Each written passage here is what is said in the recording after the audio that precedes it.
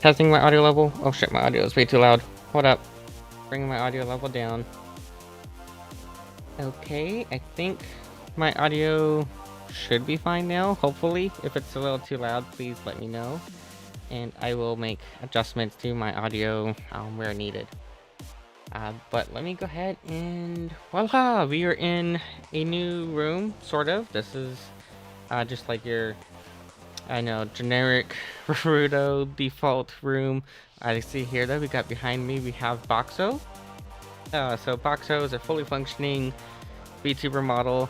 I have not yet added the face to Boxo, which is something I plan on doing. I want to add the face to him, but that's going to be done at a later time.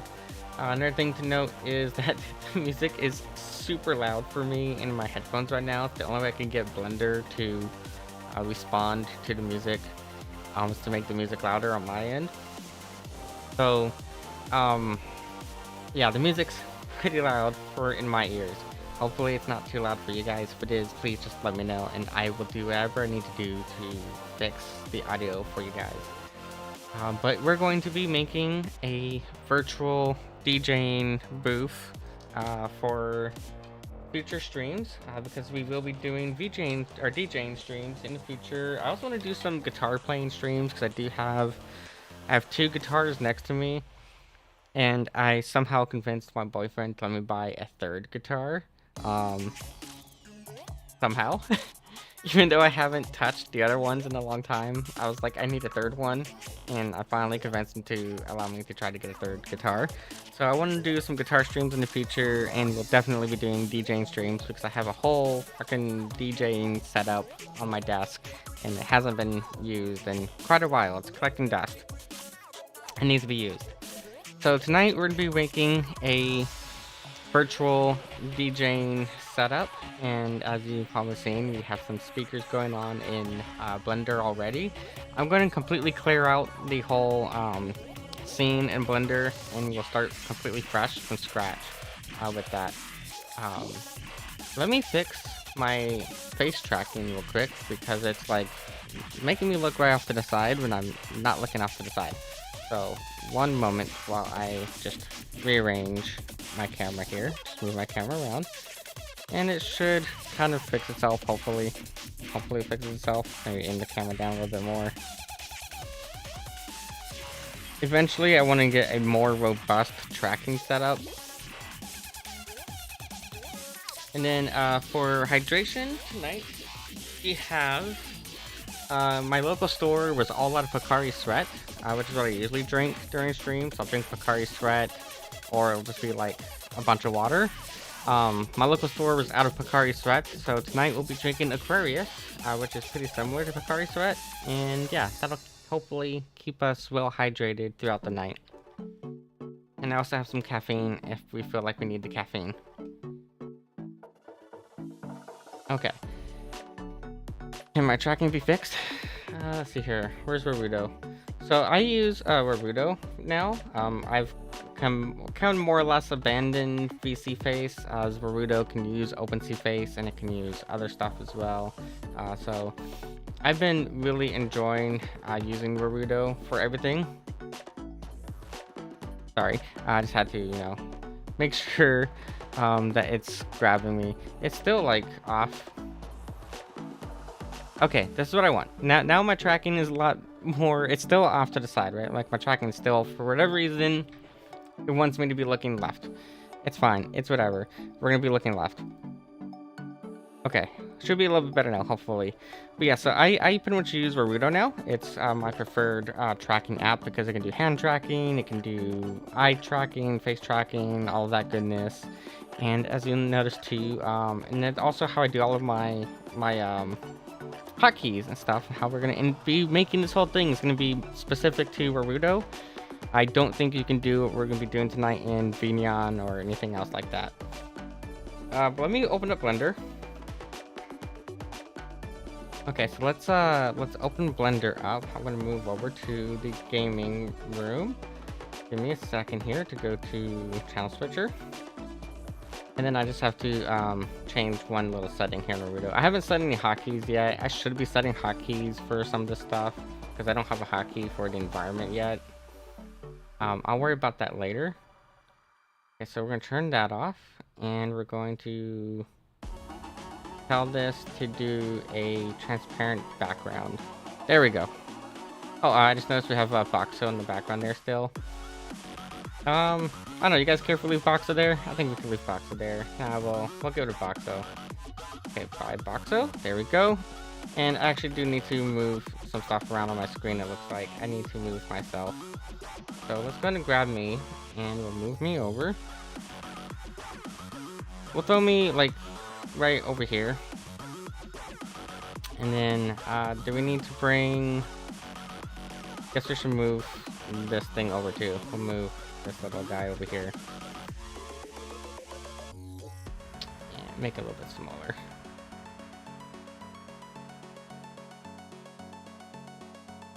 Probably like, I don't know, that big should be fine. Okay. So, for those of you who are on Twitch, there's a bunch of new chat redeems now. So those of you on Twitch, you have the ability to alter a ton of stuff about my model now. We now have like alternate color palette swaps. So if you're on Twitch, you can change my hair color, you can change my eye color, and you can change the color of my plug suit. And if we wanted to, we could even turn on the music reactiveness. I think that is disabled on Twitch right now. I have to turn on the music reactiveness because that is a whole different ballpark for toggling it on and off. But basically, we have all that set up. Yeah, so you guys have a lot more control over my model now if you're on Twitch. If you're on Twitch, there's so much more you can do.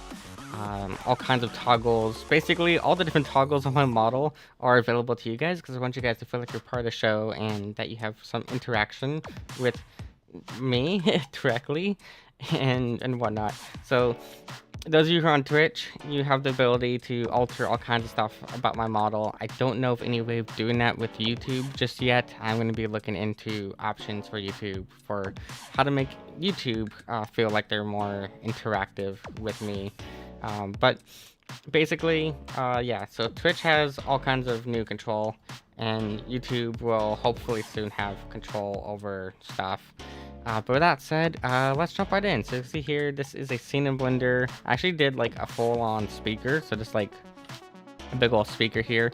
And this is basically what we're going to be doing tonight. We're going to be doing this for a few different things. We're going to be doing speakers, we'll be doing a DJ booth, we'll probably also do a turntable, possibly. Because I kind of want to have a turntable that's interactable as well. I think we'll do some texturing. I'm not too sure if we're gonna do texturing tonight or not. Basically, this stream is probably gonna end up being stretched over the course of 2 to 3 days total, because of just the amounts of stuff we're gonna have to do. After we're done making the props, making the booth, and all of that, we then gotta import it all into Unity. And from Unity, we can turn it into a prop for Rarudo through the Rarudo SDK. And then obviously from there into Rarudo and making sure that everything's positioned properly, making sure that, you know, stuff is where it needs to be. And then also you have to do all of the node graph programming in Rarudo. So there's gonna be a lot of stuff. Hi Iggy, hi, welcome. Glad to see you here. And it looks like someone changed my eye color, I think to, what is that, red? I can't tell if it's red or not. I think it's red. But yeah, you guys can do all kinds of stuff now. I hope you guys enjoy all the fun stuff you can do with my model now. Yeah, so it's probably gonna be a 2 to 3 day stream because, like I said, you're gonna go from Blender to Unity, from Unity to Rarudo, and then in Rarudo we have to do all the like node programming. But this is this is basically my test for tonight. And we're gonna be doing something like this, and you're gonna learn a lot of like cool things with Blender that you can do that probably didn't know you can do in Blender, because this is all done in real time. This is not programmed. This is real time, and it's done using blend shapes. You can actually use blend shapes to change the color of stuff. So if I were to like say stop this, we'll stop the animation, and then if I were to come over here to like key 2. And if we delete the driver, then you'll see here, we can actually change the color of the speaker lights with a blend shape. That's something that like most people don't know you can do with the blend shapes, that you can change the colors of stuff and change the textures. I am doing good. I'm tired as fuck, obviously, but you know, no sleep for VTubers. Who gets sleep at all? None of us. But I'm doing good, and I'm glad to see you're back as well. Yeah, so this is something we'll do, and this is done. You have to use like the node graph editor. This is basically just a preview of what it'll look like when we are fully done. But I'm really happy with how this here turned out. So let's get started with this. I'm going to go to new and then general. We're going to create completely blank empty canvas here. And one thing I like to do right away, you got a new graphics card you return on your birthday, and that is great to hear that you got a new graphics card, and I'm looking forward to you coming back. So one thing I like to do first is I'm going to go over here to the shader editor. You can get the shader editor by clicking on the little icon down here, little pie, little clock, I think it is. Pie or clock, whatever you want to call it. I click on that, and you want to go to shader editor. I'm kind of blocking the view, and I apologize for that. I'll see if I can like move this around somewhere else. Obviously, you can always go to like the shading tab up here and do it here too. But what I like to do is I like to go to world, a little world setting, and I'm going to drag it down, put this into rendered view, and I'm going to drag it down not to black fully, but to like kind of close to black. Just that way we can better see, get some like better contrast on stuff. Now also, since we are going to be making this to scale, we want to include my model into the scene. So let's go ahead and add my VTubing model into the scene here. So I'm just going to go to import, and then we'll go to VRM. Going to get Max to watch you since you're doing world making. Yeah. I'm doing all kinds of stuff now. I have lots of fun making stuff. Okay, so we're going to go here to... we don't want the wrestling one. We want the pilot suit, tutorial. I need to fix my structure. Obviously, my file structure is like all over the place right now. Give me a moment to find which one it is. Here it is. We're going to import my model here, and the reason why we're doing this is just that way we can get a idea for the scale of how everything needs to be. Keep in mind, though, my model is short. I am 4'8", so I am pretty short.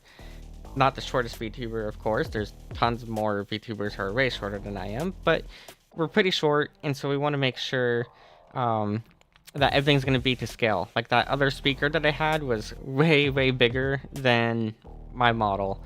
It's like twice the size of my model, if not more. So we're going to use my model as a way of getting a sense of scale. And just remember, we are 4'8". Yes, we're gremlins. Exactly. We are short little gremlins. And you can see here, the default cube alone is like way bigger than me. So that's why we wanted to have a sense of scale here. So with that, I'm going to go back over here to the timeline so we can just have a bigger view. So where's that timeline? I'm just gonna drag it all the way down here at the bottom. We don't need it right now. It's not necessary at the moment. And I'm thinking, I actually took a bunch of like photos the other day for reference. I went to a like arcade and I got some ideas for reference there. But there's a few things I want to do with this. So first off, I want to have like a podium. Obviously, we need a podium. Here, let's open up. We'll open up Figma, and we will create a new document here as like a whiteboard. So it's gonna be our whiteboard here. I was gonna do new whiteboard. Gotta go for now. All right. Well, have a wonderful night, and I look forward to seeing you back again. Okay, so what we need here is that we have a few things that we need here. So plans for DJ booth. So we need to have some plans laid out. You'll be back later. All right, I will look forward to seeing you again. And we'll make this just, I guess, bookish. Technical is easy to read. Okay, so here we go. We have plans for DJ booth. We're gonna zoom in a little bit here. And then we need to start a list here. So we'll start a little list. So first off, I want to have a podium, obviously. Plus, I want a turntable on the podium. And then what else we want to is we want some speakers, left and right speakers, obviously. So we're gonna have left/right speakers. I want to have screens in the background. I want to have some screens that we can put behind me, and we're gonna take those screens and we will make them green. So those screens are gonna just be purely green, so that way we can turn them into other stuff by chroma keying. That way we can have like visualizers behind me. So we'll do chroma keyable screens. Alright, so we're gonna have chroma keyable screens.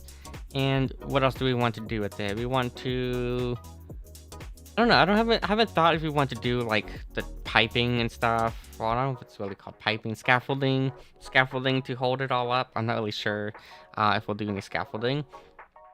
But for sure, I want to have, like I said, the podium plus turntable. I want left to right speakers, and I want chroma keyable screens. So those are going to be our 3 main goals to make with this.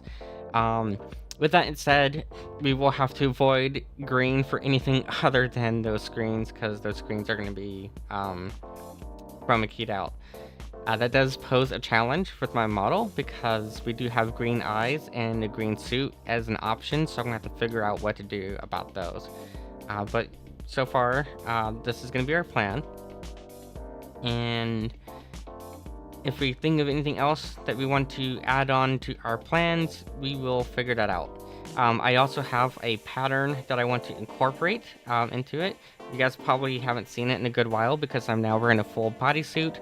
But if you remember, my model does have a tattoo on her right arm. On my right arm is a tattoo. And we're going to be incorporating that same pattern from the tattoo into the environment as well. So that's something I want to do as part of it, is incorporate that tattoo design into it. So we'll figure out ways that we can incorporate that design. But that's going to be our main goals, and we can probably start drawing up some stuff if we want to start drawing. I don't know where my drawing tablet is right now. One of them is on the floor. One of them is hiding somewhere. And my pens, my styluses are like missing nubs at the moment, so probably won't be drawing anything by hand right now. I'm gonna pull up real quick on my phone the reference photos that I took the other day, and we can start going from there. I'm also gonna be, like I said, I have the turntable on my desk and other stuff. I'll be using that stuff as reference material as well. Let's see here, quick pick, and then it's gonna be camera. Okay. So I think I have some ideas for it already. Some like kind of cool ideas that we can do for it, just based off like some of the reference art that I was gathering. And we'll also, like I said, we'll come up with more ideas as we go along. So first things first, let's do the speakers first, because the speakers are going to be the easiest thing to do. So let's do our speakers first. I'm just going to pull up in a separate window. Actually, let me use Opera for this. So let me pull up Opera. I'm just going to close out Chrome entirely. And we'll open up Opera. Opera I've been kind of trying to use on stream more, because I feel like if I use Chrome, I'm going to have slips with some of my tabs, and I don't want you all to see some of the adult stuff that I'm too lazy to close out. So we're just going to pull up here. We'll pull up Opera. And these were all the like reference art that we were using for Boxo. We'll probably save all that for later. What I want to look up real quick is standing speakers. Just so we can get kind of like an idea of what we should do. I like the idea of doing like these tower style ones, but we might end up doing something more, you know. And also I'm going to note too that we're going to be doing toon shading on these. So it doesn't have to be like anything like super like in depth with it, because a lot of the detail is going to be missing. So because when you're doing tune shading, you don't want to have like too many corners and stuff when you're doing the tune shading. But I think we'll just do something, you know, like this. We'll have basically, I said, 2 speakers or 2 sets of speakers and go from there. So basically what I was looking at is kind of like the sizes of stuff. I know there's like different things that the different sizes of speakers do. I just don't know off the top of my head what those are and why they are different sizes. I just know that they come in different sizes. But it looks like basically what I had going on before is what we're going to be doing. So this is going to be our first task, is going to be making our speakers. So to do that, let's grab our default cube here. First, actually, let's make a new collection. We're going to label this collection Emily, so that way we know what's in there. And I'm going to just select this entire hierarchy and throw myself into this collection here. That way, we're kind of like out of the way and not being like a bother. I'm also going to turn off, let's turn off the display of empty, and we'll turn off the display of bones as well. There we go. Okay, so bones and the empty thing are disabled now. So first we're going to do is we're going to grab our cube, okay? Let's grab our cube. And we're going to go into edit mode. You can technically scale it down in the object mode, but we're going to be using edit mode pretty much most of the stream. So I'm just going to bring this in, and we'll make this kind of skinny. I don't know, maybe a little bit bigger than my body in terms of like the overall width, or about the same size of my body, I suppose will work fine. So we're using me as a reference for scale, so that's always fun. And what I'm gonna do is, like I said, we're gonna be doing, since it's gonna be speakers, we're just gonna bring this down and make it appropriately sized. Now remember too that I am, like I said, I'm 4'8", so pretty short here. These speakers are gonna be taller than me, so we're gonna make the speakers taller. I don't know, maybe like 5 feet tall. What do you guys think? Probably 5 feet tall. It's gonna be good. We'll do like 4 or 5 different speakers on here. I guess we'll do like 4 speakers on it. And then with that said, let's go ahead and disable me now. So we're gonna have me disabled. Now, first thing we're gonna do is we want to do some edge loops on here. And the reason we're gonna do some edge loops is that way we can have like a front face, back face. I guess it doesn't really matter too much. I guess yeah, it probably doesn't matter too much. But yeah, we'll do one edge loop real quick. So the first one's gonna be just right here, and that's fine as it is. We don't need to slide it at all. Just go ahead and hit enter. Okay, so that's gonna separate our top and our bottom. So top and bottom is gonna be separated out. Then what we want to do after that is actually want to highlight the whole thing. And we're going to go to the bevel tool. This is going to be something we're doing specifically for the fact that we're doing tune shading. And actually, I probably should have done this first now that I think about it. But you want to go to the bevel tool. And you're just going to do a slight bevel here. Because when we do the tune shading, our outline is going to be relative to these corners here. So let me actually undo that edge loop real quick. We'll do the edge loop, select everything, and just do very, very slight of a bevel, bezel, bevel, whatever you want to call it. Doesn't need to be too big, too fancy, just very slight, because again, we're going to be doing tune shading, and that's going to make a huge difference when we actually go into like any sort of thing with Unity using the tune shading. It's just something that I learned recently as like a neat little trick. And you can even just do only the corners. If you really want to, you can do only the corners, because the corners are what's going to matter most for getting that corner shape when it comes to the outline, the way the outline's drawn.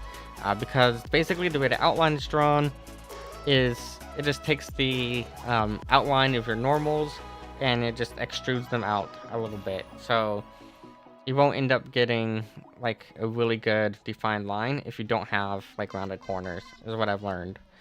What we can do here is we just kind of figure out exactly how we want to do this. I think we'll just set this to like 0.3. Segments you can leave as it is, or if you really wanted to, you can, like I said, make it multi-segmented. It doesn't really matter too much. At the minimum, you need just the one segment if you're going to be doing the outline on there. And like I said, you can also set it to be edges. I think if you set the edges, it might look a little bit nicer in terms of the overall bezel or overall toon shading thing. But I think just doing vertices is gonna be good. We'll do it, but we can do it both ways, and we can test it because it's something that does need to be tested. So we'll do it both ways. We'll do a second one where we only do it with the vertices selected for the bevel. So after we do that, now we can come over here and do our edge loop. So now we grab our edge loop and just put it right there. Right there should be fine enough. Now now we need to add like our speaker stuff. So before we add our speakers, what we need to do is actually we need to add here a new object. So we're gonna go to object mode, and we're going to add a cylinder. Now obviously it's gonna give you this gigantic cylinder. You don't need one this big. Trust me, you don't. Rotate that on its side. That is the wrong direction. So let's just make sure we're getting the correct direction. Should be 90 degrees on the x-axis. And we can go ahead and also move it upwards already. Just get it kind of like prepped for where we want it to be. Now the depth, obviously don't want it to be that big. We'll go with like 0.2 for both right now. And we're going to be doing with this is we're going to be using this to be basically the base of our shape for our speakers. So let's go ahead and do, I think we'll start off with what, 0.12? Actually, that's a little bit bigger than I want. Go 0.9. 0.9 should probably be the biggest that we'll allow. Yeah, I think 0.9 is probably the biggest size we'll allow. And then we can go like 0.1 for the depth there, and we'll go ahead and edit it as we need to. So just go ahead and do that there. We're gonna go into our move tool and just move it up. And we want to figure out our placement for where it's going to go. So in order to figure out our placement, one thing we can do is just turn on that wireframe. That's going to make it easy to know that this is here is where we're going at. We're going in this direction, okay? And what I usually do, or what I did to make the other speakers, is I took my cylinder here and I went to edit mode. And first thing I did was, of course, I made, I selected the face here. No, not that one. Make sure you're selecting the face. And I brought it kind of down to make maybe about there. And then I went to the bevel tool. And I went and I think it was on this side. And this is going to give us our cone. So we have like our cone here, right? So it's going to be our cone shape right there. So that is good enough there. Now what I'm going to do is I'm going to take our whole thing. We're going to reset the origin to be the center mass. And we're going to push it into our big old speaker here, our big old cube that we're working with. However much you need, just figure out like the overall size that you're going to need. And what we're going to do then is we're going to add some modifiers here. So first modifier we can do is we're going to do our, it's called a boolean. There is a hotkey for it. I don't remember what the hotkey was, so I'm just going to do it the good old way of using the menu, because I don't remember the hotkeys and I don't have a full-size keyboard right now. What we would do is go to boolean. You're going to select the other thing there. And what happens then is basically it cuts out from the other shape.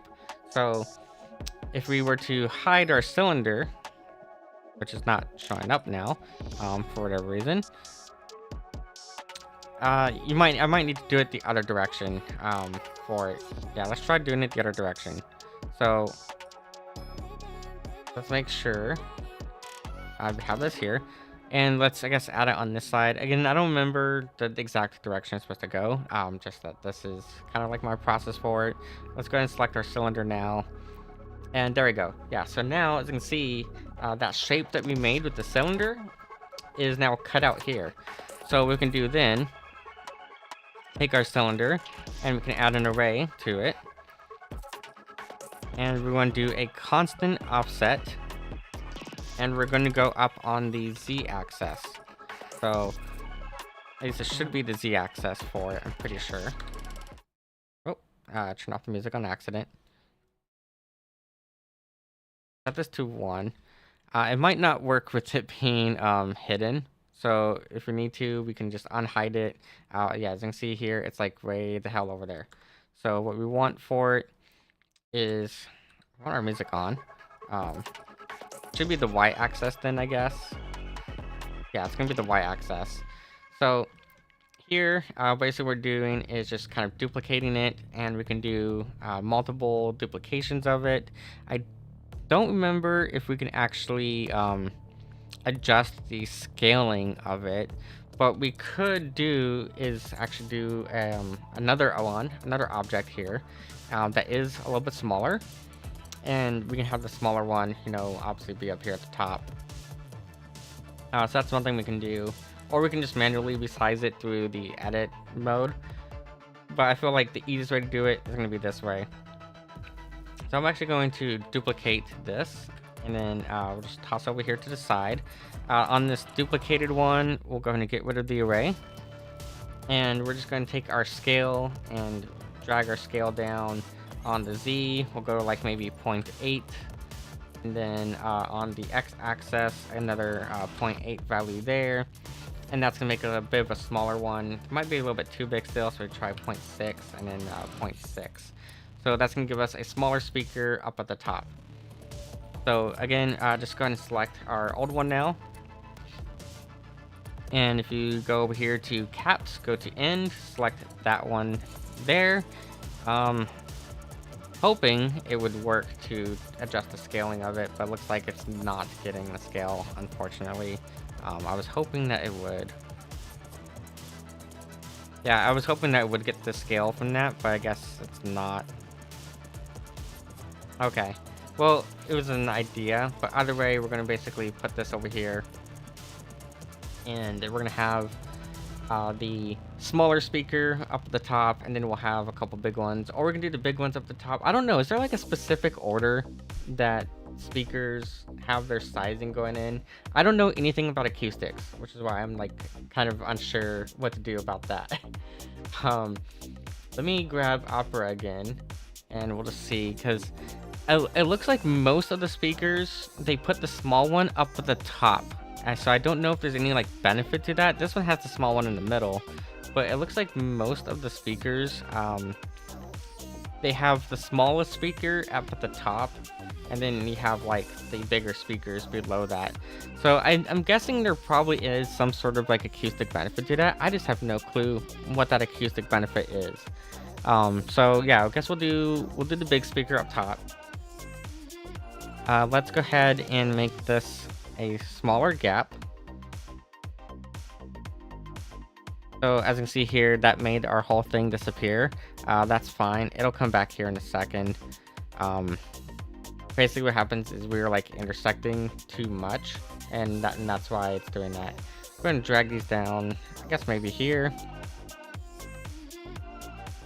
And then we have that there.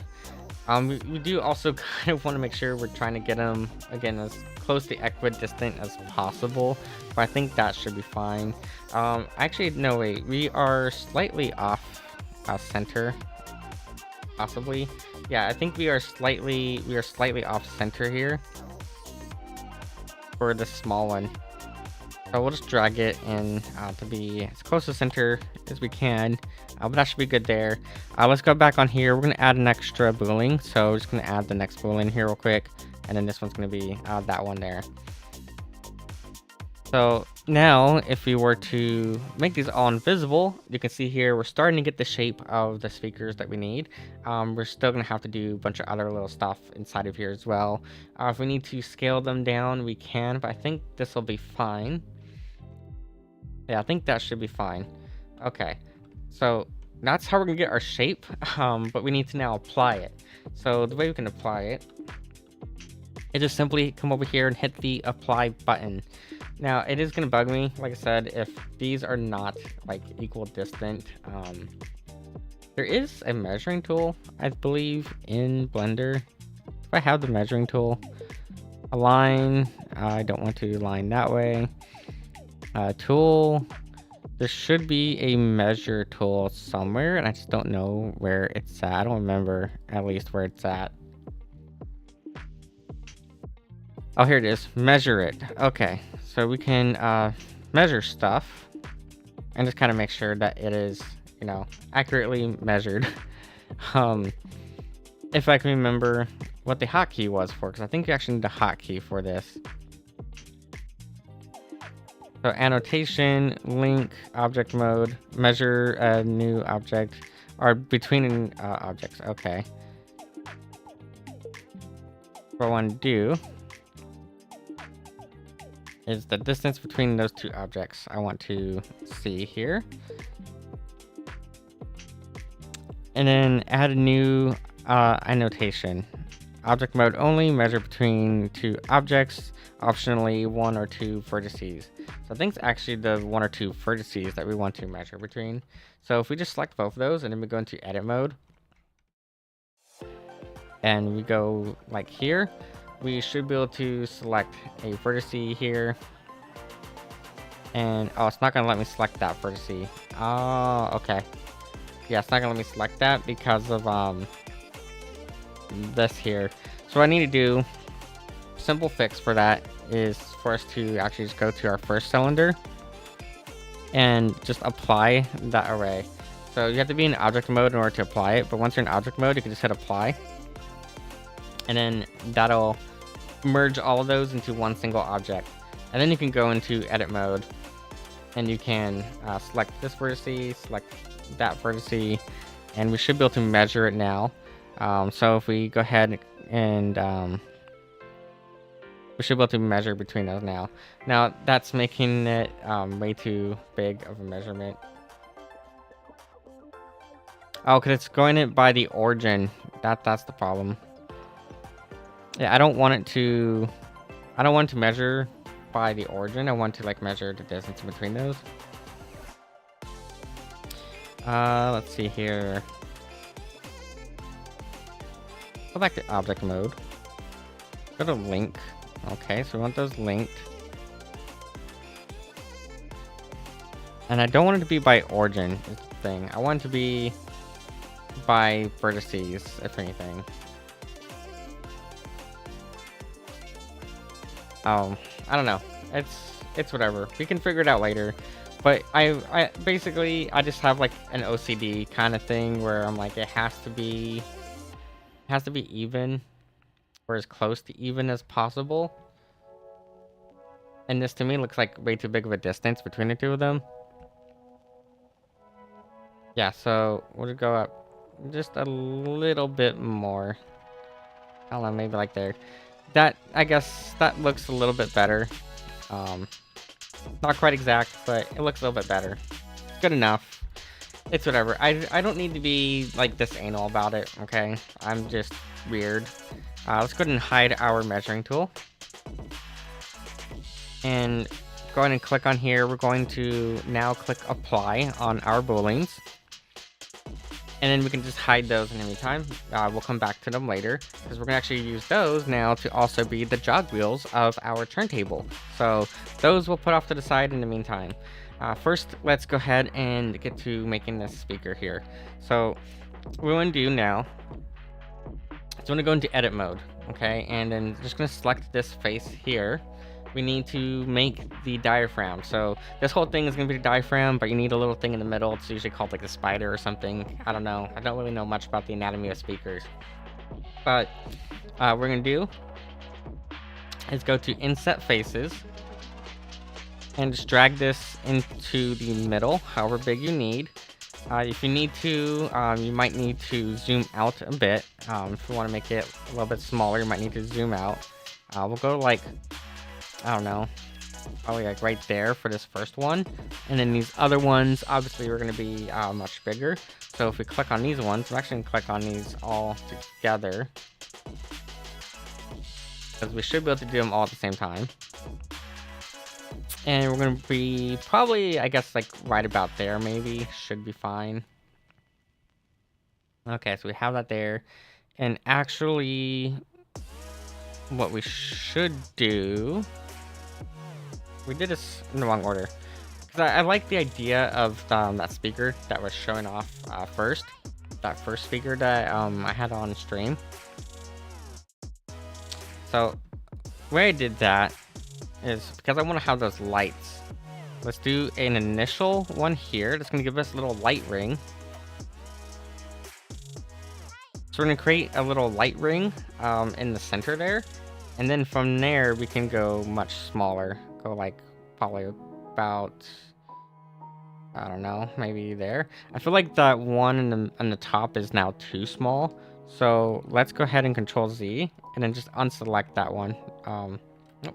Make sure we're getting our selection properly. We'll come back to that one up there. Want to make these... I don't want them to be too small because I want them to be visible from afar, but I also don't want them to be too big. I feel like probably here is going to be good. Okay, now select this one. And we'll bring that one in. Okay. And then what we want to do then is select our move tool. And we're going to click on all of those faces there. Just hold down shift and click. And we're going to drag them out like so. Okay. So this is kind of how it is. I mean, I know technically it's the inverse, right? Technically, these are going to be going the opposite direction. In a real speaker, your dish kind of goes like that. But for our purposes, we're going to bring the dish out towards us. And you'll see why. Because it's going to matter when we're animating this, especially with the fact that we're animating this with toon shading is what's going to make it matter the most. So we're going to do that. Before we go any further, let's start setting up our shapes, or not shapes, our materials, our colors. So we want to start adding color to it so we get an idea for how it's going to look.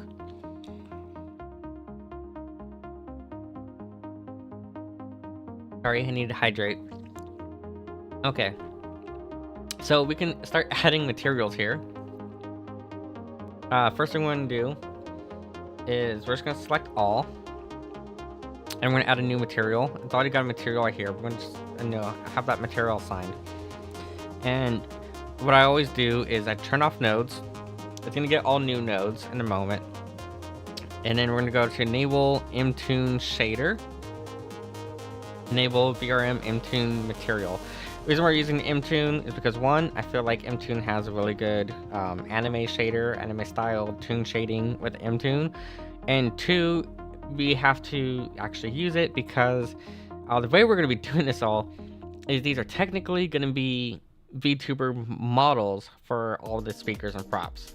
I'll explain why when we get to the exporting process, but basically I don't know of any other model format that can do blend shapes with textures.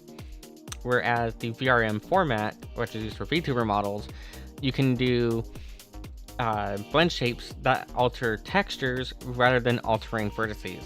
So we're going to make use of that by baking our texture changes into the VRM model. Then we're going to import that VRM model into Unity, and we're going to turn it into a static prop within Unity. So technically, these will all count as a VTuber model, even though they're not going to be used as a VTuber model at all. I just want to make use of the fact that we can use blend shapes with textures, and that's going to be how we're going to do a lot of the cool things we're going to be doing with it. So we've got our first material applied. We can now hit Alt and A. That's going to deselect it all. Actually, I don't think that actually applied the material. I'm selecting it, and I don't think I applied it. Oh wait, duh, we're in the wrong view. Duh, make sure you have like textured view on, okay? So as you can see now, it's all pure white. I actually don't want it to be pure white. I want it to be... I like to do a creamy color when it comes to white stuff. So we'll go FA, FA. And then just copy and paste it. We'll drag it down just a little bit, so that way there is a little bit of a shadow color there. The shadow color is going to matter most when you're in rendered mode. Well, obviously we're not in rendered mode right now, so it's whatever. So that's all set up there now. And we'll get to work on the outline stuff. You can't actually see the outline in Blender is the problem. You won't get to see the outline until we get it into Unity. So we'll either have a good looking outline or have a bad looking outline. We won't find out until later. But the goal is to have that outline there. So that way that separates our background shapes and whatnot. And it just looks kind of neat. So now we have that first material assigned. We can start assigning these other materials here. So I'm going to go to my select circle tool, make sure we're on faces, and I want to turn on the wireframe. So we're just going to turn on our wireframe wherever it went. It's around here somewhere. Wireframe's right there. It should be on. It's just very, very dark of a wire, or very, very bright of a wireframe, not dark. So I have our wireframe on.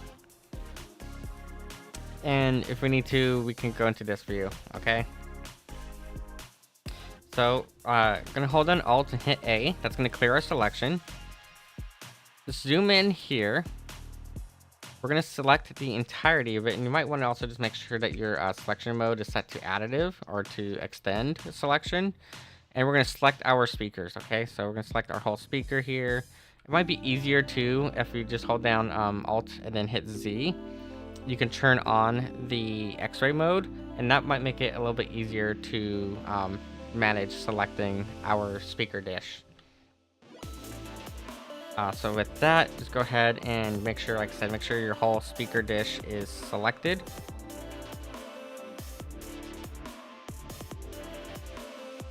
And you'll notice we are getting some extra faces here in the background. You can just hold down Control and then hover over those, and that'll deselect them. Alright, select this next speaker dish here. And again, if you end up with stuff being selected in the background, that's fine. Don't worry about it too much. I'm gonna deselect these middle ones for now. So we're going to deselect the middle ones. And then just go over the rest of it. And we're gonna have to do this a few times actually for what we want to do. We're gonna have to select these speakers quite a few times in and out. So once you have your dishes selected, again, just make sure you remember to deselect anything in the background that got selected. We're going to add a new material now, so just go ahead and new material. And we're gonna set that one to VRM Intune. And then this one, we're going to go for a kind of like a dark color. Again, not quite black, but close to black for it. Bring our shade color in a little bit darker. And we might even decide here, like this might be too bright. This creamy color might be too bright for us. So what we might do is bring that one down. Actually, let's go ahead and let's do that now. Let's bring it down. And we'll give it this kind of like a bluish color. That's what I'm thinking. We'll do kind of like a dark blue kind of color. That way we can add like a contrasting outline to it or something. We'll figure it out. In terms of like what color we want, we'll figure that out. But we can go probably like, I don't know, we'll go with that for now. Okay, so that's going to be that color for now. But with this other one here, that all selected, you'll see here, if we unselect it all, that gives us now basically black. We don't want full black, like I said, we want to have a little tiny bit of color in there. So like gray is fine, maybe skew it towards blue a little bit. And then just do the same thing for the shade color. And then it's a little bit darker, obviously. And then lastly, we want to do a couple more here. So we're going to select all these inner dishes now. Again, I don't remember what these dishes are called, but we're going to select these inner dishes. Let's add a third material. And we'll get around to naming these materials in a little bit.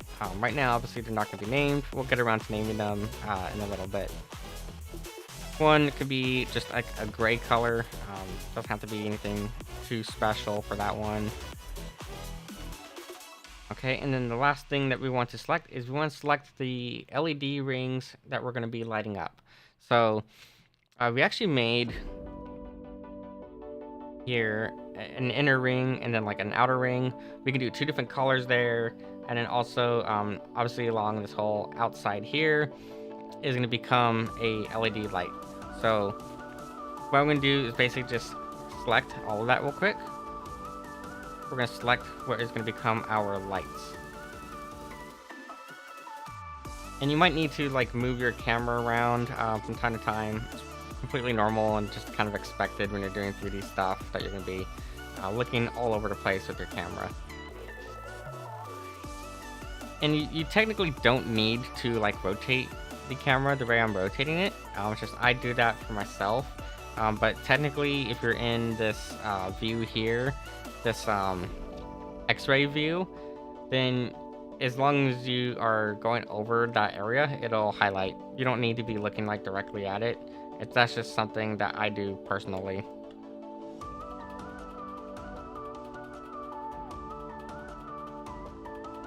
Okay, so same thing down here. Just make sure get all of that outer ring highlighted. I'm debating if we want to do 2 different colors for the outer rings, because we can do 2 different colors, or we can just have them all in sync where we have just like a single color. I'm not really sure what we want to do for that yet, because I haven't quite planned that far ahead. All I know is this creation is going to be absolutely amazing when we're completely done with it, and I'm glad to be able to have the opportunity to teach you guys how to do what I do for my models and stuff. Okay, so that's all 3 of those speakers set there. So now what we're going to do is go in here again. We're going to create a new material one more time. We have a new material, and this one is going to become the LED material. So go ahead and enable the M-tune on it. Make sure it's assigned. And what you might want to do for this one is just find like a color that looks nice. I guess I've been kind of like sticking to this like bluish theme, but we can do other colors as well. Whatever color you want. This color looks kind of nice. I think that is pink. I'm not entirely sure, but I think that is pink. But I think we're gonna go with that like orange color. That orangey color. As like our final color. So I want to find something that's going to blend nicely into that orange. I think probably the pink, especially because my main color scheme is pink, so we'll probably go with the pink for it. And for this one, I want to have the lit color and shade color be the same, but we're also going to alter the emission color as well. The emission color is going to make it brighter. That's what's going to give us our glow. So all 3 colors, we want that to be the same color for the LED rings. And as you can see here, that does apply to all of them all at the same time. If we hold down Alt and hit A, that'll be applied to all of them. We also accidentally applied it to this face here. That can easily be fixed by just clicking on that face and go over here to our default material and just reassign the default material. Just like pay attention, I guess, when you are assigning materials. Just pay attention to what you're assigning the materials to. Now, for these inner rings, I'm debating, do I want it to be 2 different colors?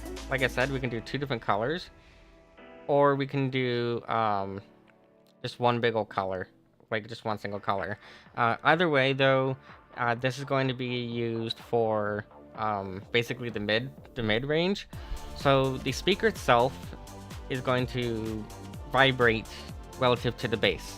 That's how I'm going to be setting this up.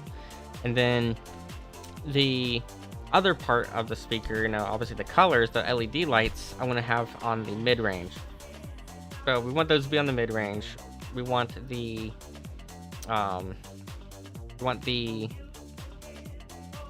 speaker itself to be on the base. But I'm thinking we can also do a high range or not. I think we'll skip the high for now. So we'll do this inner ring here. So let's go ahead and grab this inner ring.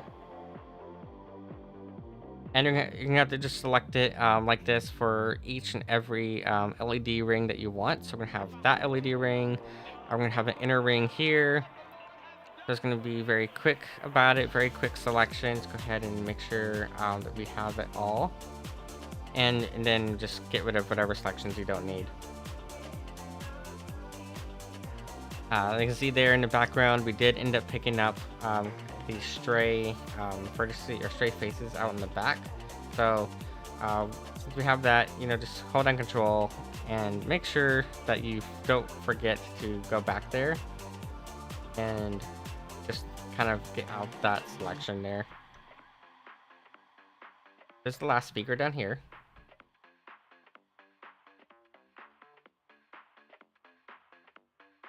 And it's fine if we end up getting both rings in the mix, because we're just going to do that. And then just go ahead and assign those that LED material. So the LED material is now set for the main color. Now, in order for us to do the actual color change with it, there's some extra stuff we need to do. So if we go into rendered mode, this is what it looks like in rendered mode so far. I actually kind of like this color here in rendered mode. It looks kind of nice. What we're going to end up doing is just get an idea for how it looks. Let's turn off the wireframe. Turn off the wireframe tells us that our little centerpiece is too dark. So knowing that our centerpiece is too dark, we can come down here, we can brighten it up as we need. Should be able to brighten it up at least. There we go. And I think probably about there. It's gonna be fine. And the reason why it's like that is because there's no light in the scene. Actually, there is a light. The light is right over here. So we do have a light. We can bring this light down. I'm going to reset the position of the light. And we're going to do 1 meter forward. Actually, we'll do -1 meter, so it goes forward. 1 meter to the right. Actually, we did 2 meters to the right. Well, I can do one. I'll just do 1 meter to the right. And I'll do like 3 meters up. So that's gonna be our light. Actually, we'll do 2 meters up. So that is the light that's in the scene. And that way we can see here like how our shadows affect it and whatnot with those colors. I kind of like this so far. So this already looks kind of good. Now, in order to do the blend shape, like I said, you have to use a VRM model for it. So with the VRM model format, you have to basically create a skeleton, which we'll do later. But you're going to have these blend shape proxies. There's a ton of blend shape proxies here right now because it is reading this armature here. That's the last one that was selected at least. So it's going to show here all of these blend shape proxies. We don't want those right now. Basically, when you have your object selected, you would go to, well, here, let's do create VRM model. It should be fine to just kind of throw it around right there. I don't know where that put it though. I think that put it inside here. We can just drag it over here to the main collection. And right now the armatures are hidden by default, so you won't be able to see them. But with this one here, you can see it's going to have like all these AEIOU blanks or whatever. We're actually going to end up just getting rid of all these anyways, because we're only going to need like a few of them. We don't need a whole bunch. Okay, so let's go ahead and just remove all of these. But basically, like I said, the way to do it for Unity at least is you'd come over here, you would have a blend shape group, and then you would go to material values, you would do add material bind, and you would select the material that you want to bind to, and then you have a bunch of properties that you would need to do. For our purposes of changing the colors in the LEDs, we need 3 of these material binds. You would need 3 of these material binds, and all set to the same material. And then the first one would be color underscore color. It's important that you have the underscore there. Second one would be underscore shade color. And then the last one should be underscore emissive. I might be wrong on that. I might have to double check that in a moment by looking at my actual monitor, my actual VTuber model. But then here you would have to add values. Each of these are going to have 4 values. Actually, this one's going to have 3, and then this one's going to have, I believe, 4. But then you would change the colors here. Now the problem with this is that you need to know what these values are going to be, right? So you need to know what are these color values that you want to change it to before you can even like start making changes to it. And because you can't preview what this blend shape is going to look like you can't preview what that is going to look like here in Blender, at least not through the VRM mode.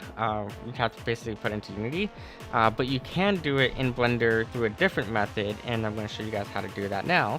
So we're going to do that is, first off, let's click away from our tool here,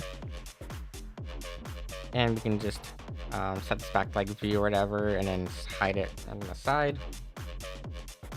Now what we want to do is we want to drag this all the way up. Okay, so we're going to drag this all the way up here. We're going to go to shader editor, click on our mesh here, and we're going to make sure that your material is selected. If you are stuck on the world view, just go ahead and set that back over to object view, and that's going to give you this big old graph here with all of these really fun looking nodes. We're going to be needing to adjust 3 of these nodes. So the way we're going to do that is go ahead and find these nodes here. And before we even get started, actually, there's another step I was forgetting. With our thing selected, go over here to this little triangle icon and click on shape keys twice. Okay, you can click on shape keys twice.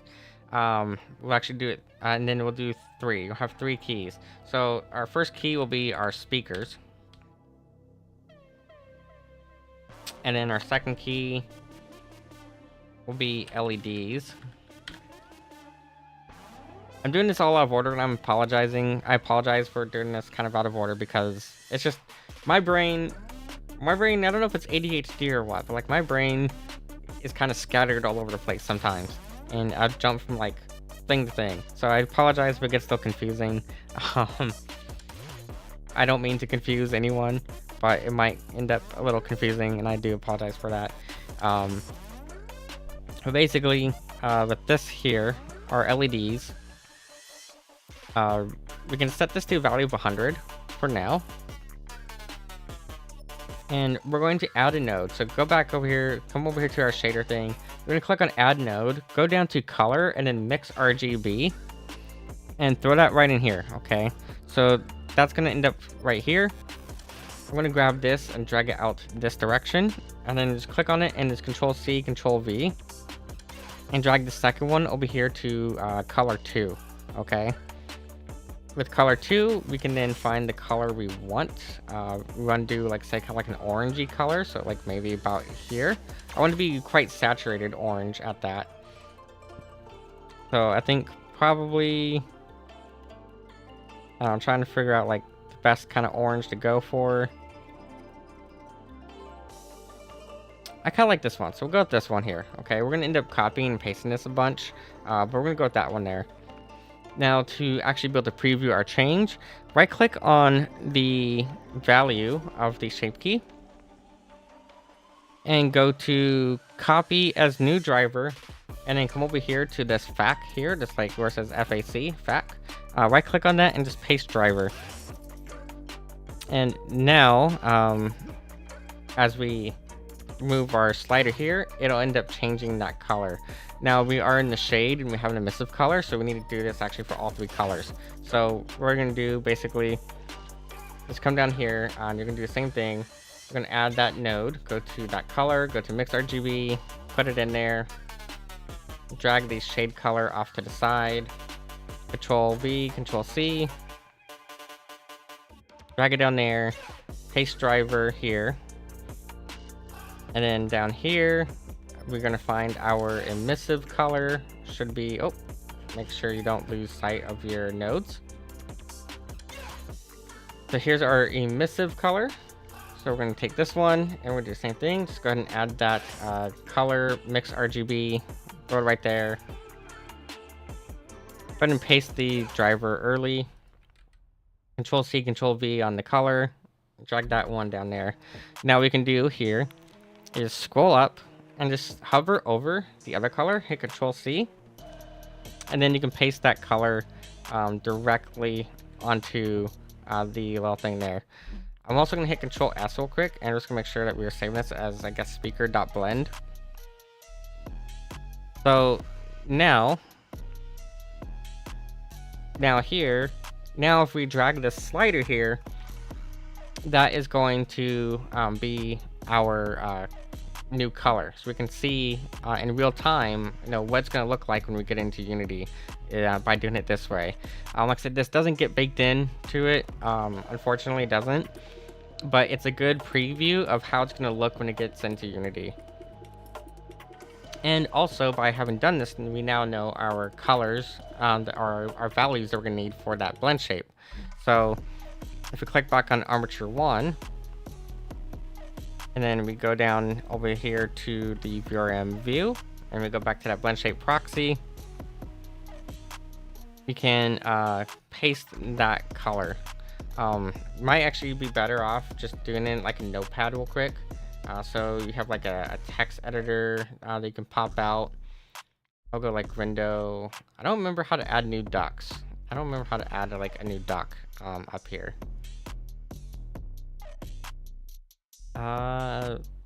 Vertical split. So we'll do like a vertical split here, okay? And then we're gonna set this one here to be a text editor. And it's new. And so if we now hit Control V, it's going to give us our values that are going to go here. So here you can just simply go, okay, this is going to be a 1. This is going to be 0. We'll do 0.1, I guess. We'll actually go like 0.15, just for like, I don't know, consistency. 0.02. And then 1. So that's going to be our colors for the actual like material in Unity. And then you can just Control C, Control V all the way down for that. And I'm just going to add the extra 4th one just because why not. But that's how you get your color value for what you're going to be changing that color into, is by doing that. So you get to preview it and you get to figure out what your color value is going to be by doing it that way. Now, what we want to do next is we want to actually animate our speaker. So go ahead and bring this value down to 0. And then we're going to go to our speaker here and put the value up to 100%. And then click on Shape Key Edit Mode. You want it to have Shape Key Edit Mode enabled. Go into Edit Mode now. And we're going to select all of the inner pieces here, all these inner pieces of the diaphragm, and go to your move tool. Oh, make sure that we're not selecting the outer ring still.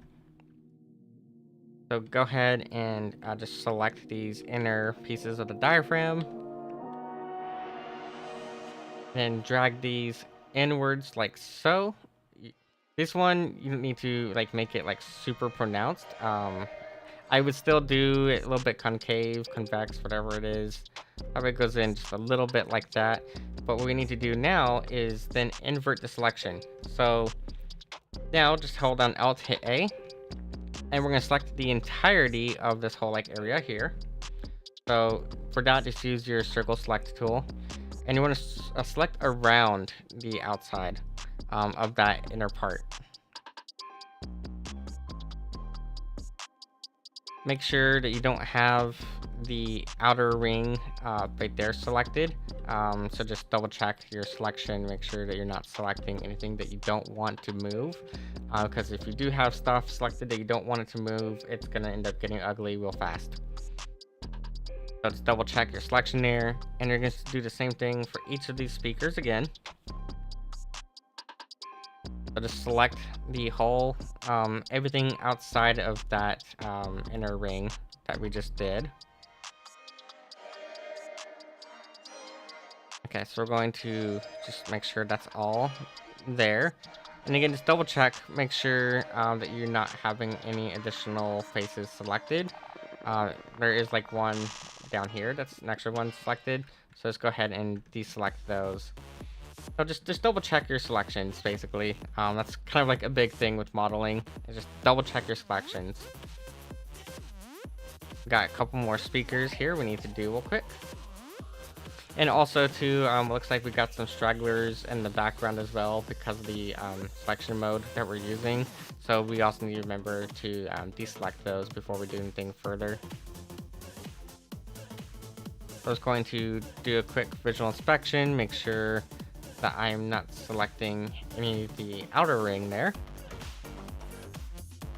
Okay, so looks like we're good there. On to this last speaker now. Okay, we're going to just select all of this.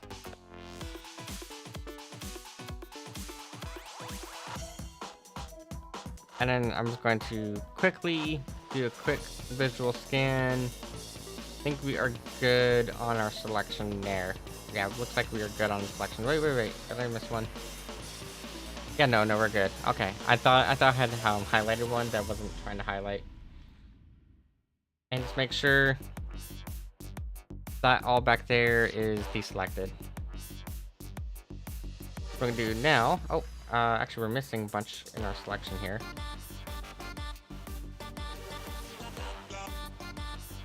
Okay, so again, just make sure you're double checking all that. Okay, so with all that selected, we can go to our move tool now, and we're gonna move these in just a bit, probably like right there. Nothing too drastic, of course, but just enough that we get that motion. So now, if we go over here to our value, you can see here at 100% it's going to be all the way in, and at 0% it's going to be back to our normal view, and it moves the whole thing. The whole thing is going to move when we bring that blend shape in and out, like so. Go back to object mode and just gonna hit Control S to save real quick. Okay, so we have that there. So far, our first speaker is looking good, and again, I haven't fully decided yet if I want to do these as separate props, or if I want to do them all as one combined prop. So we'll figure that out. But we have our first speaker. So I came in and returned to object mode, and immediately thought, oh me. Well, hello there. I mean, you could definitely be an object if you want to. I don't mind objectifying you. Meow. Or arf. Fuck, I don't even know what I am no more. I'm a dog. I'm a cat too, though. Sometimes a rabbit. Depends on my mood.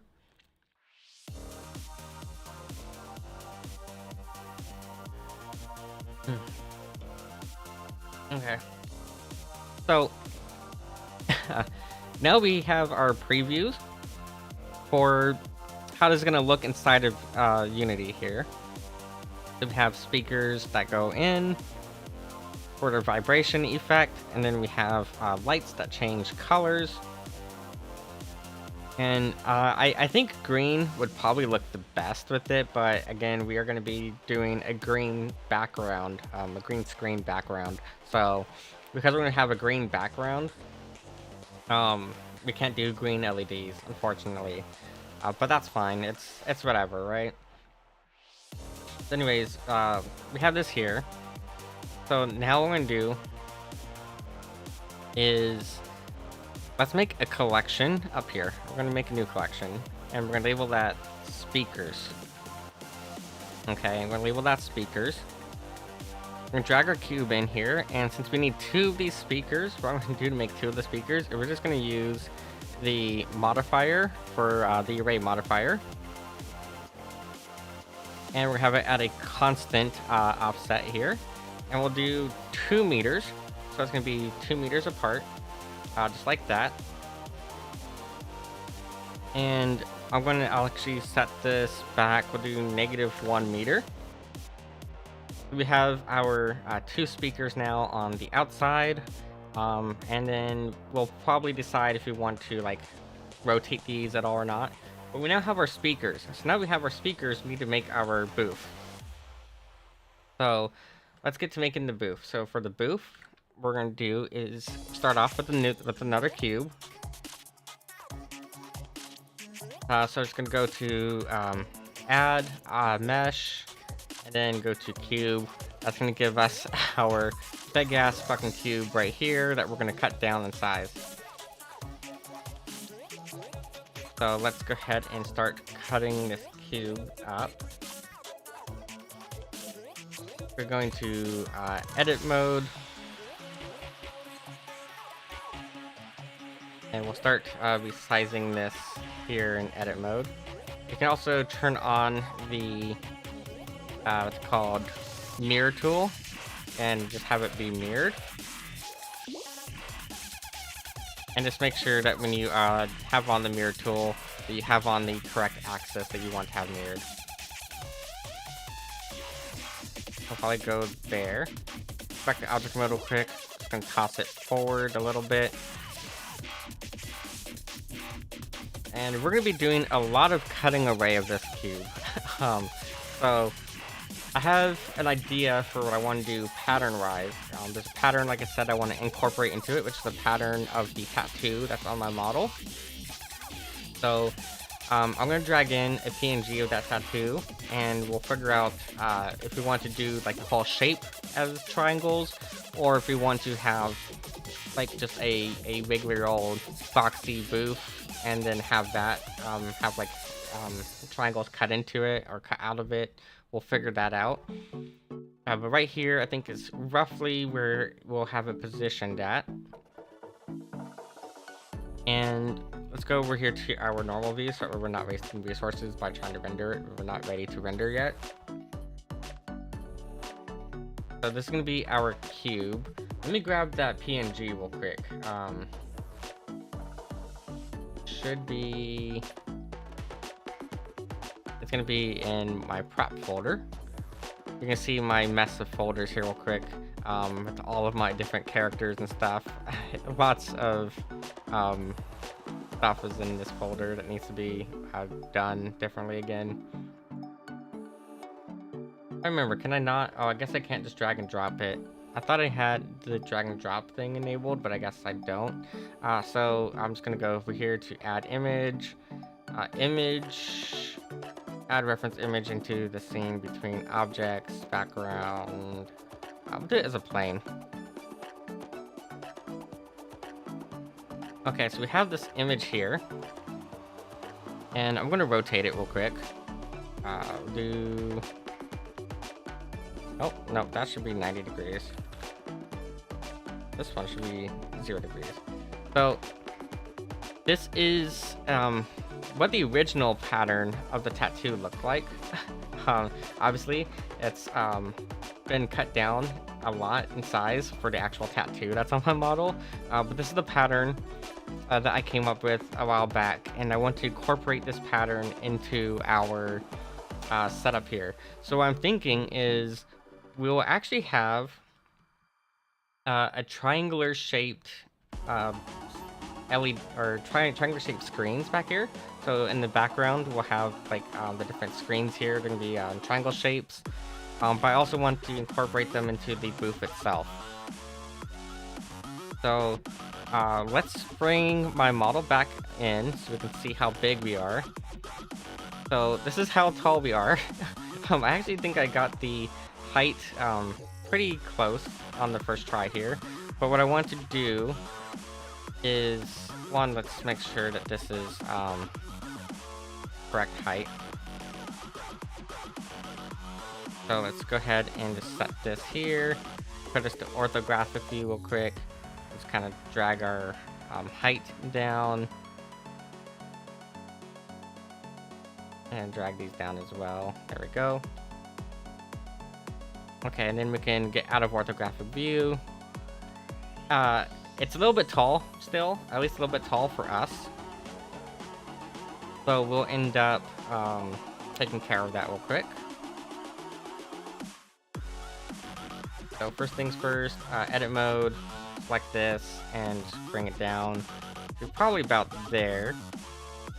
And I'm thinking we probably will have, like we could put like something here in front, right? Like we can put a, I don't know, what's it called? A lip right here. So we can put like a little lip here and block off the view of the turntable. But I'm thinking we actually should just leave the turntable, visible.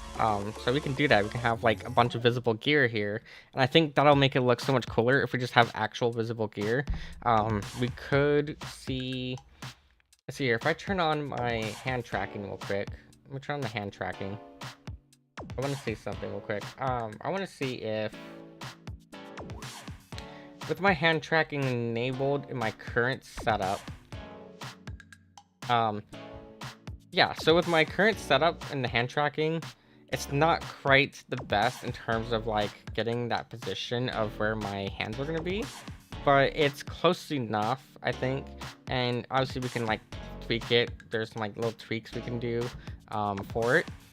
But I'm thinking that, yeah, this should probably be, close enough. I think, obviously the hands should be a little bit lower, probably. But we'll have our hand tracking on. That way you guys can, when I'm actually DJing, you guys can kind of see, like, where I am moving. Like, am I adjusting a slider? Am I spinning a jog wheel? That kind of thing. So, yeah, I think we will leave that as an open space then. So, that'll be an open space. The only thing to remember is that if we switch models, like we switch over to one of the other models that's taller, then it's going to be super low. We might need to make a couple variants for the different size models that we're going to be having from time to time on stream. But yeah, I think that'll be fine. Let's see here. So roughly where my belly button is, I think, right? Hold up, let me see. I'm gonna turn off the radio overlay real quick. I was trying to get like a rough idea, rough estimate, based on where my hands would be and with the hand tracking on. So I'm thinking probably what I want to do then is bring this down a little bit lower. So maybe like that low. It's gonna be like that low for it. Okay. But that's fine though. That's fine if we have it that low. We might still do a little bit of a lip. We'll have to do some testing with it and see. But we might still do a little bit of a lip here. And then what we can do is we're gonna scale this down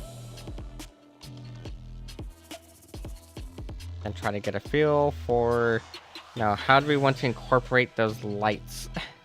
I also want to try to do somewhat of a frosted effect with the lights. I don't know how possible it is to do a frosted effect, but I want to try to do a frosted effect with the lighting. So we'll figure that out while we're doing this too.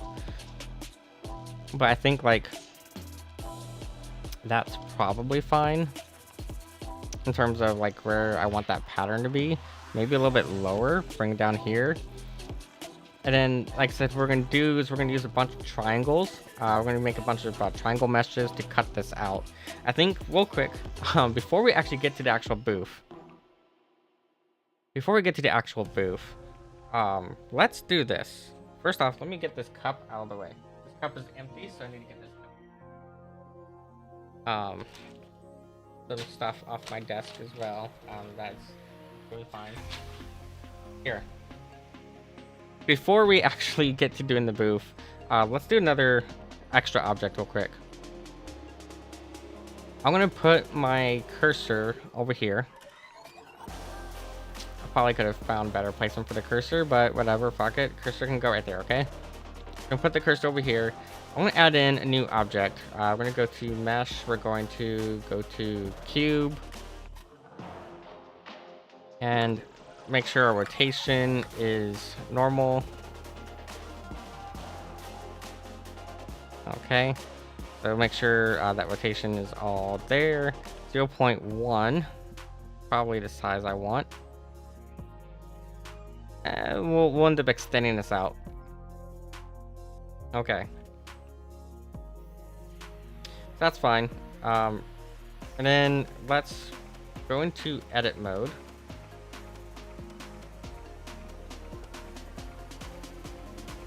Let's see here. I want this to be, what is this, Z-axis? That's the Z-axis, right? This here is the Z. Put this to 0. Okay. And we're gonna do edit mode. I'm gonna grab this and we're going to drag it, I don't know, about maybe that far maybe. Drag it this way as well. Nope, that's the wrong thing. Drag it this way. Not that wide. Maybe about there. A little bit skinnier. And actually, let's just grab this whole thing real quick. Set origin to center of mass.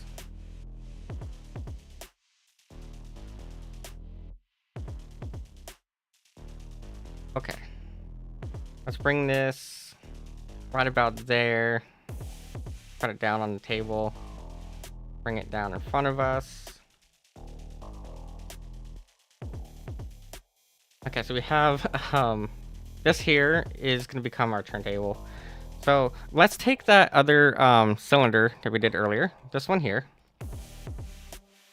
I'm going to flip this back where it needs to be. We'll do, I guess, 180 degrees flip. Bring it down. And we're going to end up scaling it up. I'm going to take this first cube here and let's add a new material to it. And just bring it down. I don't know, like right there is fine. Just that way we can see what we're doing over here. Let's go ahead and scale this up to 1.5. And then 1.5. That should be good there.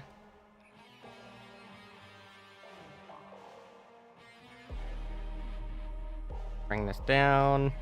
Make sure that it's kind of like appropriately spaced. So we have jog wheel there. We're gonna add a second one over here. So let's go ahead and add that array filter real quick. Go to modifiers, go to array.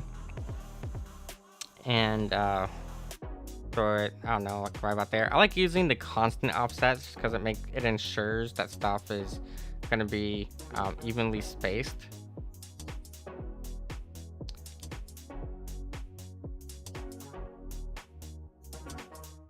I'll go like, I don't know, minus 0.4. Yeah, minus 0.4 should be good. Okay, so we have that there. And I probably should have measured this out. In all honesty, I probably should have measured it. We can always use that what's it called, measuring tool. You know, we can turn that measuring tool back on, and we're just gonna have to link our objects together. And what I want to measure is gonna be this thing here. I want to measure from this face over to this face here.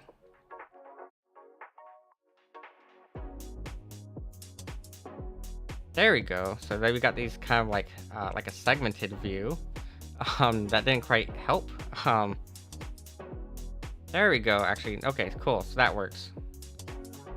So we see here, this is 0.61 meters. I think what we should do is we should bring it down to 0.6 meters exact.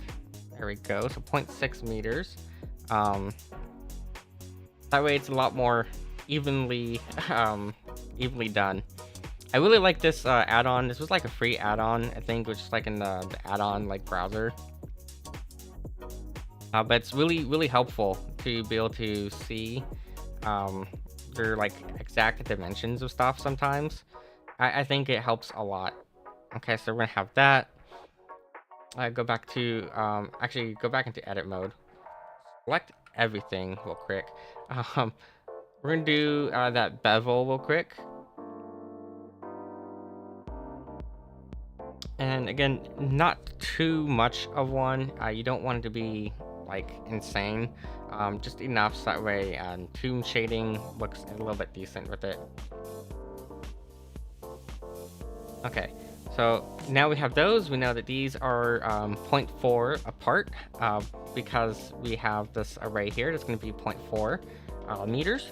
Our overall thing is 0.6 meters. And then obviously from there, we can start adding buttons and stuff. So we need to add buttons, we need to add sliders. So we got all kinds of stuff that we're gonna need to add on to this. First things first, I'm going to add a material to the cube. Turn off the nodes. We're gonna go to the VRM thing. And probably like right about there. Hydrate. I will get some hydration right now. Give me a second. Let me open up the Aquarius. Okay, so we got the Aquarius here. Aquarius is really good. I like both Aquarius and Picari Sweat. They're both like really good.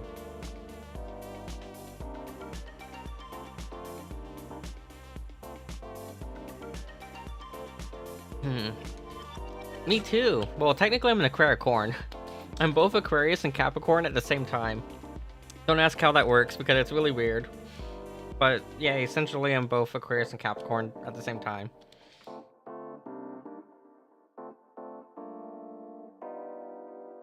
Okay, so we have our initial color here. Yes, open up the open up the Aquarius. I mean, ooh. Okay, so we have this, and we are going to end up combining all these here in a moment. Before I combine all of them, though, I want to do all the like stuff separately. So let's go to edit mode, or let's just add another cube. We'll add the cube right here.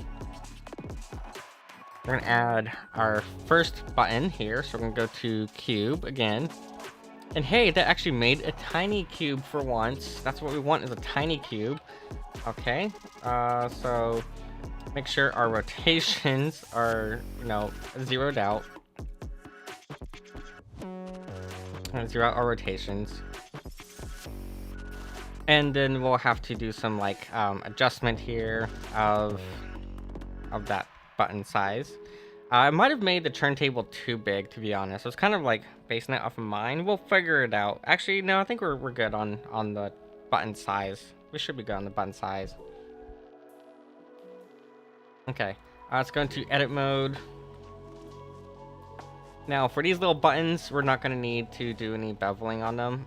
The only thing we really want to do with them is just going to be to move them and to you know, adjust the sizing of them. Let's start over here on this left side. Okay, so we have this left side. And I'm looking at my turntable for reference here. So there's going to be 6 buttons, 6 main buttons, and then there's going to be like a row of 4, and then 3, a little circle button, another little circle button. I've got our loop buttons. So we got a lot of buttons that we're going to have to work with here. Going to select this bottom face and just kind of bring it up. It's fine if it clips in a tiny little bit. It should be fine. What we're going to do is grab the side, extend it out, grab this side, extend it out a little bit that way. And then we're going to end up creating a bunch of these little cubes here. So we're going to have a row this way, a row that way. We'll create another row of tinier buttons. Go to object mode. I'm going to just toss the cursor wherever. Copy object, paste object, and then move it to wherever. What I should have done, and I totally forgot to do it, is I forgot to adjust the origin. So just make sure that you're always setting your origin to like the center of your mass. I'm gonna go into edit mode, and this one actually has thinner buttons for this top row. So this top row is gonna have thinner buttons. Okay, so top row has thinner buttons. And then we also have buttons, like I said, there's buttons off to the side. There's little buttons over here on this side. Yeah, I think we did technically make this thing possibly too big. It'll be fine. It'll be fine if it's a little too big. Not a huge deal, right? Okay, so I'm gonna actually copy and paste this one. Put Control C and then Control V. Bring it out to the side. So this is going to be basically our sync button. We're going to have a Q button, and we're going to have a play pause button. And then this is going to be our loopers. And we'll adjust any scaling as we need fit. But these, I think, at least the jog wheels, maybe the jog wheels are too small. I'm not sure. We'll figure it out. Okay, but anyways, Control C, Control V. And then we'll do the same thing again. Bring it down this way, go into our edit mode. Drag that out. And actually, we need to do object mode. Bring that one over here and select both of these. And then go into edit mode.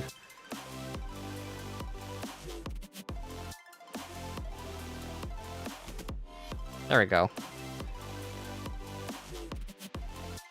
Okay, so those buttons are good. Then, like I said, we have these other buttons. I'm going to do use the array modifier for these ones. So we can go over here to our array modifier. And it's going to be a count of 4. And then make sure you're using the constant offset.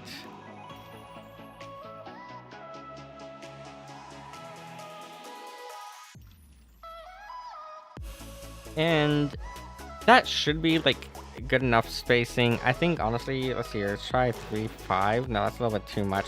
Try 2.5 for the spacing there. That's better. I like that spacing right there. So negative 0.025 is gonna be our spacing for that. And this one too, same thing. This one to be a count of 4. And then using our constant offset, just make sure that we are setting our value correctly. Let's add a second array modifier to that now. So we're going to add a second array. This one to be a count of 2. And then this one's going to be 0 here.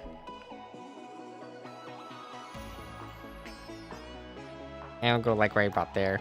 I realized I screwed up the first array, so we'll just go ahead and fix that first array.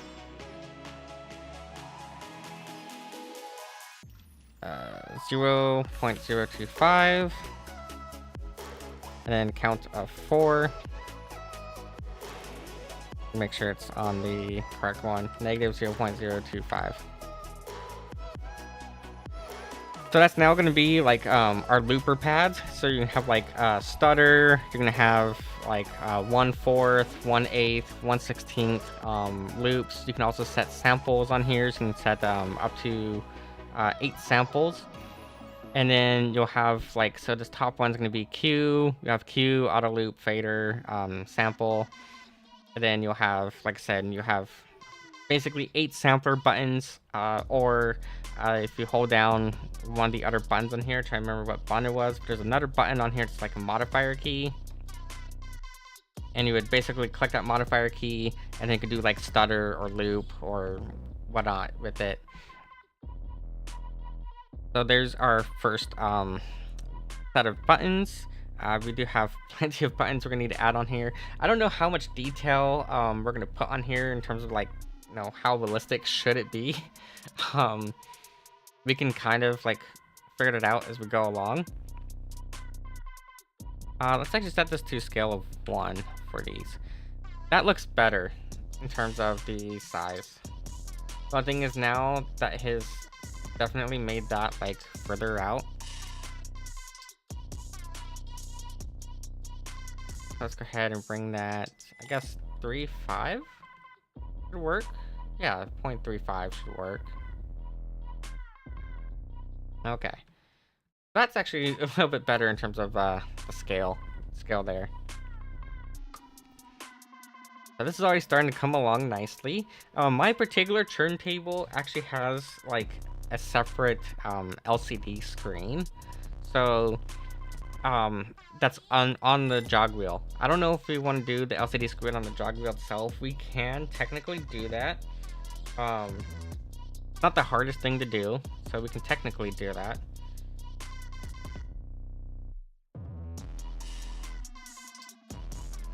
I just don't think it's necessary right now. Thinking about it, because like no one's really gonna see all the detail on here. I just want to have like, you know, the basic details down. That way there's like some sort of like semblance of like, yeah, we're doing DJ stuff. And we may or may not do like a higher fidelity model of this at some point. But for now, I think it's going to be perfectly fine if we keep it simple. But what we can do here is we can select all of these. That didn't select them, I think. We'll select them separately. But we're going to need to also bring those over here to this side. Okay, let's see here. Again, I don't know how much detail I want to put on. Yeah, so, sliders, actually. We can do a couple sliders, because there is going to be a bunch of sliders, going to be a bunch of knobs as well. So, we'll just do, like, the basic set, okay? So, we'll do your, up, down on both sides. You can have a slider for the, what's it called? The, tempo. You have like a tempo slider, you have volume slider, you have a crossfader, and then you have like your equalizer knobs. So you'll have a high, mid, low, and then usually a filter. Well, if it's on a higher end turntable, you have like a filter knob. If you have like a lower end turntable, like a Gemini Control 7, then you won't have that filter knob. It just kind of depends on like your price point. But yeah, so we can add those sliders as well. So let's go ahead and add those real quick. We're going to do that. We're going to add those sliders. I'm going to be copying and pasting these buttons a lot, okay? So I'm going to copy this, paste it, bring it over here. And we're going to rotate it. Let's rotate. Well, first let's do the crossfader one, okay? We'll do the crossfader one. Bring it down this way. And what we want to do is we're going to scale it out, not in full. We're going to scale it out like so, okay? Scale out, maybe not that much, maybe about there. Make this a little bit skinnier. All right, so it's going to be skinnier. We're going to shove it into this here. And we're going to try to position it pretty close to the center. We'll have to, you know, do some test visuals later. Yeah, Hotkey, FX pad. Yeah, basically, that's what we're going to have on like all those buttons. Grab our other cube here. And we're going to do our boolean. Select that cube. And then we're going to then select the cube. Hide the cube, and you'll see here that's going to give us a little groove here. So that's going to give us an actual groove. And then from there, we will add like an actual slider that's going to be going there. So let's go ahead and add that slider now. Let's go ahead and grab another cube. So just grab that one, Control C, Control V. Bring it over now. And we'll probably end up going into our edit mode. Yeah, we'll go into edit mode real quick. Well, first things first, let's line this up.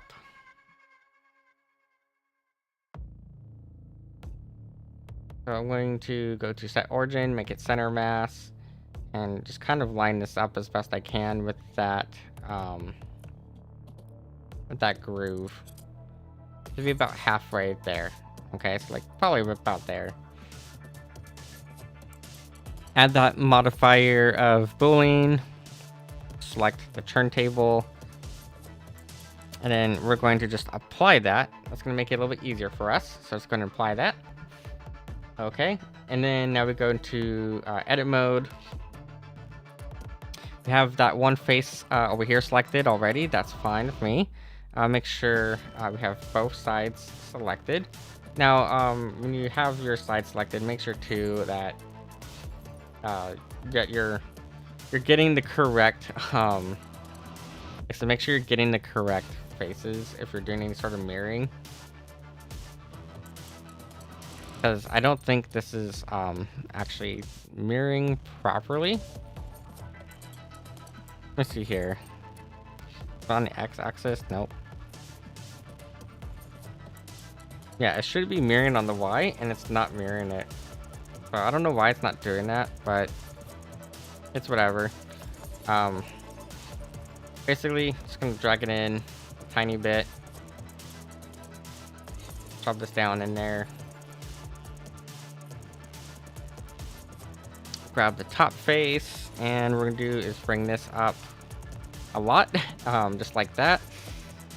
And now we get to work on making it smaller. So go ahead and bring it down probably about there.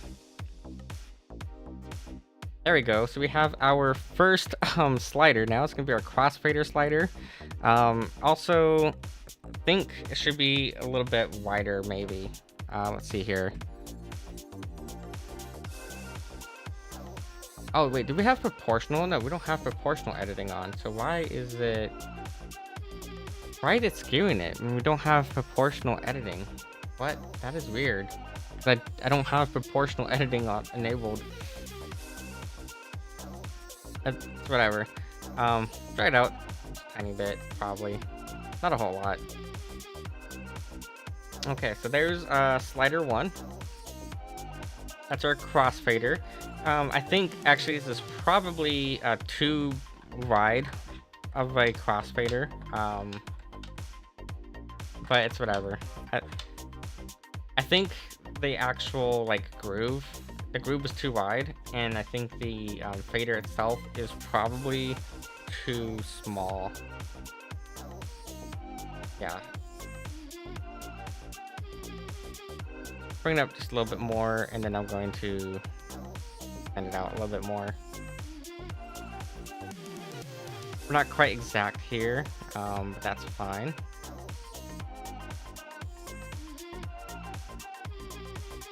Okay, so there is slider 1. So we have our crossfader. We're gonna need to do the same thing to make sure we're not inside our body here. We'll need to do the same thing for our volume faders and for our tempo slider as well. And we can always texture this too. Again, I don't know if we'll get to texturing or not tonight. We have a lot we need to cover. Okay, there's a shit ton of stuff that we're doing here. We're basically doing this whole thing from scratch. Okay, this whole thing is going to be done completely from scratch, and I'm both happy to do that as well as concerned about time wise. At the very least, we do have our speakers, which are actually functional already. I haven't shown you guys how to make them functional, but we can make them functional in just a quick second here. So if we go back over here to our shape keys, and then make sure when you're doing this that this is set to 60 FPS, or it's going to be hell for it. So make sure you have that set to 60 FPS, and then make sure frame start and frame end is just 1 and 60. Okay, but if we go back over here to our shape keys real quick, I'm going to add a driver to it real quick. Odd viz 300, 5,000. I think times 6 is what I did.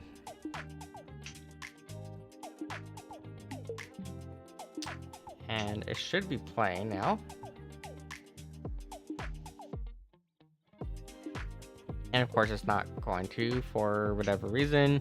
It's not picking up or down. Hold up. Oddviz. Oh, there we go. And I want, yeah, voice meter output. That should be it. There we go.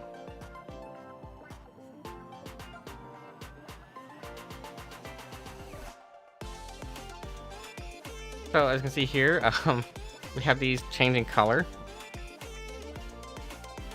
If we go over here to our rendered mode and then go to our EV settings, let's turn on blue. Now, obviously that's way too bright. That is way too fucking bright there. We'll take care of that in a moment. And then for this one, I want to go to shape keys.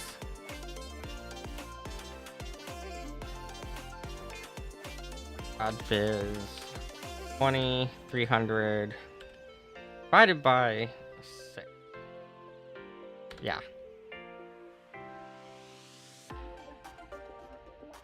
So, as you see, this is what it's going to look like in Unity. Once we get into Unity, we'll have our speakers fully functioning, like so. So, at least that's one step done for tonight, but we have so much more we need to do. So, I'm actually going to probably start drinking some caffeine here. That way we can be wide awake. So, let me go ahead and get some caffeine open.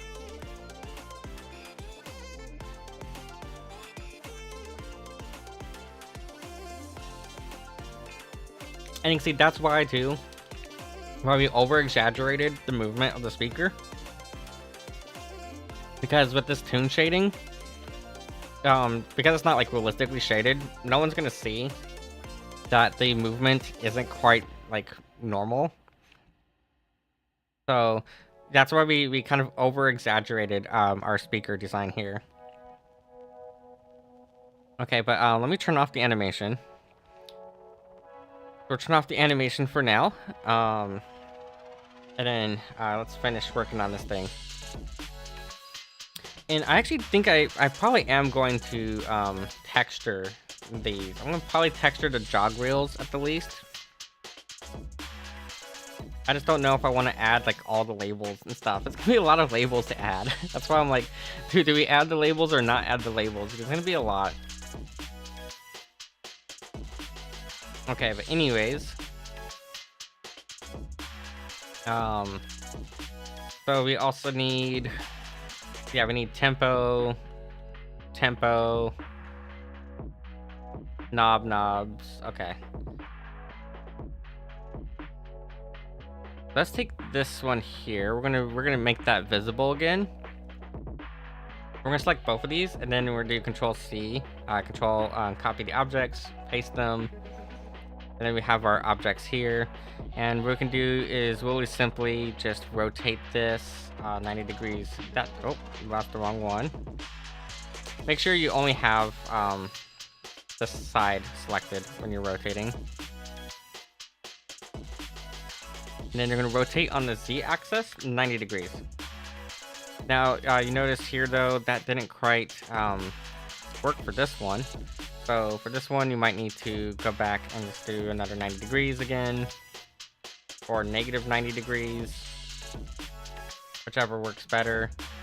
And just kind of reposition it back where it needs to go. And then our volume fader, yeah, should be probably about here, I think, for volume. We'll have that one. And then let's go ahead and copy and paste this again. So just copy and paste it, drag it out. Now this one we are going to end up rescaling. Okay, so we're going to make this one bigger. With our, when it comes to like your tempo sliders, those are usually a lot longer of a track for them to move on. and they're gonna have a lot more like resistance to them when you are using them well. Whereas the volume sliders, there's like hardly any resistance. When it comes to your tempo sliders, there's a lot more resistance, and I think even like the knob or like the actual thing that you grab is bigger on most of the turntables. So we'll go ahead and make sure we are adding that in accurately. So just go ahead and grab it, and we're just going to scale it on the one axis about maybe not that much. Well, actually, no, actually that looks probably about right. Maybe about right there. Yeah, about right there probably. And then this one, I was going to our edit mode for this side.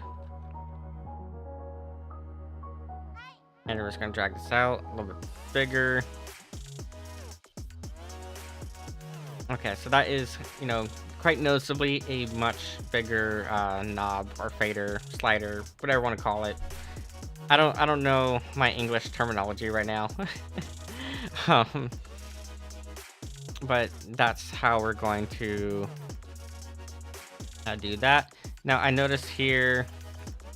Oh, I see what happened here. That's annoying that happened. Yeah, what is English exactly? What is English? Rotation. Why are these not? Why are these all like rotated weirdly? That should be 0. That's 0. When I put the 0 though, it ends up being. Oh wait. The turntable itself. Our turntable itself is what's not level. How did that happen? Fuck yeah, how did that happen? Okay, I was going to select all of those. And then bring these down. I don't know how that happened where the turntable itself is what's not level.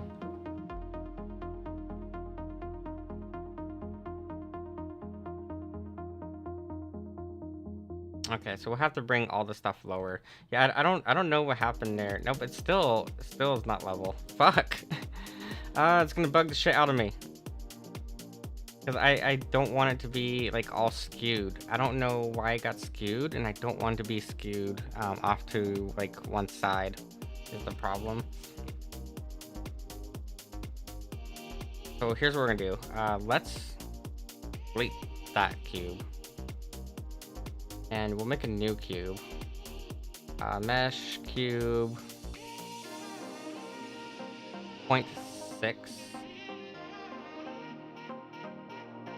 Make sure that this is all zeros here.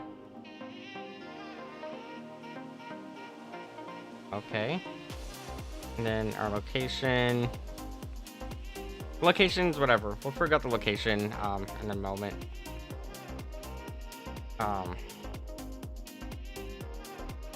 Bring over here this way. And into our edit mode.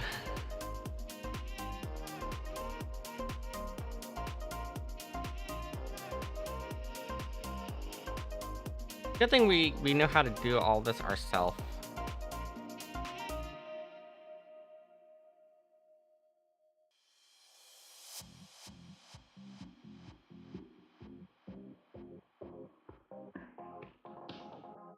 Okay, make sure that we are completely level.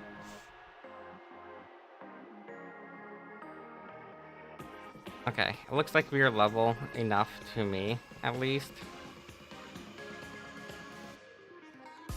Maybe a little bit off on our placement, but you know, level enough. Oh, maybe that's what happened. That's probably what happened, actually, thinking about it.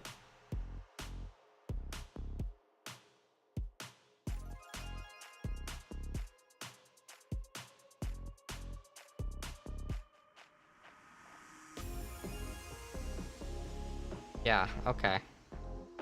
There we go. Crisis has been averted. Yay. Okay. Sorry. It was just bugging to show me. I was like, why are these all like rotated? And then I was like, great, but like they're not rotated, but they are rotated, but it's actually that they're not rotated. It was the turntable that was rotated weirdly. That was all skewed. And then we can just go ahead and assign that material back. There you go. Our material's back. So with these, all of these here, just select those, and then again, just shove them into it, about there. Okay. There we go. So we have here, this is going to be the tempo, this is the volume, this is the crossfader. Now we need to add the knobs. So we got 1, 2, 3, 4 knobs we need to add. Yeah, 4 knobs. And then a 5th knob here in the center is going to be for like our cue mix, like headphones, but we can also use it for like selecting a song, right? Because you need some sort of way to select a song. So we'll add the thing there to be able to select songs as well. And you might be wondering, why am I only doing this on one side? Like I'm only adding buttons and sliders to one side of the turntable so far, and also this is not centered. That bugs me. Be more centered.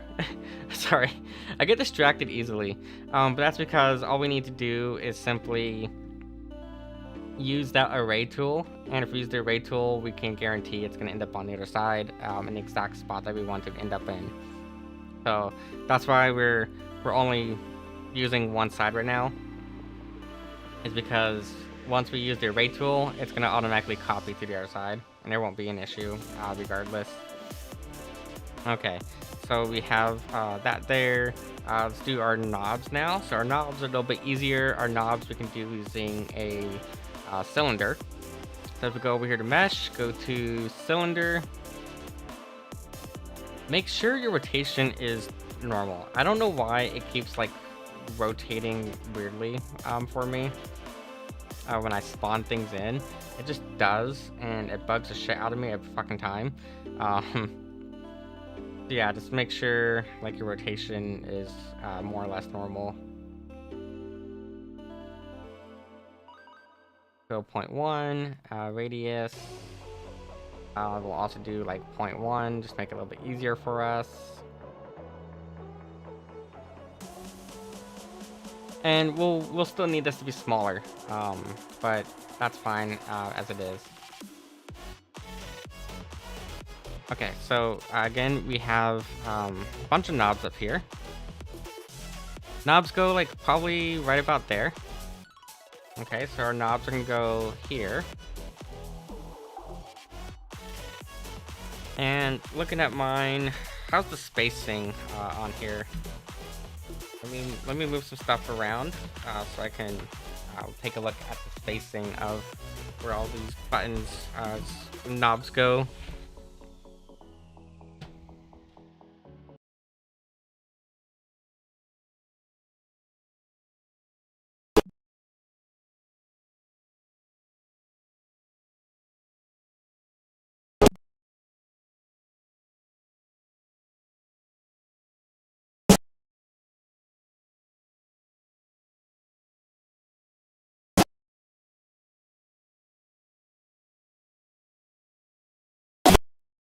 Yep, I have audio back. Cool. Okay, so these buttons are actually, these knobs are actually super tiny for these knobs. A lot smaller than I was thinking that they were. But I have, what is this? We got level, treble, mid, bass, and we have our filter. So the filter knob is the biggest knob. So filter knob is a little bit smaller than this, but we'll do the filter knob probably last. Actually, we'll do filter knob first. So these knobs, they go like directly over the volume slider. So just kind of line it up as best as you can. What we're gonna do here is I'm gonna actually just copy and paste this one early and bring it up. Okay, so we're gonna do that. And then we're going to make this a little bit smaller. We'll do like what, 0.9 and then 0.9 again. Okay, why can I not rotate that? And yeah, that's about right. That's about right for how that goes. Okay. Actually, let's do 0.8, and you'll see where I'm gonna do 0.8 on this, okay? So we'll do 0.8. Just hit enter to apply. We're gonna go into our edit mode now, and just Control S to make sure we're saving. Deselect the 2 in the middle, okay? We want to deselect our 2 in the middle. We're going to then go to extrude region. And, oh, it's not going to extrude on all those sides, is it? It's not going to extrude the way I want it to extrude. Oof. Okay. Fine. Yeah, why does that...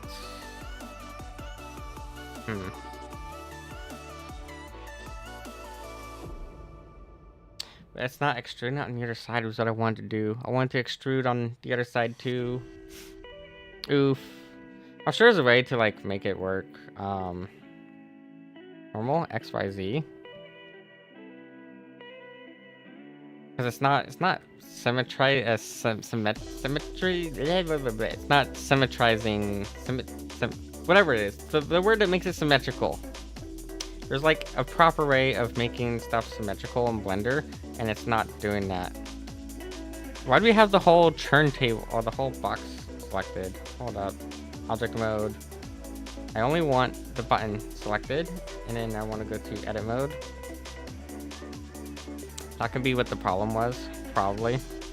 We'll see. So if we extrude this region now. No, I don't want to duplicate it. No, I don't want to duplicate the whole thing. Fuck.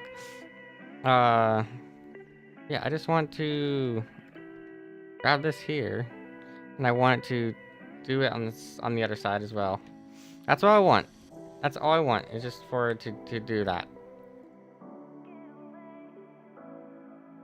See here, there should be a button up here somewhere that makes it all symmetrical, like perfectly. I'm just gotta find where that button is. So give me a second here. Here it is, symmetrize. There we go. And hopefully now, if I go over here to extrude, it's still not symmetrizing it, but it's whatever. Mainly, like I said, I wanted to be on equal on both sides, you know. But it's whatever.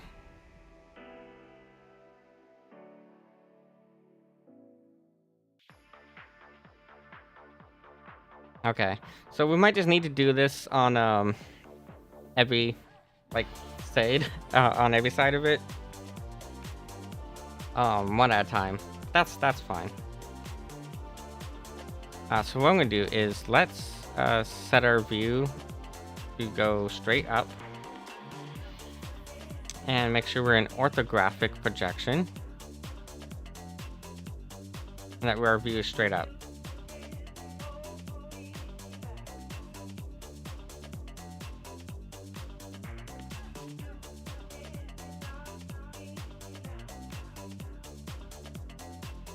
And if you hold down control, you can do like specific angles. I'm trying to like make sure that the angle is like where I want it to be. These angles, none of them are like properly like bringing it out the way I want it.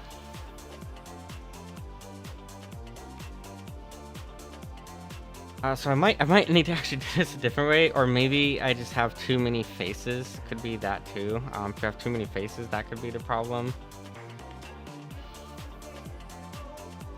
I was really hoping though that it would make it symmetrical on both sides.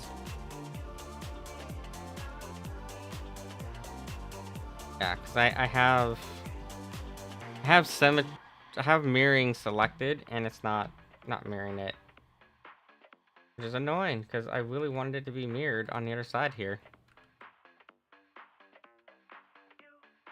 I guess what we could do, technically, what we could do, right, is we could do this. We could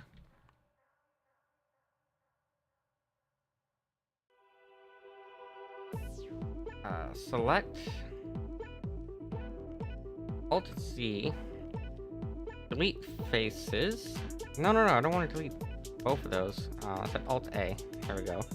Delete face. Delete this one down here. And then delete all of these. So we're gonna delete those faces there. Then we can add a modifier to it. We can add the mirror modifier. That's gonna make it mirrored now. Okay. Yeah, see, there we go. Because that's gonna make it mirrored now. So now, if I Alt A again, and I select on just like one of these faces. Here, we'll go to extrude region, just select the face. And there we go. That's gonna mirror it now.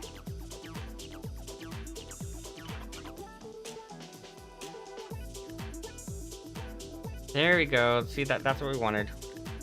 Cool. So yeah, there we go.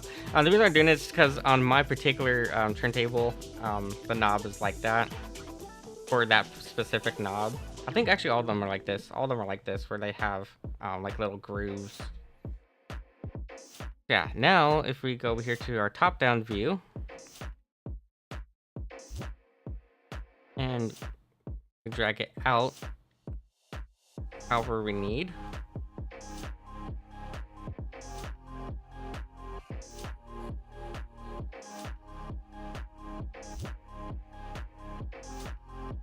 Realize though that that's not applying to every axis. There we go.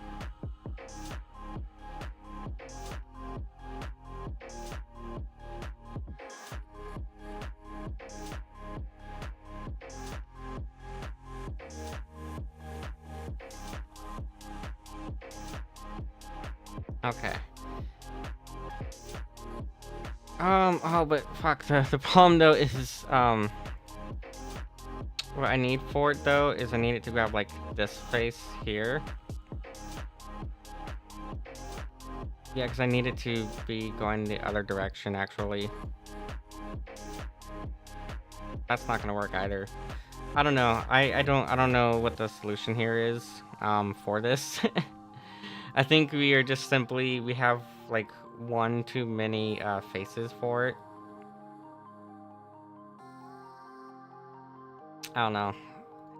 I guess we're putting too much thought and effort into this probably at this point. So fine. We'll revert that that change. And we can actually go all the way back to before we split in half. Might as well go right back to before we split in half. I was gonna keep spamming Control Z real quick. There we go. Yeah, whatever. It's fine. I'm not gonna bother with it any further. Okay, let's take this one now. Take this one here though. And this one we're gonna do like 0.5. I think 0.5. And then 0.5 again.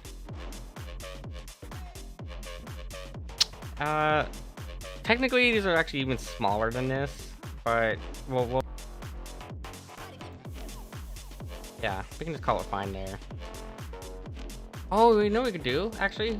I just thought about how we can do it. How we can do what I was trying to do. There's a little tool that I was forgetting about. Yeah, the bevel tool. Here we go.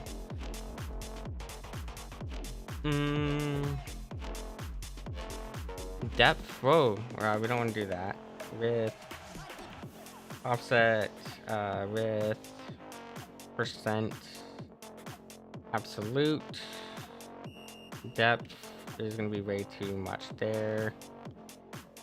Yeah, depth isn't gonna work.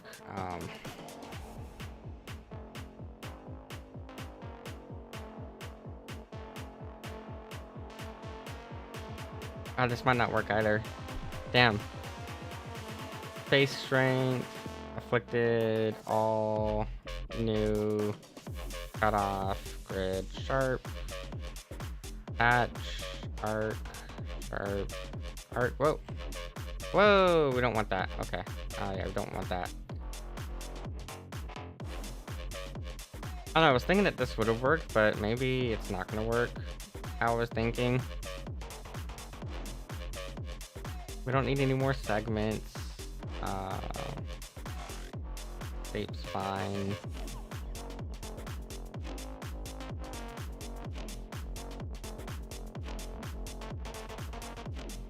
Fine, whatever. Whatever. Yeah, that's not gonna work like I was thinking. But we can, you know, adjust the like bezel at the top of the knob so that way it is more knob-like, I suppose. It doesn't have to be completely one-to-one to my actual turntable, I guess. I don't know. I was gonna try to make it one-to-one to my actual turntable, but it doesn't really need to be one-to-one, I suppose. It's just I like trying to get as close as I can to it, but it technically doesn't need to be. So I guess it's fine as it is. Okay, let's do this one now. So it's gonna go do here. Go no. Make sure you only have just the one object selected. Edit mode, just like the top there, and do the same exact offset that we did for the other one. So 618. There we go. Yeah, good enough. Fuck it. Doesn't need to be perfect. Oh, I totally put that into smooth shading, and I don't want smooth shading right now. I want to be in flat shading. There we go. Okay, so for that one though, this one here, we can use that array modifier now.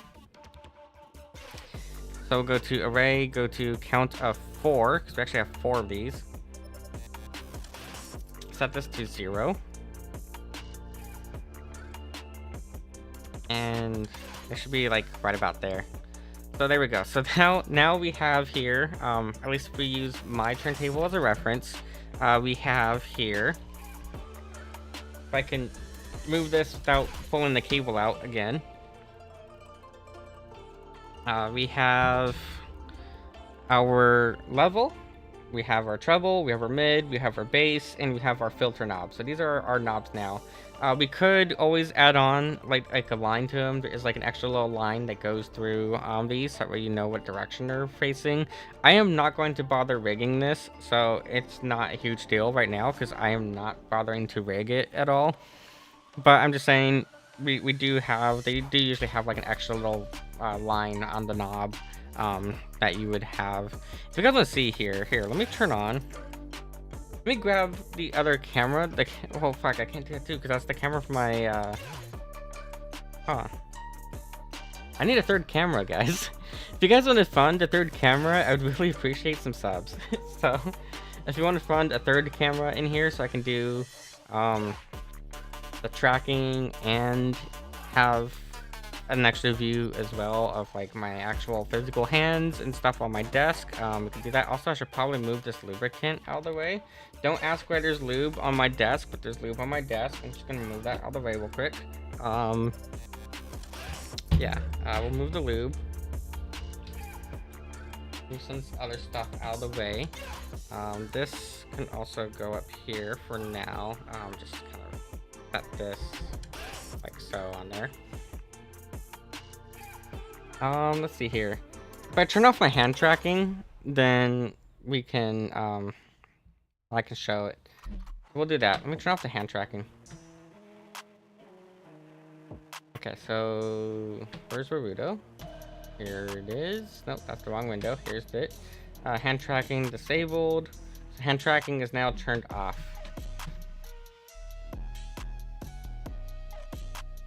Okay, so the hand tracking off now. I can move that camera over here. So I'm going to set this to studio mode.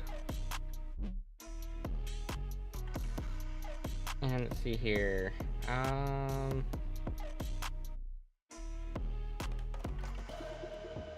PS3. Oh, okay, that's what that capture was. That was like an actual, like, legit PS3 capture. Oh, okay. I don't have that plugged in right now, so that's not going to be what I want. I want to find video capture device. Which video capture device is this? USB live camera. Okay. Let me move this. Got a bunch of shit on my desk. It needs to be moved. Okay, so I'll just put this here for now. And we'll turn that on. Probably have to reposition where it's at. And then this should be USB video device. Go. Oh wait, you know what? It's probably not going to initialize the camera. Even though I have the hand tracking turned off. Hold on.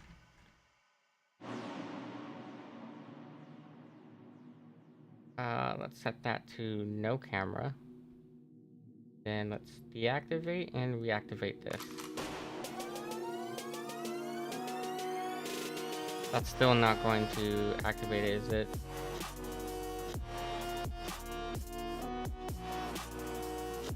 This is set to NDI? Try that. Set that to NDI.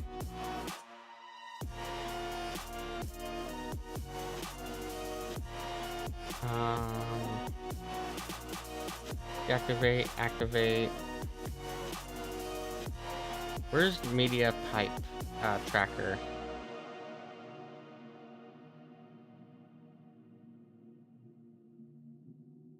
There we go. Okay. So my desk is a mess right now, so don't mind my desk being a mess. Okay, don't mind how messy my desk is. But here we go. So this here is the turntable that I have. This is the turntable I have in use. So this is the Newmark Mix Track. I think it's the Platinum. Yeah, Newmark Mix Track Platinum FX. Also, I realized the camera is backwards. The camera feeds backwards. Let me fix that. Transform. Flip horizontal. Yeah, so like I said here, we have 4 knobs up here. So we have our level, we have our treble, mid, bass. This is our filter knob. And then this is kind of what I'm basing off of. If you can see here, they do have like this extra little line here just to kind of indicate where you're at. I don't think we're going to be texturing this whole thing. I don't think we're going to be doing all of that fine detail for it right now. But this is what we have here for our setup and what we're trying to mimic. I guess I need to adjust where I have the slider on in Blender, because this here actually there's like a good inch of space between these if we're trying to be as close as we can to it at least. So this is what we are currently attempting to kind of replicate a little bit. We're just working on this whole left side, and then it's going to be duplicated over to the right side in Blender using the array tool. But overall, this is what we are going to be trying to make. Be right back. Gonna go scrub a pot, polishing copper pot, because Ellie is like, OMG, we have vintage kitchenware we need taken care of now. Well, go have fun with that. Go enjoy yourself and get that pot cleaned up. Yeah, so this is what we're working on. And then you guys can say hi to the waifus real quick. Go say hi to the waifus. They're just a small, tiny bit of the waifu collection on my desk. I'm not going to show the rest of the waifu collection. But yeah, so this is what we are working with. And then we may or may not also replicate this thing. I want something similar to this on our virtual booth as well. So yeah, we may or may not replicate this. which is my audio mixer. Has a bunch of XLR inputs and whatnot, but for sure we're gonna have this on the table. Let me go ahead and turn the camera back off. So I was going to go ahead and deactivate that and hide that, and then we'll get back into Blender, and I don't know if I'll turn the hand tracking back on or not. We'll figure that out. I'm just gonna toss this over here to the side for now. So that's what we're working with, at least. So let's see here. So yeah, those are our knobs there, and obviously our scale is not perfect. As you can see, if we look at the actual one, this knob is closer up here to the top. Our scale is way off, is what I'm saying. Our scaling is off. Not a hard fix for the scaling, actually. If we want to fix the scaling, I'm gonna go into edit mode, get out of orthographic view for now, and probably just bring this down, I don't know, right about there. And then if we just go to object mode, grab these, bring these jog wheels down. That's actually probably closer to the scale, looking at it. And then obviously just actually, yeah, so let's actually fix our scaling real quick. Not the hardest thing to fix, obviously.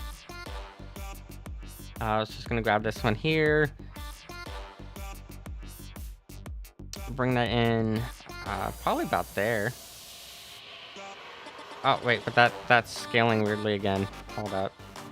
I don't want that to be viewing it. It's what I don't want.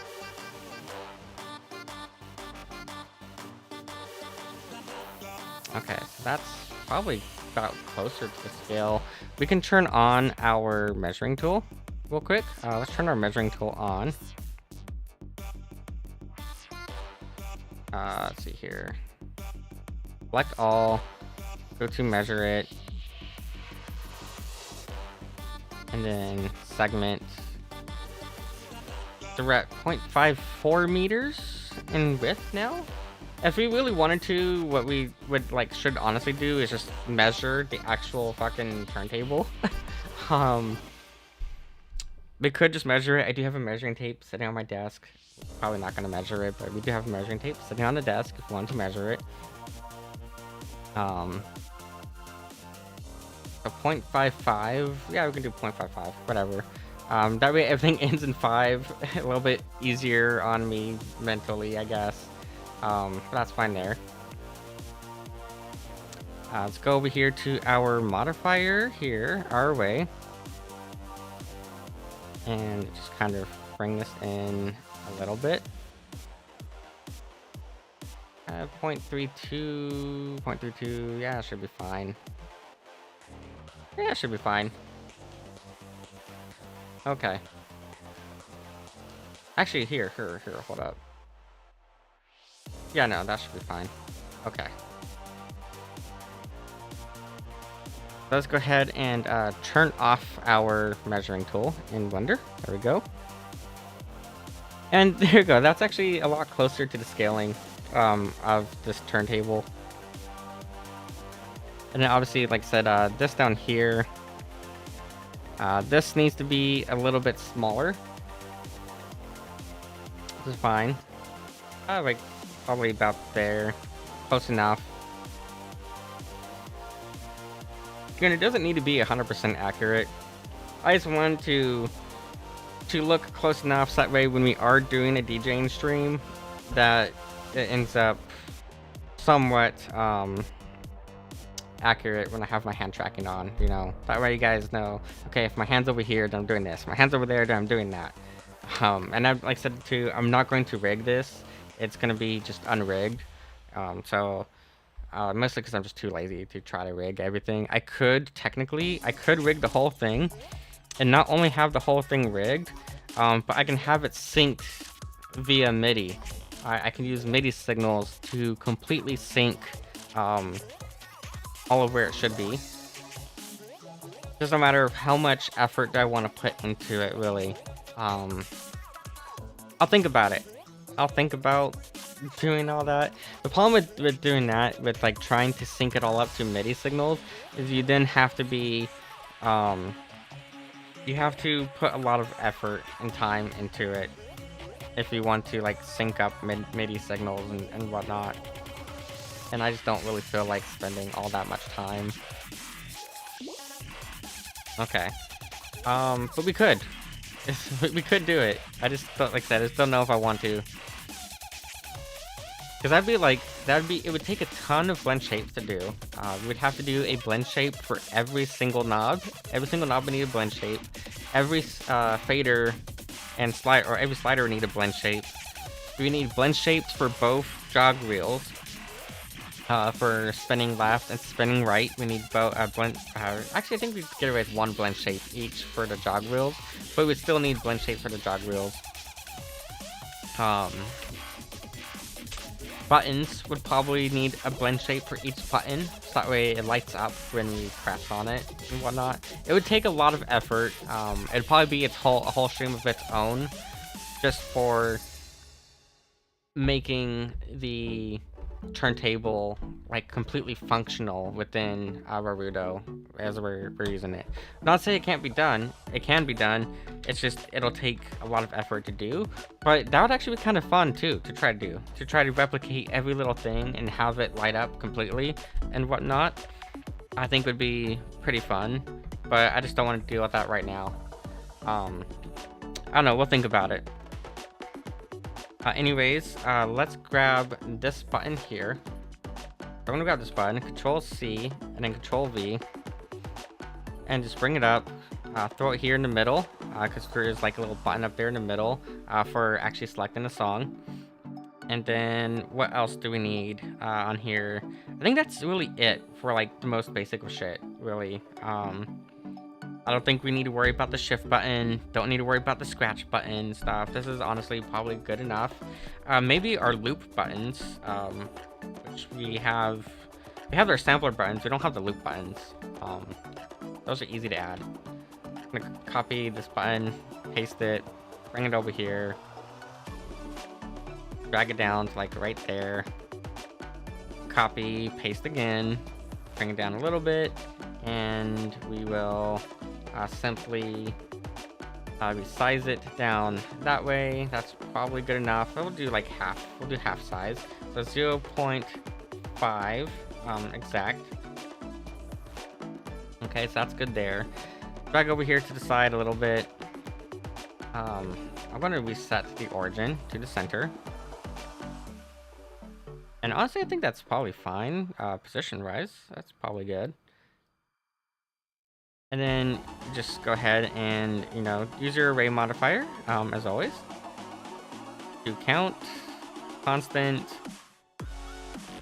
bring it down severely.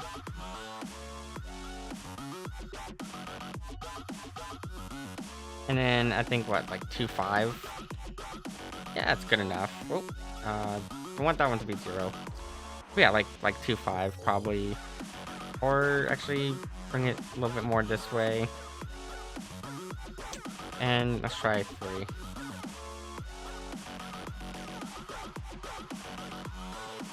Alright, so 3. Yep, that's probably a little bit more accurate. Okay. Yes, we got all of our buttons, essentially. All of our buttons are there. All the main buttons, at least, are there now. Power just needs to be dragged. I'm gonna make sure that our origin is center mass. Easier to deal with. Actually, it's reset that. Okay. With our jog reels, yeah, they're positioned. They're way too big. They're way too big for like accurate scaling, but it's fine as long as it looks good. When it comes to looking good from the view that you guys are gonna have, which is gonna be like this view here. Okay, it's not gonna be completely accurate, but as long as it looks visible and good enough here, then that's really all that matters to me. So what we can do now is we're going to grab our main turntable here. Let's add our bowlings. And I'm just going to select that one. I want to select this cube, so cube 8. And then we'll do another boolean. We'll actually add, like, I don't know. We're about to add a few of them, probably. This one here is going to go to cube 11. This one's going to go to cube 12. So we have those. Cube, this one here is going to get an array modifier. So it's going to get the array. Oh, wrong button. Make sure you only have the one thing selected. That one's going to get our array modifier. And it's going to not have that offset there. It's going to be just a constant offset.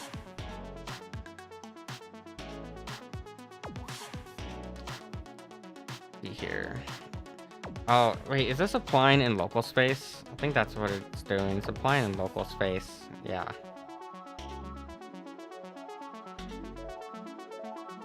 Yeah, go 12, or maybe not 12.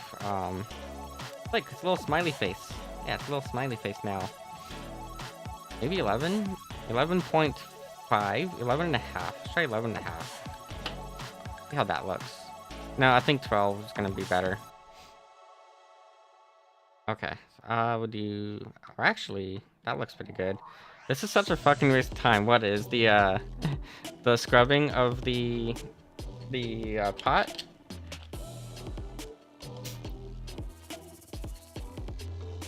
Okay, do an array here again, and I just want to copy this distance here. I'm gonna copy that distance. The stupid pot, I bet.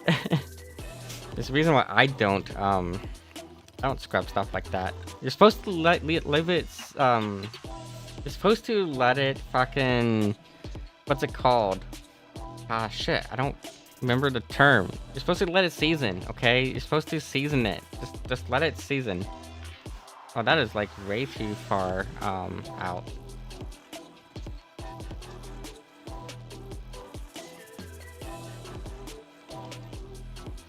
Okay, let's see here.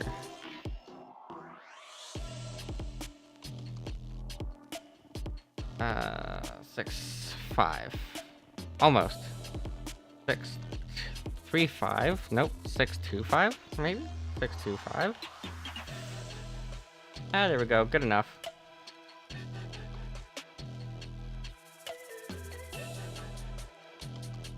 Okay, so like I said, basically just gotta, you know, use the array tool.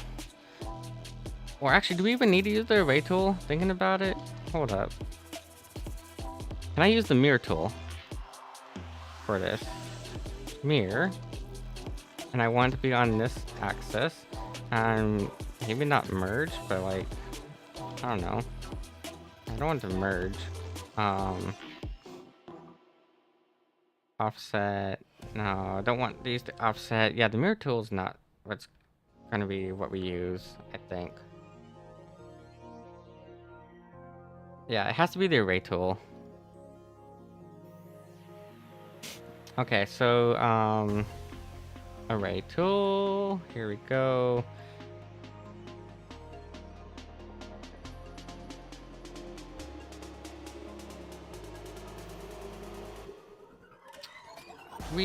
Okay, so yeah, these are all in like different orientation than I like to prefer. I think these are all being, when you're using the array tool, I think it's using local space probably instead of world space. Okay, I'm just gonna push this thing back so I can grab my mouse pad again. Oh, there we go. So much easier to move my mouse on the mouse pad.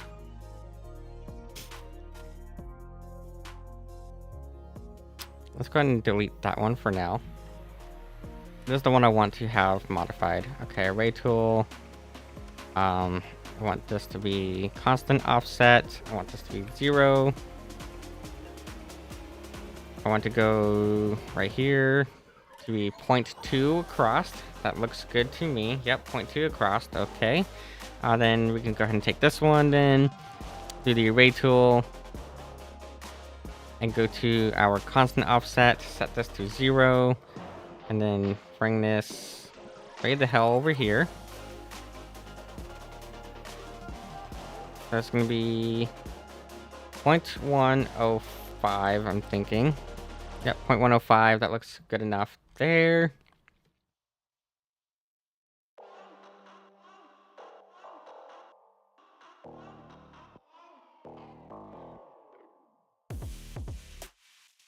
Okay, let's see here. Which direction is this moving?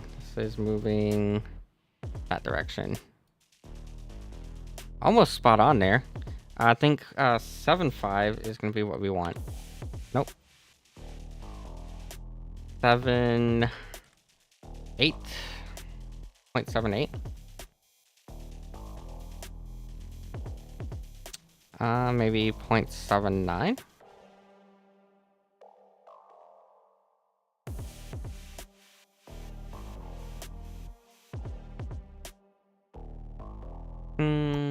I feel like that might be a little bit too much. Fuck it. It's good enough. Okay, add another array tool to this one, and then I'll just do the same offset. Oh, not that offset. That's the wrong one to alter. That's this one down here that needs to be altered. Remember, I like to use the constant instead of the relative. There we go. So it's going to be like 0.125. There we go. Yeah, good enough. Okay. There we go. We're starting to get our buttons and all that on here. And then don't forget too, we are going to have to like at least apply materials to all these. I should have thought about that ahead of time. But yeah, we're going to have to apply like materials to all these. Okay, see here. Let's do another array here. So we'll do another array, a third array. And then this third one.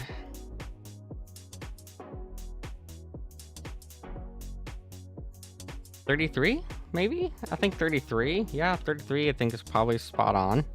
Pretty close enough. Okay. Let's go ahead and copy this 33 number. We're going to copy that 33 number and then apply it to this one here. It should be the same, I think. So go ahead and hide this one. Switch to our constant. Apply that. Yep, that looks good there. Okay, cool. Okay. Array. Then bring this to the other side.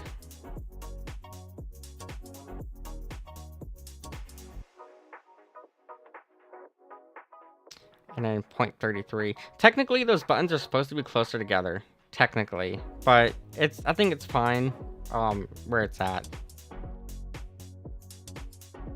And yeah, it ended up being that same 33 distance.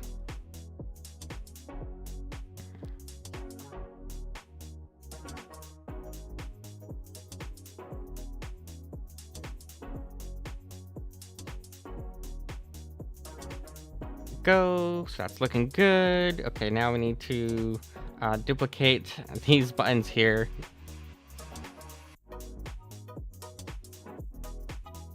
So I'm going to go to our array tool. Let's first try with that 33. I think that's like the magic number so far right now. It's going to be that 33 or 0.33. I'm going to add one more array. And then, make sure it's on constant. Okay, so these ones need to be further spaced. 0.66. There we go. Alright, and then let's take these cubes. We're going to hide these cubes. Hide that one. Hide this one. And you can't really see it very well, but that does end up making the grooves in there. So you can see here, there's that little groove there. Again, you can't really see the groove very well with our current setup. A little bit better on like rendered view, just because there's a bunch of lighting going on right now. But that way we have our actual legit grooves in there. Yeah, so we're gonna turn those off. Let's go back here to this view. As we have that. And what we could do, we can actually go into like our material editor and add like a line on the inside to make it a little bit easier to tell. And we are going to need to, you know, like I said, apply materials to all of this anyways, so it's not like that huge of a deal. Now what I want to do is I'm going to select all of these. Let's select all of these buttons here. Actually, those ones are fine. These buttons that need to be selected.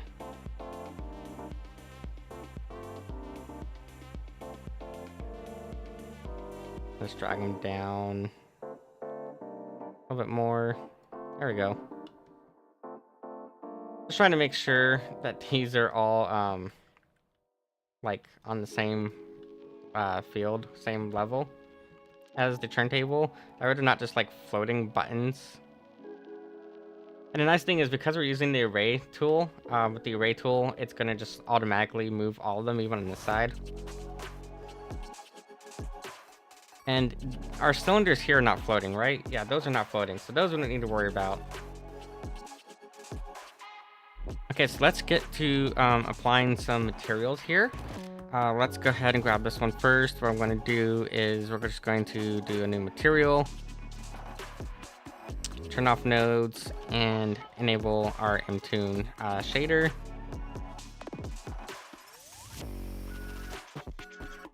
And we'll have to like play around with these, obviously. Yeah, we can play around with these however we need fit.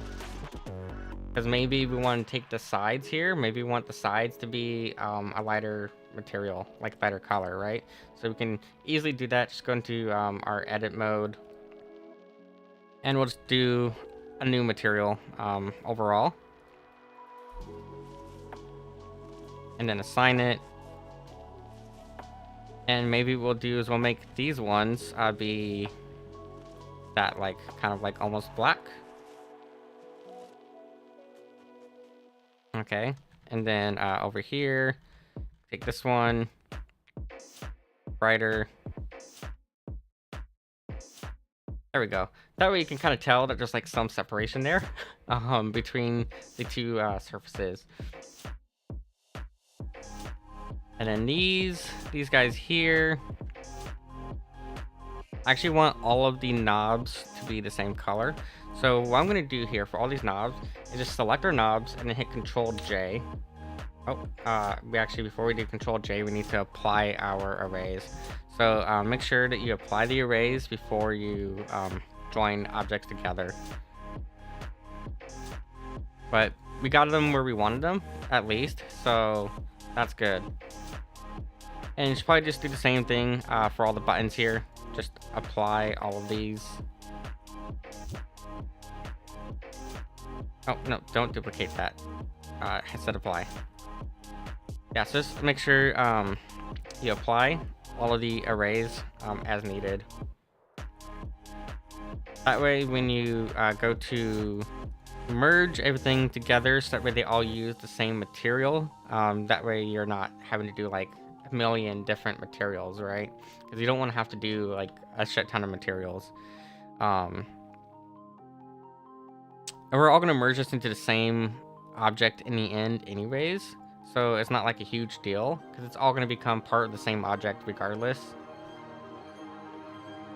And even like these ones here, those are going to get like merged into it too. Okay, so we can now select our knobs and hit Control J on all those knobs. Okay, so those are all joined together now.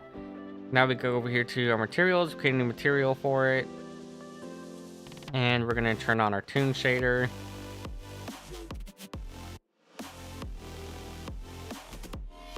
And then bring these down. It should be kind of like a grayish color. So that way it's kind of obvious that they're knobs, you know. Yeah, just set them to like whatever color fits best for you. But I think that grayish color will be fine. And let's see here. Now we can grab these. These we're also going to want to all have on the same material. So let's make sure they're all selected. And hit Control J. It's going to merge them all together. And just give them that new material. Make them all nice and shiny looking. Maybe not that shiny, because that's a little bit too shiny.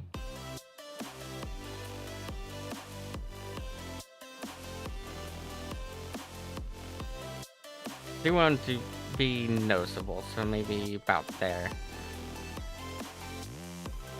And then we're going to have all these buttons here that we're going to want to have, like I said, all merged together. Just select all of our buttons. Oh, don't select the turntable though. Make sure only the buttons are getting selected, basically.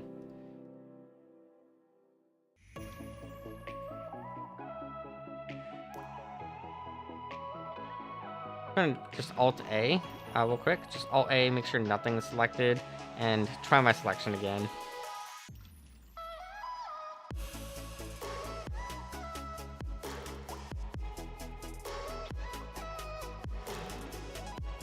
That's all of those. Control J to put them all on the same object. And then we're going to also give these buttons a material.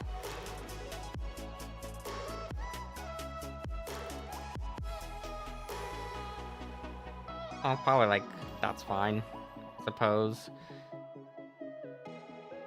Again, doesn't need to be perfect, just needs to be present. More than anything is really like the thing, just needs to be present. Okay, real quick, let's go ahead and take this here. We do have those grooves there, and I want to make sure that those grooves are going to be somewhat noticeable. So what we're going to do for those grooves is we're going to go into edit mode. Oh, wait, hold on, before we do that, what we have to do actually is we have to apply that modifier. So just hit apply for all these. And now we can go into edit mode. And you see here, if we go into edit mode now we can just select directly inside of here. Okay, so we can just select right in here. And I'm just going to select these corners. And we're just going to put these on their own separate material. So that way, even from afar, we can kind of tell that they're there. Won't be able to tell very well, but we can kind of tell that they're going to be there.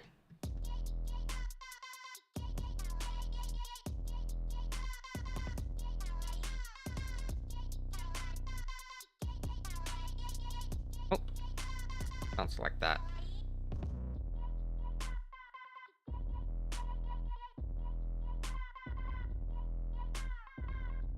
Okay, so that's all selected.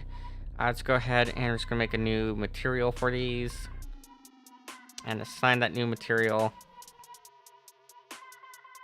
And we can even have it like that, right? Like, it's gonna have a shade color at least, so you'll be able to tell based on the lighting that, like, you know, it's there. Yeah, so there's that now.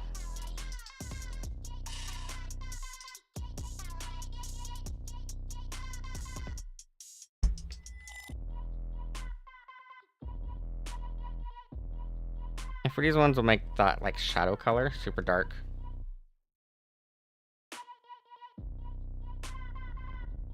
There we go.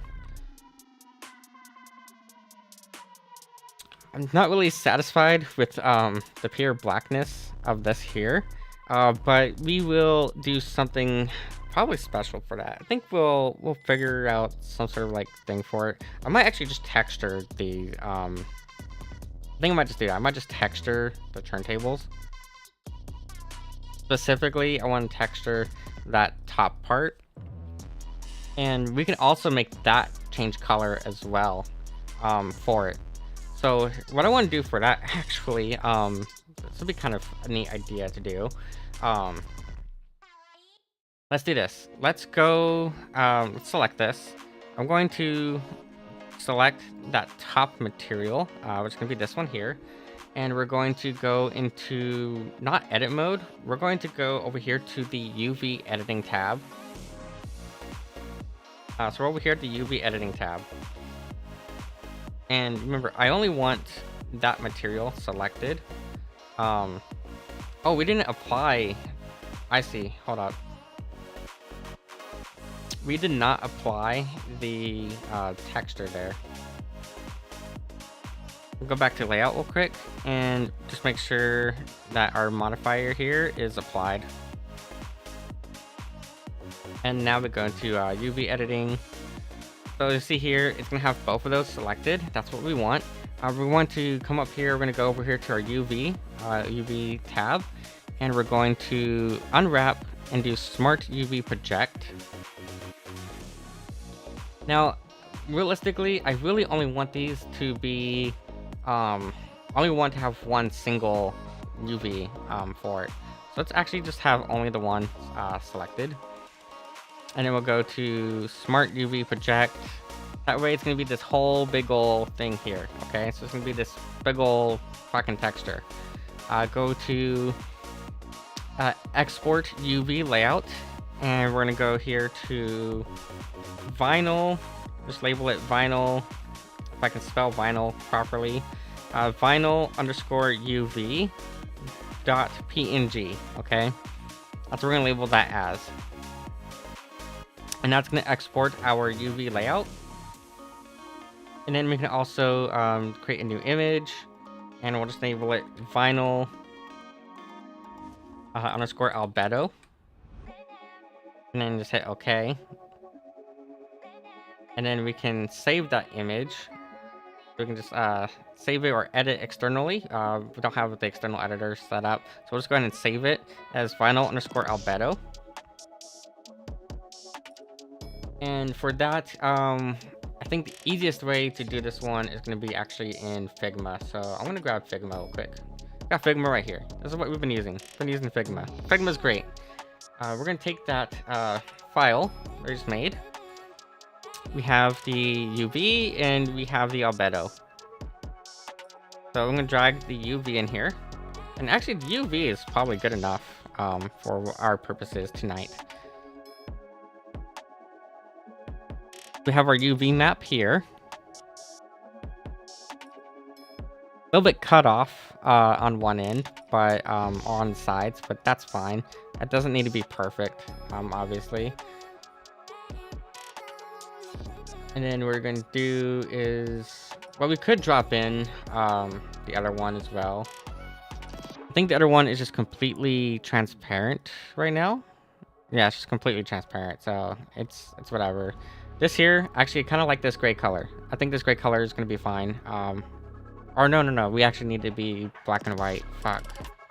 No, we don't. We don't need to be black and white. We got this. We got this. It doesn't need to be black and white. So I'm just going to draw a rectangle. So we're just going to make sure we have our rectangle thing here. We want the rectangle to go into our center.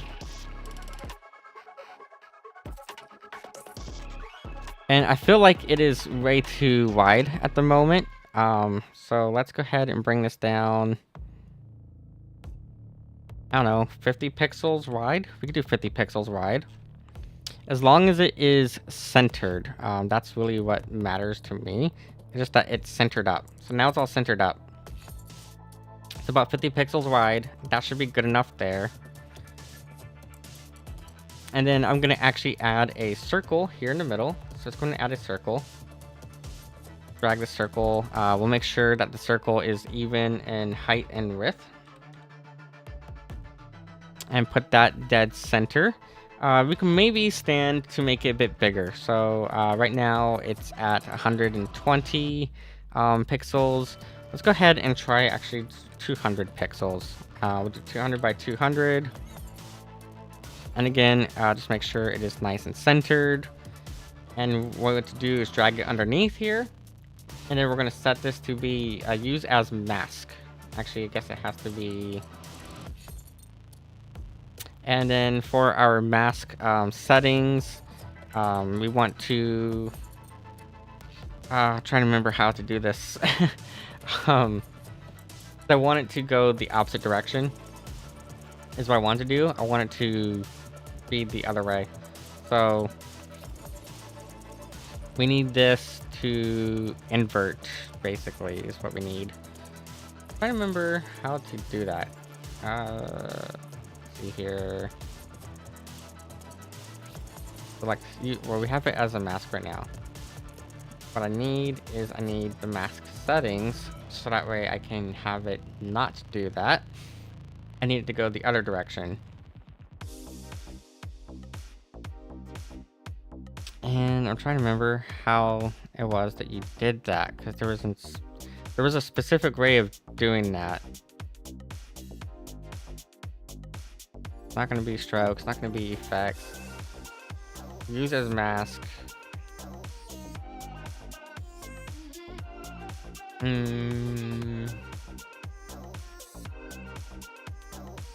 I remember how to do this. Fuck. Yeah, it's been a while since I've had to do this. Well, here's what we do. Okay, we'll just make it simple. Take our color and just sample fucking background color, or not. There we go. There we go. Okay, so we have that.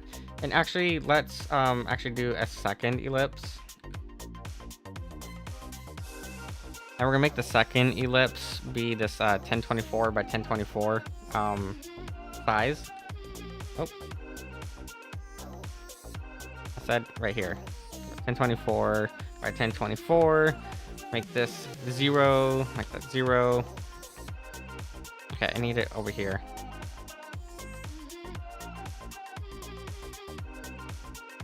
Drag that all the way down, and then we can actually get rid of that. And we can make this whatever like color we want now. So we can make this one like a different color. We can make this one like pure black or whatever.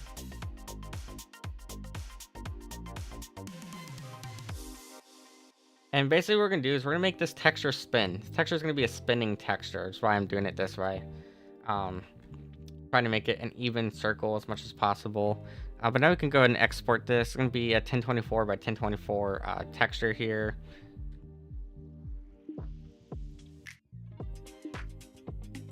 And then we'll do a second export of this where it's only going to be the line. Okay, the second export will only be the line. And actually, let's take this whole mask group and we're going to add a fill to it. Okay, that's not what I was trying to do. Oop, not at all what I was trying to do. Not what I meant to do. Let's do another rectangle here real quick. What I should have done is I should have done a frame for this. Actually, I can do that, right? I can do frame selection. There we go. That's what we wanted. We wanted to frame the selection. Okay, so with our frame selected, we can get back over here to how I wanted it.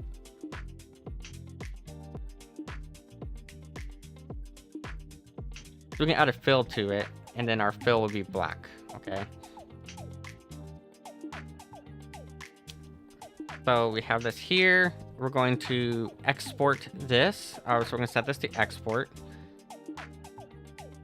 And let's go over here to our props folder. So we'll go over here to the props folder, wherever it's at, props. And then we're just going to make this the vinylalbedo.png. So that's going to be the vinylalbedo.png. There we go. That's now exported. Now let's go ahead and hide this. And then we're only going to, we're also going to make this black as well. Then we're going to export this again. Okay, so it's going to become exported again. And then this one is going to be vinyl_emissive. So instead of being _albedo, it's going to be emissive. Right, so there we go. That is our texture there. So now we can go back over here to Blender. And if we come over here to Blender, come over here, we can go down here and do lit color. And then make sure we have that selected as well. And then down here under emission, you're going to select emissive. And then you can set the emissive, I think like 50%. So 50% would be 80, 80, 80. That's going to be exactly 50% emissive strength. And then we go back over here to our layout view.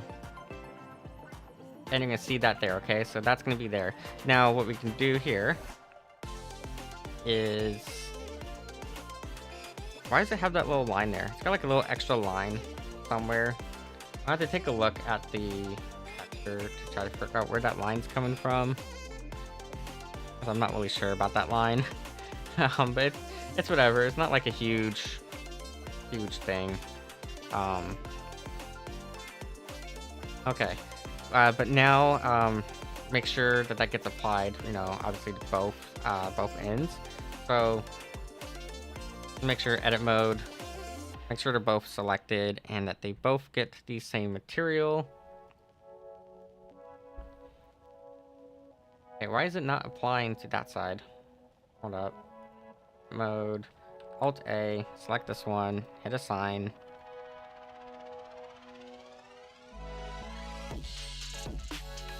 Why is that not applying?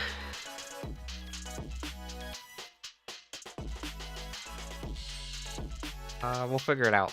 We'll figure out why it's not applying in a moment. But we're gonna do for that though is under our MTune settings. If we come down here, there's this UV animation section down here. And with that, you can set a rotation. I'm going to do like 0.1 for now. So just do like 0.1 for that rotation for now. It's not going to show up here at all. But we can test it in like Naruto and stuff. And test it in Unity when we get around to testing in Unity. Yeah, but why is it not applying to that though? That's what I want to know. It should be applying to both. It's probably just like a MTune thing, probably. But by doing this, we can set colors for that line. So we can set a color for the line on the vinyl, which is why I wanted to do it this way. Okay, but edit mode, edit. Select that one. I want this one selected, and I want to assign that material to it. Oh, why is it... Okay, select all. Assign this material. Okay. Deselect. Select this one. Assign that. Deselect. Select that one. Assign it. But see, it's not assigning it is the problem. And I want it to be... I want both of them to be using the same texture. You know, I want them to be linked. Might just have to do it a different way. Let's see here, UV editing. Oh, you know what? That could be what it is. Okay.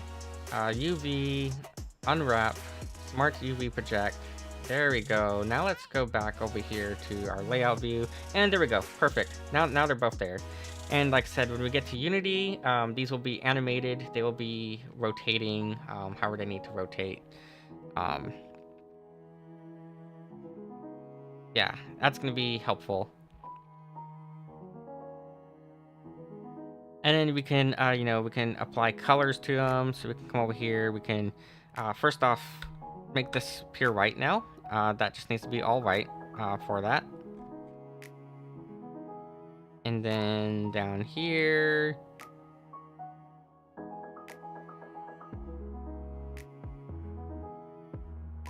There we go.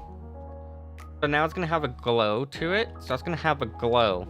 And if we wanted to, we can make these change colors relative to the music as well. Just kind of like how we have our speakers here, where our speakers change colors to the music.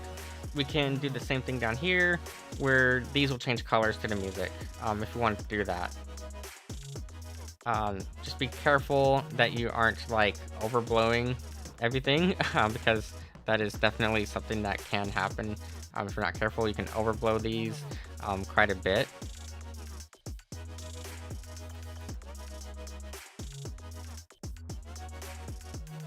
Let's see here. I gotta scroll all the way back down and find that emissive texture. There we go.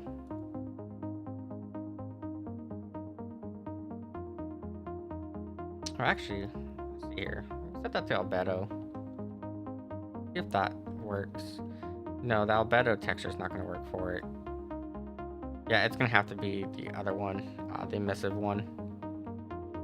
Okay. That's fine. That's all good there. So yeah, like I said, when we get to Unity, those are gonna be animated jog wheels now. It's gonna be a static animation, so it's not like gonna be like where we can like independently do it. If you really wanted to do that, we would use the blend shapes for it. Okay, we're not using blend shapes, obviously, but if you wanted to properly do it, you would use blend shapes and manually adjust the rotation using the blend shapes.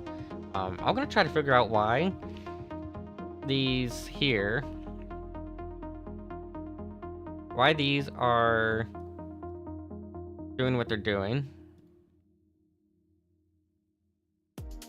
which is that they are ending up with like an extra line somewhere.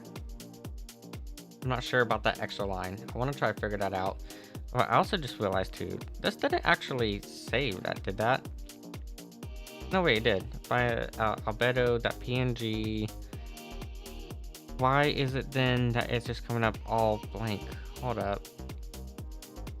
Okay, I gotta go back to Figma real quick.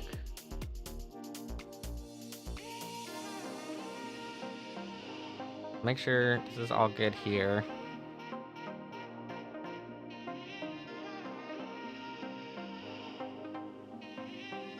Flatten selection. Okay, frame, export frame 1, albedo.png. Try that again. And this one. I don't know why it's not getting the color that we chose when it should be.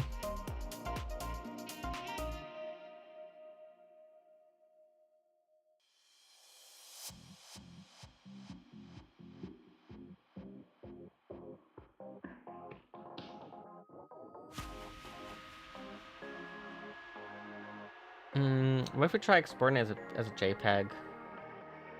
I don't like exporting stuff as JPEG, but sometimes you just kind of need to. Here, export as JPEG. Albedo.jpg.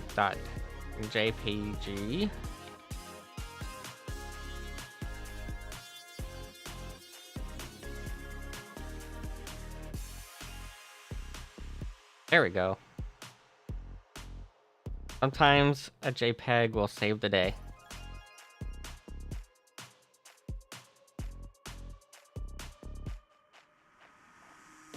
There we go. We're still getting that extra line off here in the end, but I don't feel like trying to do too much effort to fix that right now. Even though I want to fix it, it's gonna bug the shit out of me. I just feel like it's not really worth the effort, you know? Yeah. I think probably what it is actually that, like, in there. But can we go ahead and just select this whole thing and then just kind of scale ever so slightly inward? And just have this be like 9 to 9.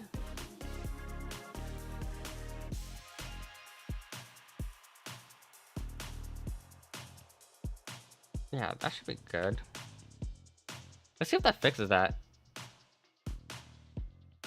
Yeah, no, that didn't fix it. That didn't fix it for shit. I don't know. I don't know what's causing that. Yeah, I don't know what's causing that, but when we add the outline from the toon shading, it should be like, I don't know, mostly hidden when we add the outline from the toon shading. Okay, so that's good there. I wonder if we can actually, we can keyframe this. Big think. Yeah, exactly. Big think. I'm sure we can actually keyframe that. Let's see. Where is... I want to go to timeline editor. And,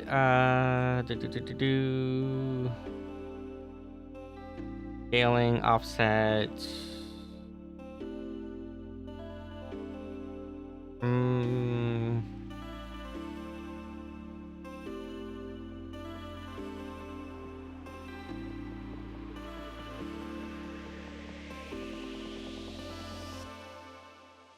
Yeah, I don't know how to do the rotation with it like manually right now.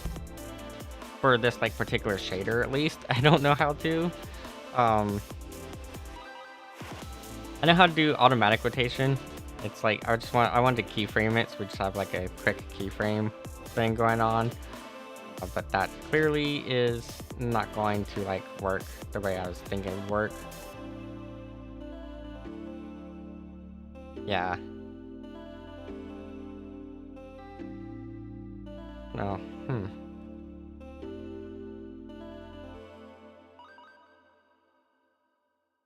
Oh, I'll just do I guess 90% overall for that.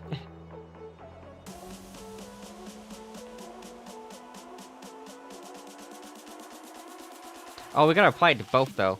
It needs to be applied to both.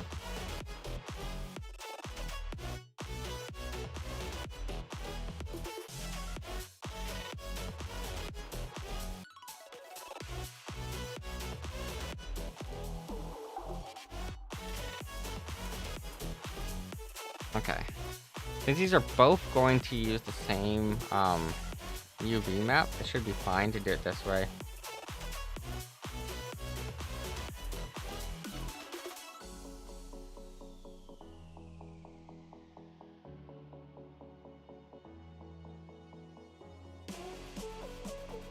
There we go. That fixed it. That fixed that little line that was extra. The extra line that we didn't need. Someone say use old PS Move controllers and a set of webcams. I mean, I guess you kind of could. You could do that. Slime VR is really a good, to my knowledge, though. I am specifically looking at the Mokopi trackers. I think the Mokopi trackers are probably what I'm going to end up getting because they're like $500, which is pretty cheap. The only thing is you don't get finger tracking with the Mokopi, but they work with a phone. You can use them with a computer or a phone for the Mokopi trackers. So I think I'm gonna end up going with the Mokopi because of that. Okay, we have our turntable now. What we need to do is we need to deselect this. Cube is this. This cube can go into scene collection. These cubes here should be in the new collection, labeled turntable. So I'm gonna select all of these and I'm gonna throw them all into the turntable collection there. Okay, so we have speakers. This can go back up here to the main collection.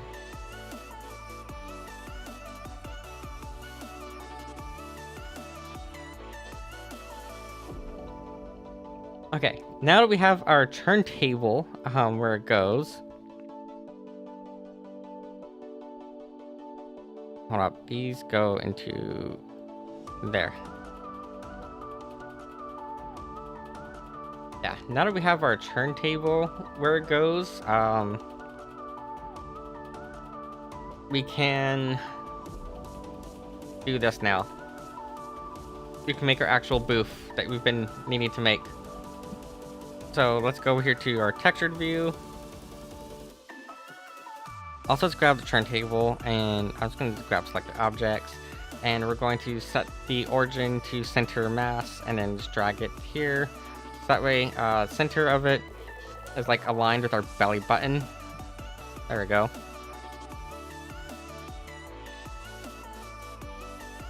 Alright, so let's get to carving this thing out. I still don't know exactly what I want to do with it. I did take reference photos of stuff for like inspiration the other day, for like ideas for how it could be done. I was tagged somewhere. I was tagged on... Oh, okay. I was tagged there. I did take some like inspiration photos the other day. I went to Round 1, which is a local arcade. Really cool place to be. And I did get some like inspiring ideas there. And I might actually like utilize some of the stuff from one of the like machines there that I thought had a kind of cool idea for like where to put a subwoofer. So we'll need to get to work on modeling that now. So let's go ahead and we'll make a new collection. This new collection is going to be labeled Podium. And then this cube is going to go into the Podium collection. So is our triangle pattern. That's going to go into the Podium collection as well. And we can hide the triangle pattern for now. Actually leave it enabled. And we can get into our edit mode. And figure out how we're going to start carving all this up. So... one thing I was thinking would be, like I said, we can do this here, and I want this to be mirrored. We can do a loop cut, kind of right here in the middle. Why did it not let me slide that loop cut? Hold on. Should have let me slide that. But it's not letting me slide it.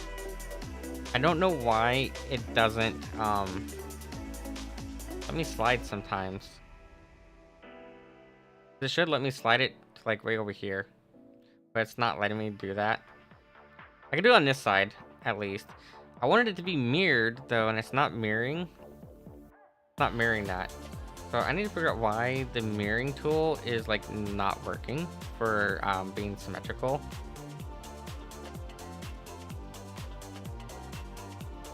Let's see here. I don't know. Let's see. Add a loop cut. Add another one, but it's not going to add it on that side, and that's what I want. I want it on that side too. So let's try the symmetrize button again. We'll do symmetrize. And then, yeah, it's not adding that loop cut over there. That's whatever. I'll figure it out. Anyways, what I was thinking doing is...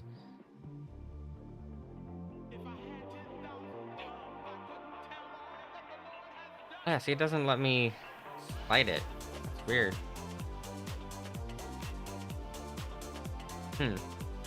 Anyways, let's first grab this font face. This font face here. Nope, not that. Turn off symmetry real quick. Oh, we're on edge. There we go. So kind of make this a little bit small. I'm thinking we'll make this a lot smaller. That way we can be, you know, closer up. We can have a closer up view of ourselves. And then we'll make this smaller. And let's go ahead and start cutting out like a base shape. So let's see here. We can grab here. Maybe do an edge loop down here. Loop cut. Oh, like right there. Okay, so we can do that. And then with the edges selected, select this edge. And we'll set that one to be mirrored. And then we can do an extrude region. Oh, that's not gonna work. Might need to do it differently. Let's see here. Let's do another loop cut. Like right about there.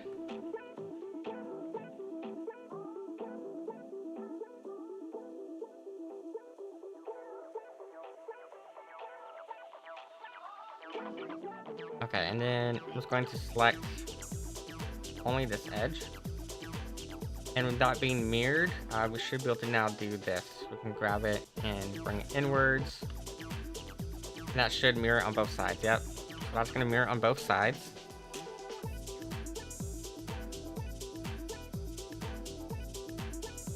That's kind of what I want to do. I don't want it to have this little lip though. I'm not wanting that. That to me is a little bit ugly, how that's done. So I think what we need to do, yeah, I don't like how that's done. Instead of doing that, here, let's do this. I'm gonna select none real quick.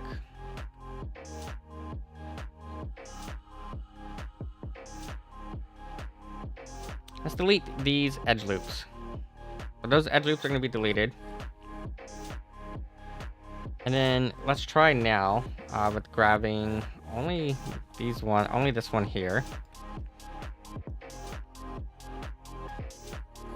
That's still not going to get the effect I wanted because that's going to be like able to go down and up.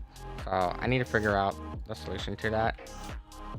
Probably also deleting these loops. I'm gonna guess, probably. There we go. Yeah, that's what I wanted.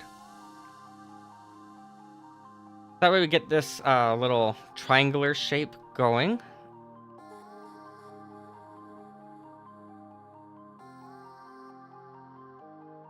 Okay, so we have that little triangular shape starting to form. I don't know how much of a triangle I want it to be. But we can go ahead and like start to form the little triangle here. And then even on like this side, bring this down here. This is probably how we're going to incorporate our like triangular design. Starting to incorporate it at least. Obviously can't be like a full triangle here, even though we might want to do that. You got to think in terms of like stability of the place, you know. It needs to be stable. Like you can't just do this, right? Because then all of your rate is going to be in like on the center here, and then like if anything happens, then it can like topple over. So you do want to be a little bit mindful of I mean, it's gonna be a fucking anime background, right? It's like fucking anime shit, so I guess it doesn't matter. But to me, I just think in terms of like, if I were to build this in my house, how would I build it in my house? And so that's what I'm trying to think, like, how should that be in terms of that. But I think maybe probably about there would be fine. Okay, so we have that there. And then let's see what else we can do with this, because there's some other neat things we can do. Let's go ahead and grab the face tool. We're gonna grab this front face here, only the front face, okay? And then we're gonna go to inset faces. Now here's a problem, okay? So now here, as you can tell, it kind of did this weird thing there. So we're gonna fix that little weirdness. I'm going to select these vertices here. And then we're going to do edge, and then it should be, or is it under vertex? Under vertex, no, I thought it was under the edge tool to do a new edge from vertices. I'm trying to remember the button for it. We could just use the knife tool too, if anything. The knife tool would work. Not what I want to do. Oh, here we go. New edge from vertices. There we go. And you might as well do it on this side too, right? Might as well. So grab this one. Grab that one. And then go over here to our vertex thing. It's going to be new edge from vertices. So there we go. All right. And then now what we do is we select this here. Select our front face. Only the front face, not the back face.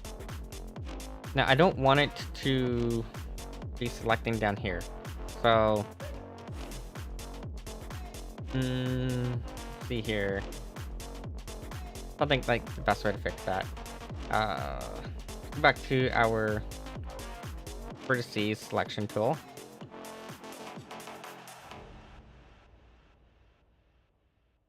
And that should now have split that up into its own thing. There we go. Yeah, so now we can, we can extrude a little bit here. Maybe like that much inward. I don't know. Wow, we'll figure this out. Thickness of 0.4 might be good. Right into decent full body tracking. Holy heck, this is so affordable. But is it even compatible with PC stuff though? Like that's what I'm concerned about. Like, is it compatible with PC stuff or not?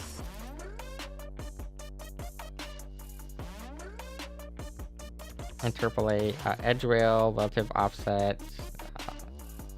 No, actually, wait, relative offset. Nah, it should be fine. Offset even. Yeah, we want to be even offset. And then boundary. Okay. And then go to extrude. And extrude it inward. I did notice here there is a little bit of an issue, but we can easily fix this problem.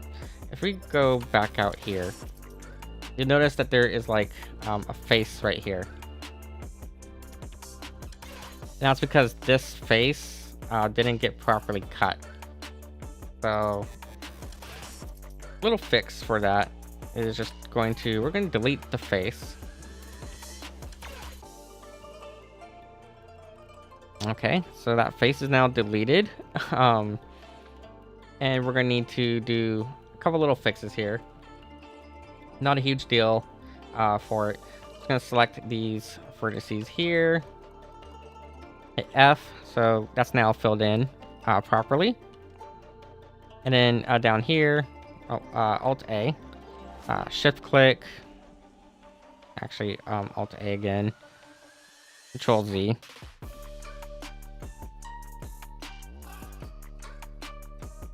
Okay, I see what's going on there. That didn't quite extrude properly the way I wanted it to extrude. Okay. That is fixable, but it's gonna be annoying.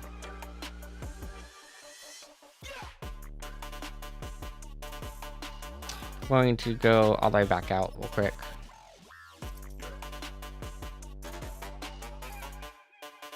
So right here, let's go back out to before we added that. There we go.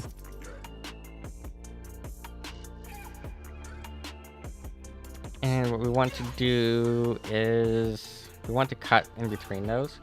So I think the easiest way is probably actually just to use the knife tool. And then just go there, hit enter. There we go. That's probably going to be the solution.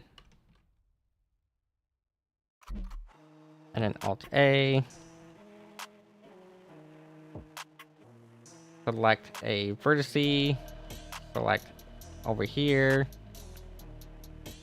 Hit K to open up our knife tool. And just connect those two vertices together. And now that should be working. So if we go over here to our face select. Alt A, only want this one face here. Now let's try doing this again. It should work better now. I think we said 0.4 is what we wanted. And then we're going to extrude the region inward. We'll do a slight extrusion here. And then we're going to use that pattern, and we're going to make a bunch more extrusions with that pattern. And the reason for doing this though is because I want to do a light around this little corner here. We're going to do a whole like little light around there. So we'll do that. And then go to object mode real quick. Let's bring back in this pattern. Okay, we're going to bring this pattern back in. Bring the pattern like so in. And we'll try to figure out the best way to position this.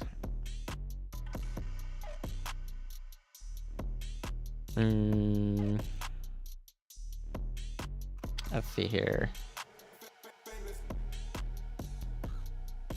Problem is, it doesn't like quite line up in terms of like the size of the thing, right? Make this much bigger. Bring this in. Here we go. This is kind of getting closer to what I want to do with this.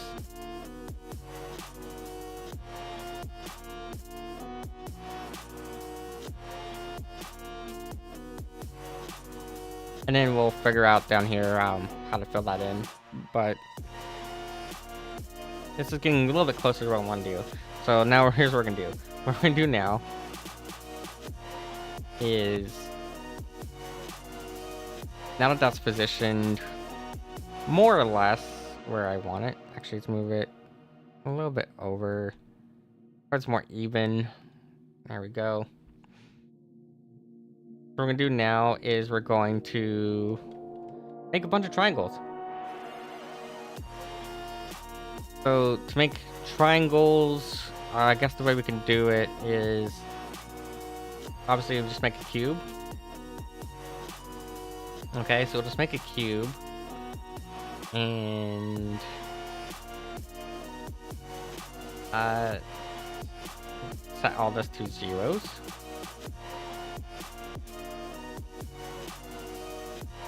Okay. That's all zeros. We will worry about the size in a moment, but this is fine how it is. We're gonna go into our edit mode real quick. Let's go into edit mode. The cube selected. And we're going to grab our knife tool.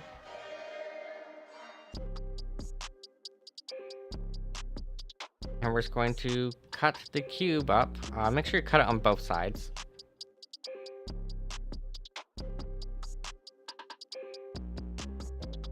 And that you go the same angle with it, obviously. Because I just realized I just cut it at the wrong angle. Yeah, I did opposite angles. So make sure when you cut it that you have the same angle for both your cuts. Okay, so now we have that. Let's go ahead and select half the cube. So select half the cube and delete those faces. And then we're just going to fill in right here. There we go. And we can now rotate it, do whatever we need to make sure that it aligns properly with how we want these triangles to be. So we can go ahead and scale it down. And then move it. Okay, not move it that far in.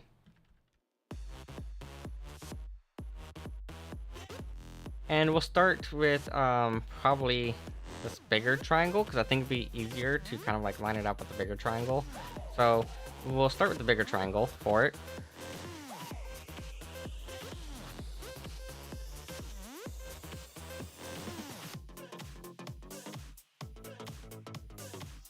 Okay, it's like, I don't know, probably like about there. We'll have to go into edit mode, of course. Edit mode, and we're just going to select an edge. We're going to select specifically, oh, don't hit play. Specifically the top edge. And just drag it over to where it matches what we need. And then same thing down here. There we go. And then we can make a bunch of duplicates of this and whatnot. So we're probably gonna make a bunch of dupes, and after we do those dupes, we will use the bowling tool to kind of go through and cut away into the other shapes here.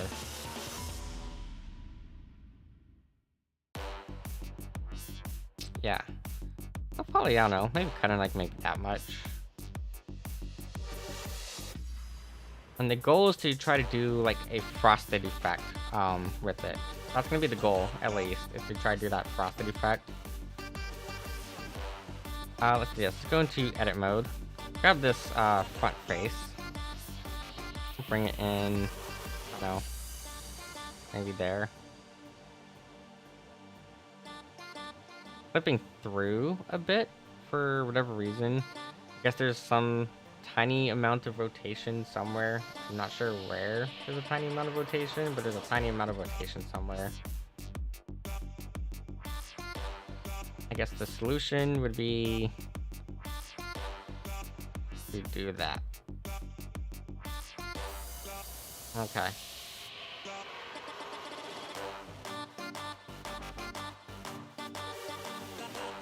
Alright, so again, let's just set the origin of this to the center mass.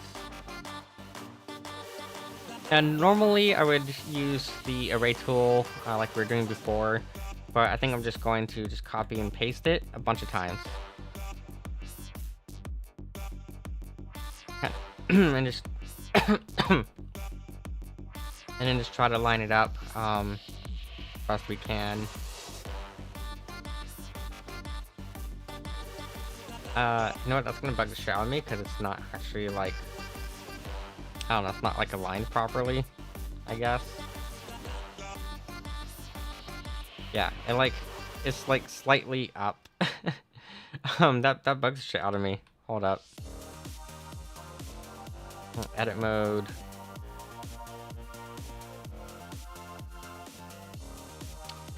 Problem is, you know, it's that like whole face, or not face, that whole like edge that's all like screwed up.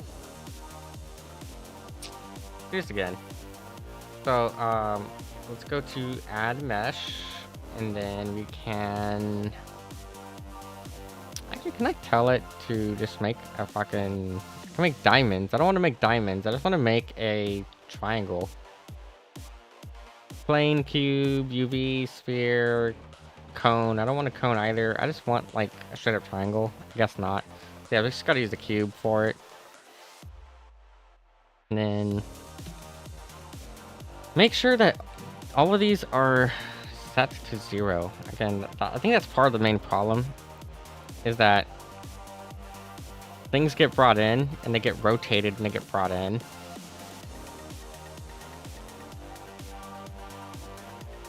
Okay, so let's try this again. We're going to go to edit mode.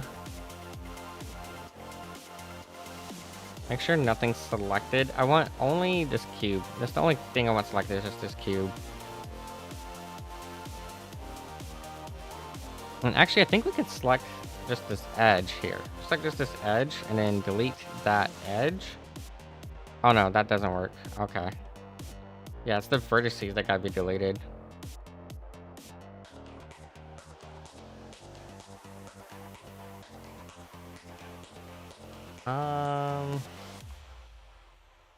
No, using a knife tool is more effective.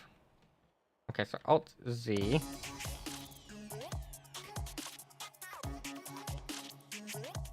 Select.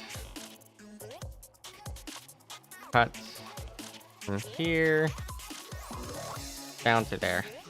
Okay, enter.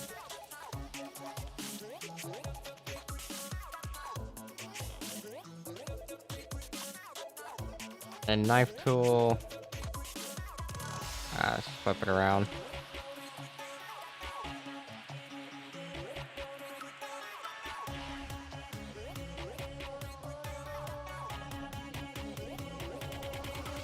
Okay, there we go. Then remember, we're just gonna delete half the cube to make it into a triangular prism.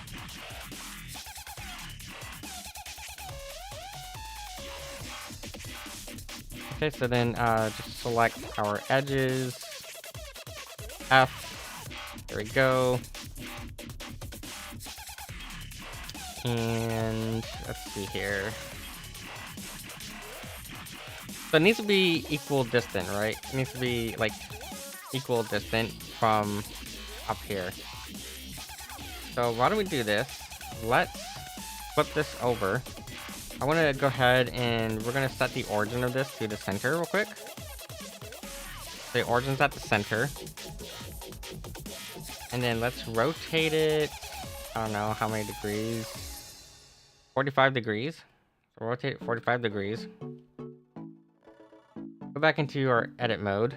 And then we're going to just select all. this, and this will be the easiest way of doing it. Actually, can we clear some of these segments? Oh, here we go, smash that. There we go.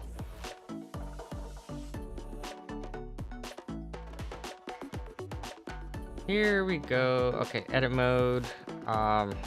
Deselect everything. Select this one. Make sure that our mirroring is on. But that's not mirroring it. So maybe it's one of these other ones. Nope, that's not mirroring it either. Maybe on the Z. Nope. Okay, whatever.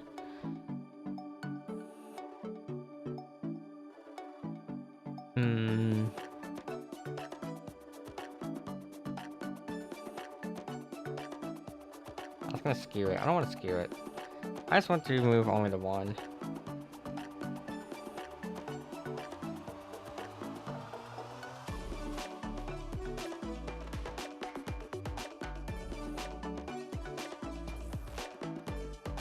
Um, 55. 55. But then this one here would need to be taller, right? This one here would need to be taller.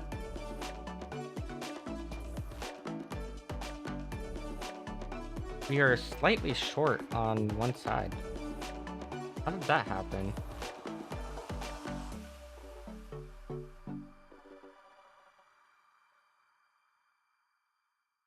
Okay, well that should now be an equal distant cube.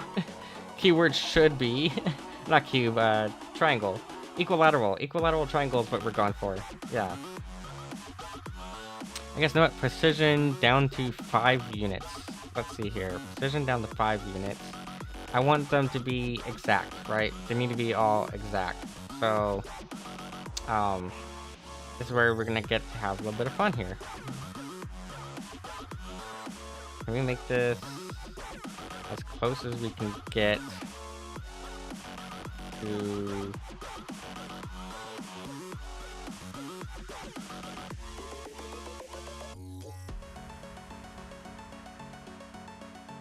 maybe? Okay, let's see, let's try 0.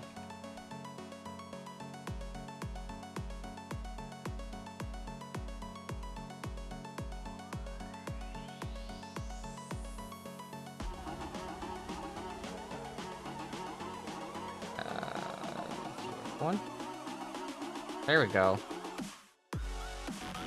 Okay, so that's 55 going that direction. Now we need this side here to be 55 on both directions.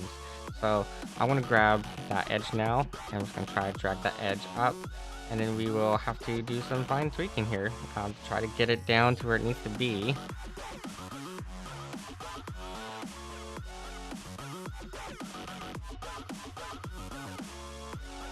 Maybe this needs to be like 2 something? 2.5 maybe? Okay, 2.5 is a little bit too much. 2.4. Nope, still a bit too much. 2.3. And then 2.3.1. 2.3.1.1. Oh, 1.2. 1.3.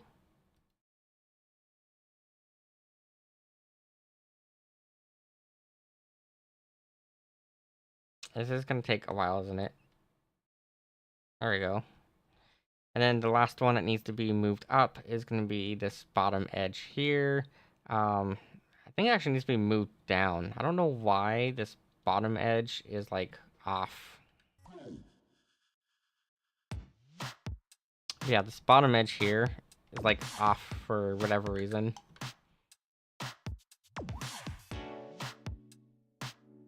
Fine though, we can fix this.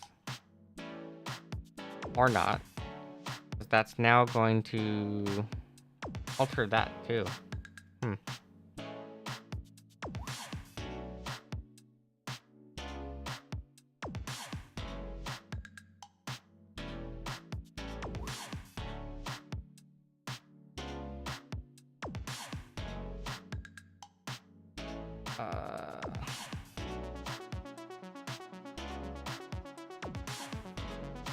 5.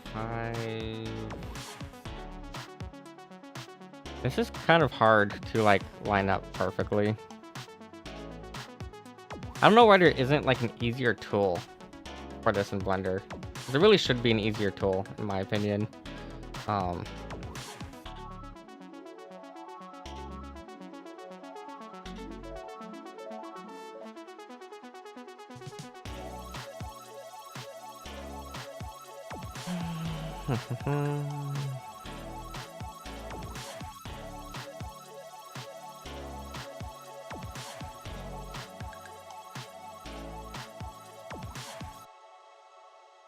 Here, let's try to do 8. We'll do 8.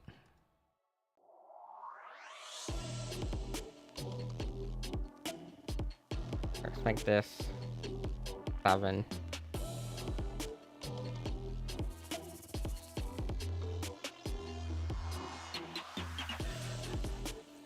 A little bit closer.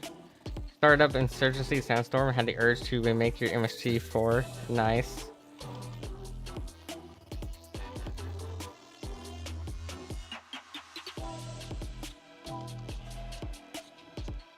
Okay, but we need... why is that being such a pain in the ass to make just this thing fucking equidistant fit?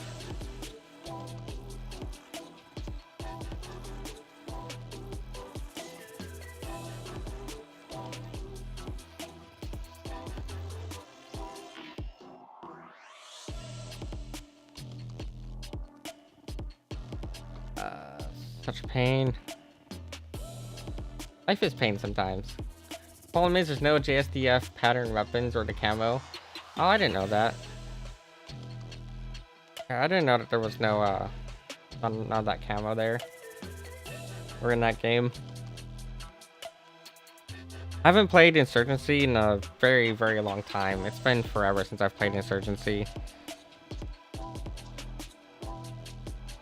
Hey, what the fuck? It is this fucking side. That's the problem.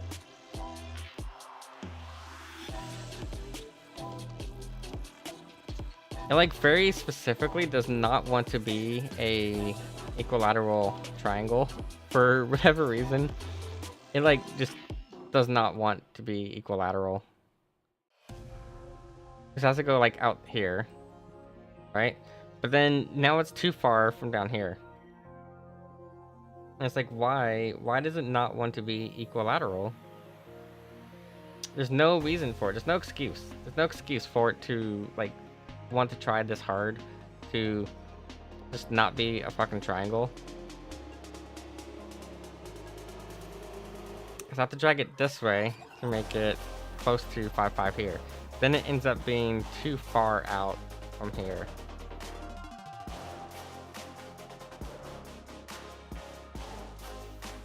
It's probably the closest I've gotten it so far, which is just sad. Okay, I don't know why. It's like no, you can't be equilateral.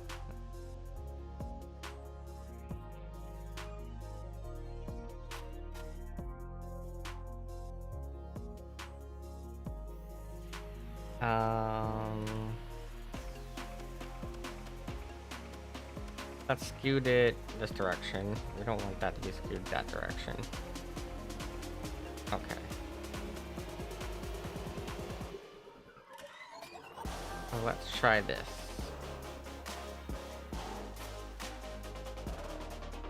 5 that way. This way we can try 9. I think that made it worse. So here, try 7. Is that making it better? I don't think so. Let's try straight up 4. A little bit better, but then this side here needs to go more out. So let's try making this 9.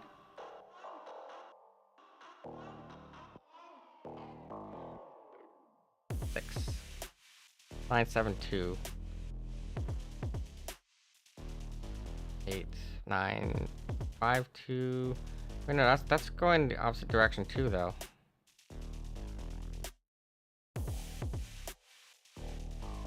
Yeah, it's going the opposite direction. Let's try negative. A little bit too much, but getting closer.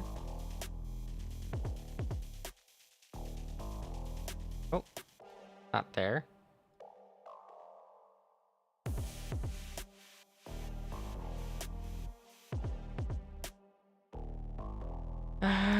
Zero 5.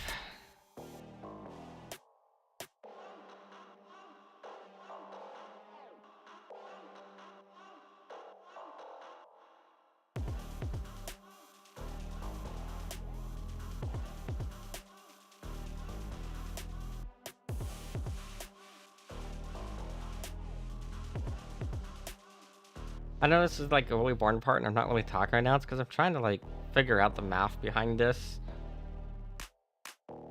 To try to make it as even as I possibly can. And it's just bugging the shit out of me because it's not working. Can't even go any further down. I just want equal distant triangles, damn it. I know, I'm just glad to hang out too. It's been forever. For real though, why the fuck is it so damn confusing to make a damn equilateral triangle? What the fuck? Here, I got it. Let's go object mode. Let's just blow up this, like, big as fuck, okay? I'm gonna blow this up super big. And let's just drag it, like, off here to the side. That is the orthographic view. See if this helps at all. Okay, edit mode. Yeah, see, and this like whole corner now is like, where the fuck down here?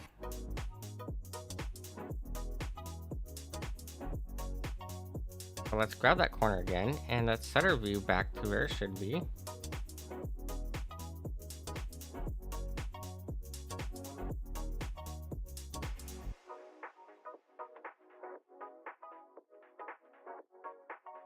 Here, let's touch it down to that line.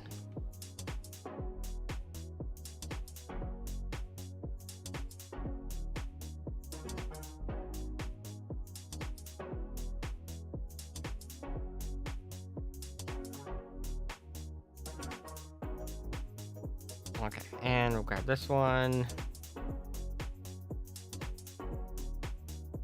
Wait. What the fuck?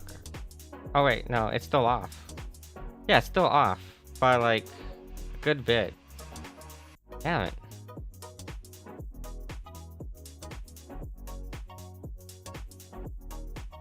Here, we'll go there.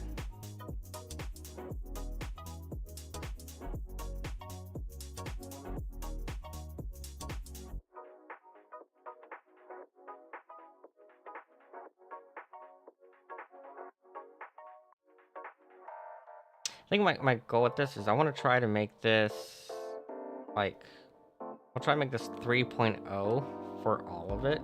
Let's see. See if we can make it 3.0 for all of it.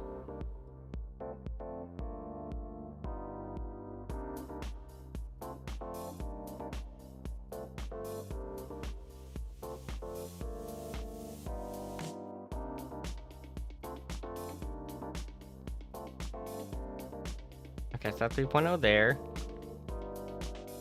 And then this side is what needs to become 3.0, is the challenge. And it shouldn't be this hard. Like, this is just fucking basic geometry shit, right? But why the hell is it such a pain in the ass when all we're trying to do is just basic fucking geometry here by making an equilateral triangle?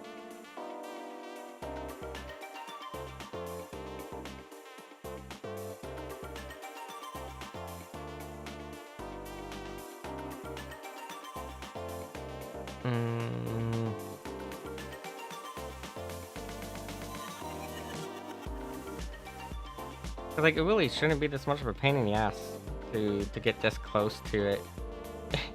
It really shouldn't be. This is annoying the fuck out of me that it's became so much of a problem.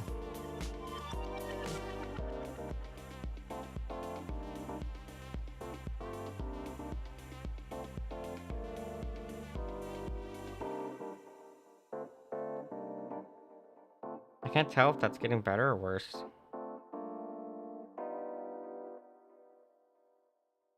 think that's getting better.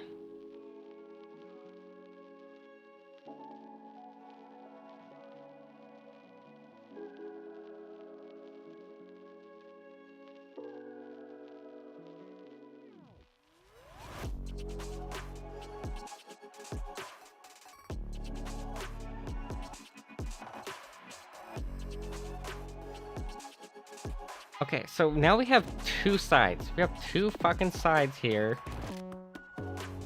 that are even, right? Right? We have two sides that are even. Yet this third side here is the problem. And I don't get it. I don't get why this third side is the problem. Especially because I could be wrong here. But it looks like those are all exact, right? 3.60828. And then over here, 3.60828. So maybe it is equilateral, but it's just like being calculated weirdly. I don't know. I have no clue. It doesn't look like an equilateral triangle to me though. It does look like it's skewed off this direction. I wish it were that easy. I wish it were that easy. But like, if this was like a CAD program, it'd be better. But Blender is not a CAD program, is the problem. Select 3 vertices for measuring angle. Okay, select 3 vertices for measuring. Yeah, it's definitely skewed. It's definitely skewed. I'm gonna select this vertice. Alt A. Select this one. Select that one. Angle. Select 3. I did fucking select 3 vertices. Hold up. Alt A. I want to select the vertice. I want this one. I want that one. And I want this one. Select 3 vertices for creating angle. I fucking selected the vertices, damn it. Okay. Press again. Alt A.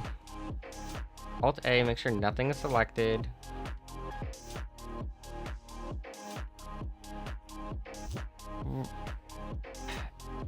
Is it getting an extra vertices somewhere is the problem? Is that what it is? Maybe? Mesh, and let's see here. Clean up. I want to merge by distance. Okay, so that should be merged now. Shouldn't be anything that's a problem. Hopefully. Select 3 vertices for creating angle measure. I fucking did though. I fucking did select only 3 vertices. Select the whole thing. Vertexes. I don't want to rip vertexes. I want to. Where is it at? Unsubdivide. I don't need to subdivide or unsubdivide shit. I just want to make sure that delete loose. I guess delete edge loops. Normals, recalculate outside, select the place by strength, average, split. I don't want to split shit. I just want to, I guess, merge stuff. Merging might work. So you're merged by distance, and we'll go like, I don't know, 0.05. Food unselected. I mean, everything's selected. Everything's merged now. Everything's merged now, okay? Select only this front face. Go to angle. Select 3 vertices before creating angle measure. I did fucking select vertices though, damn it. Okay, try again. Select, and select. Angle, no angle. Arc, maybe? Select 3 vertices for creating an arc. I don't know. I don't know what the issue with it is. Here. Delete vertices.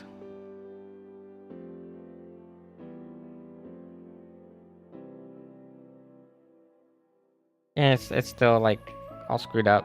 I don't know. I don't get it. I don't know what the fucking problem is.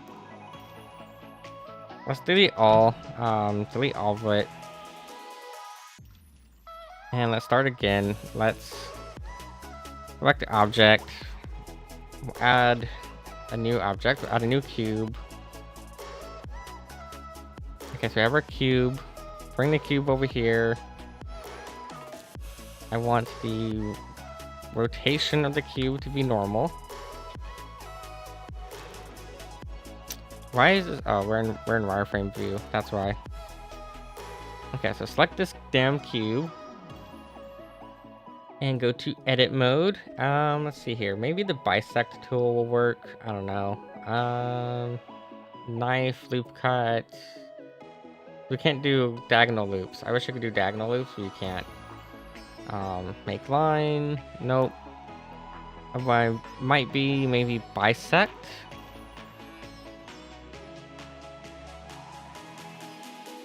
I don't fucking know. How does the bisect tool work? Like that's not a clear angle at all.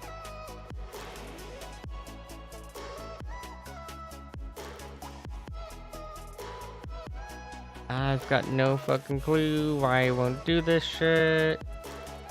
Oh wait, hold up. Okay. Let's go over here to this mode. I'm gonna select this face. I'm gonna select the knife tool.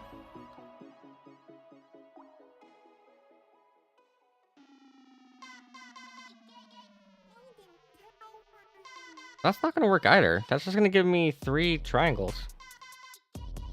Like, that's just literally just gonna give me 3 triangles.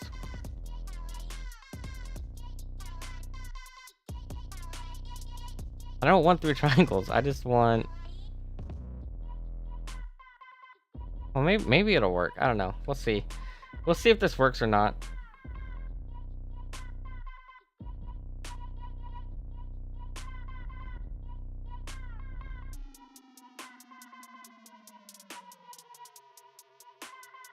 Okay. Let's see here. Wait, that didn't cut. I didn't cut, did it? No, it didn't. Fuck. Up here. Or did it cut? No, it did cut.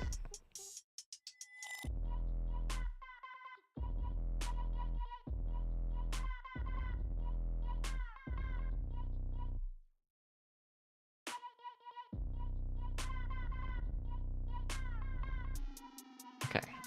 Knife tool. Grab. Up here. In the center. No, I don't want it to go away the fuck. I want it to go into the center of this. It needs to go into the center. Not way the fuck over there. It needs to go to the center.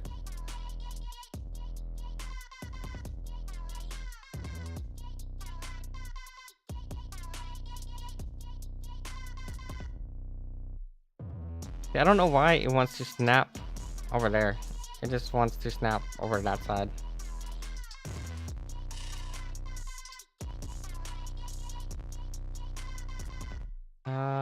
Here.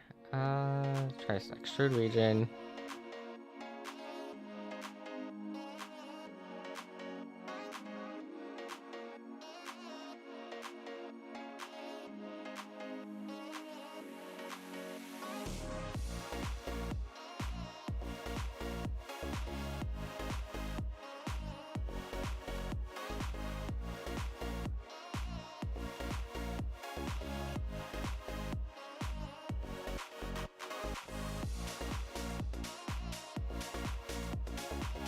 Okay.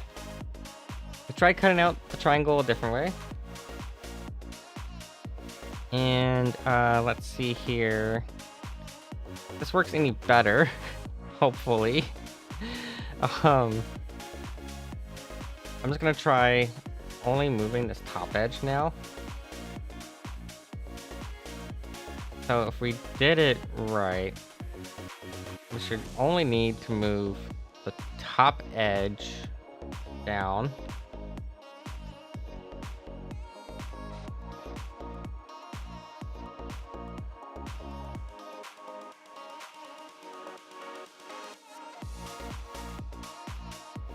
feel like that is still skewed though. I don't know.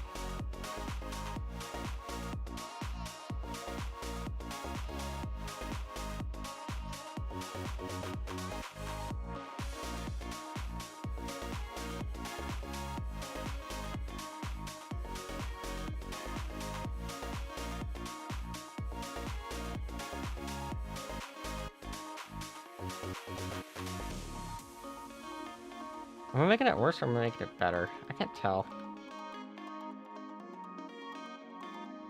Okay, slightly better. Right? Or am I making it worse? I can't fucking tell if I'm making this worse or better. Shit. Here, let's go 0.4. Now that made it worse. Okay. Let's try 0.5. 0.7. Okay, 0.7 is too much. 0.6. Getting a little bit closer. I guess like we'll do like what, 5.8. Okay, maybe not 5.8. 5.5. Almost. 5.45. 5.452. Okay, maybe 5.453. 2.5. Nope. 3.5. Almost. 3.57. 3.58. 3.59. Finally, we now have a fucking equilateral triangle. I think. Yeah. We should now have an equilateral triangle. According to our measurements, at least, we now have an equilateral triangle, okay?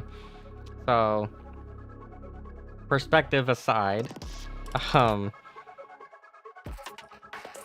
yeah, according to our measurements, at least, we now have an equilateral triangle. So, I'm going to take with a grain of salt that it's hopefully correct. Looks like it's correct. Let's go back into object mode now, and now we can get back to what we were trying to do this whole time.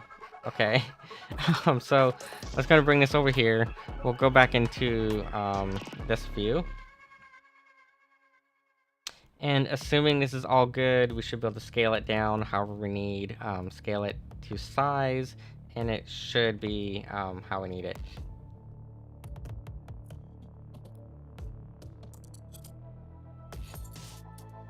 And it doesn't need to be perfect, just close enough.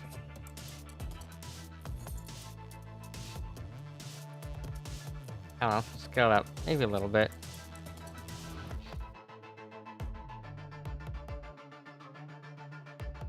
Okay, that looks better now. That looks better. So now we can just copy and paste and move it over. And we'll probably end up copying and pasting this whole thing a bunch.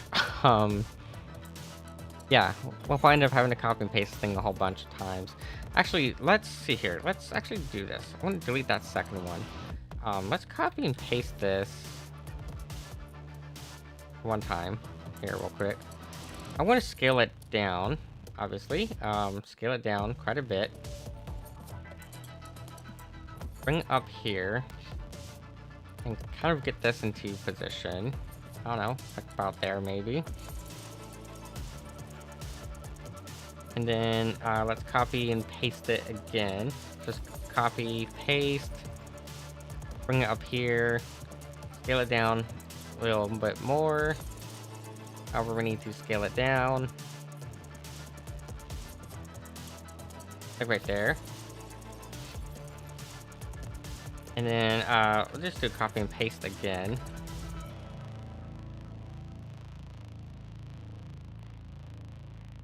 And bring it down here.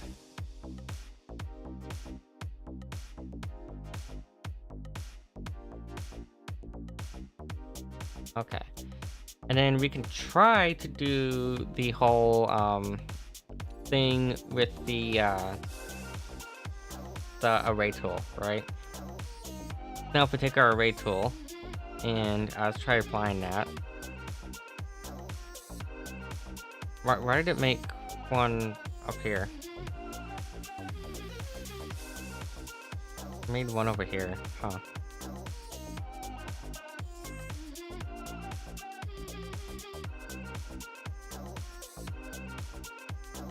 I'm thinking, it doesn't need to be offset like that, right? Like here it's kind of going like at a diagonal. I don't want it to go at that diagonal. So I was thinking we can use the array tool to make sure that it doesn't go diagonal. And that way we just line it up however it needs to be lined up. This one's gonna need 4. I guess it'll need 2. I don't know. I'm actually not sure what it's gonna need. Let's try adding a second array here. And then the second one, we'll set to constant offset.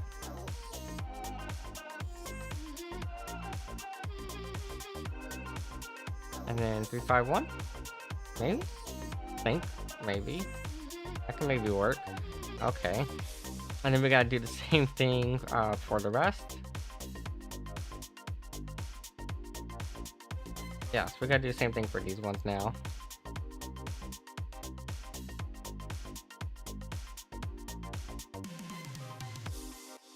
And here's an idea. Okay, I got an idea for this too. So let's do this, right?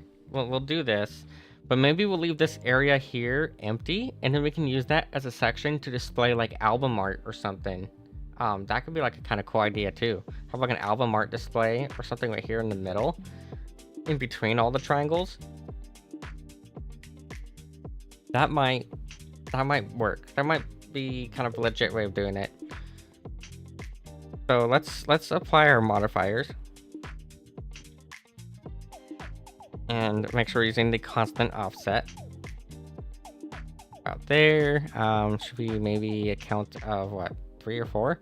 Track info would be kind of cool. Yeah, that's what I was thinking. I was thinking having track info or another visualizer would be a cool way of doing it.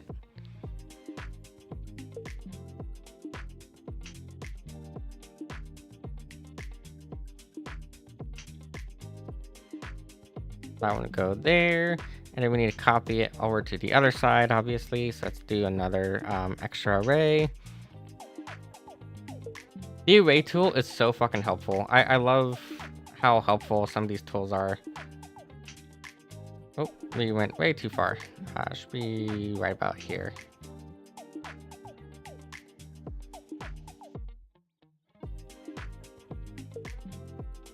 It's like slightly off.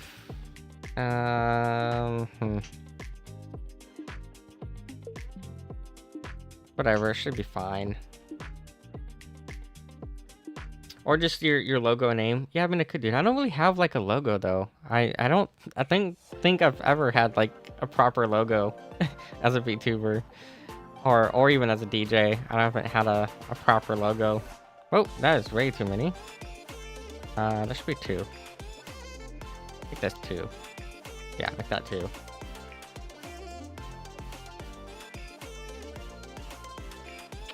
And then constant.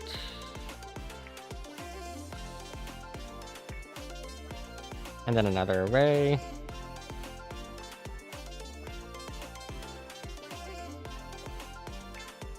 And then about in there. 621. Hey, 621. Got a job for you. I love that game so much. That game has been super fun.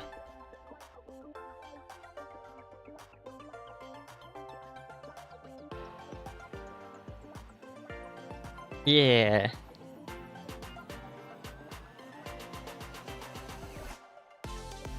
Or maybe we'll use the top part for these triangles, and then the whole bottom part can be something. I don't know. Like, I was thinking we could put like another speaker down here, right? Like, we need a subwoofer, probably. How important is a subwoofer, I guess, is the question. I mean, it's probably important, but like, do I need one visually on set? Like, would I need a subwoofer like here in the middle? I don't know. I'll figure this out.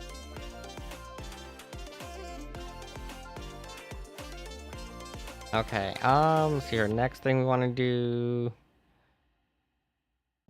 No, I kind of do want to have that upside down inverted one. So let's go and do the inverted one real quick. Control C, Control V. Okay, and then let's get rid of these arrays here. Nope, damn it, it's the wrong one. I want this one. This is the one I want to get rid of the array on. And then we're going to invert it. So it should be what? 180 degrees? Yep, 180 degrees that way.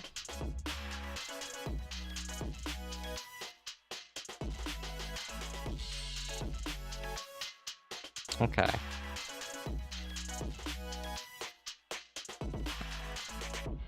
We'll add the array here again. Now this time it's going to go into the opposite direction. So let's make sure we're applying it in reverse now. There we go. And then let's grab this one. Just do a copy and a paste.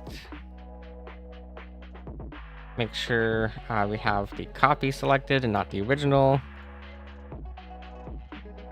Bring it over here, and we're going to, again, we're just going to flip it over 180 degrees. So it's going to go this direction now. So 180 degrees. Bring it down into the center here.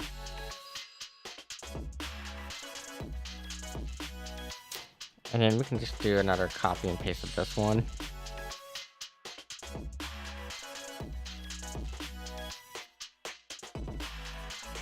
And then just delete our array. Oh, damn it. Make sure you have the correct one selected. There we go. I'm gonna do that, and then like the whole bottom area can be either just like nothing, or we can try to do like the album art and stuff there. I think that would be a kind of cool idea. Real quick, let's go ahead and let's combine all of these. Well, actually no, we'll leave them uncombined for now in case we want to move them around. But let's go and get rid of that. And what I want to do now is I want to extrude all of these. So we want to cut them out of here. I guess that's another thing too, right? Is they all need to be at the same depth. Is another problem too. They all need to be at the same depth.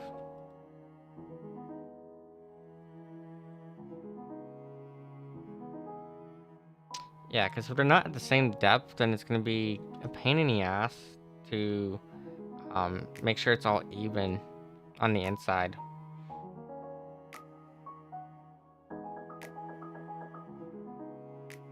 So I'm thinking like, I don't know, we had it like right there, I think. That's where we had it.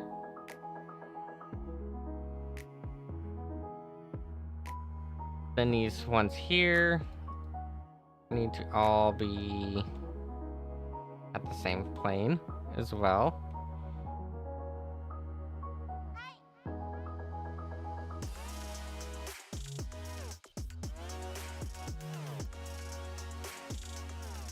Basically, just trying to make sure that when I cut into the thing, all gonna be same even cut.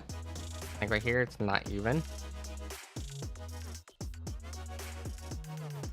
Want them to all be like exactly at the same like depth.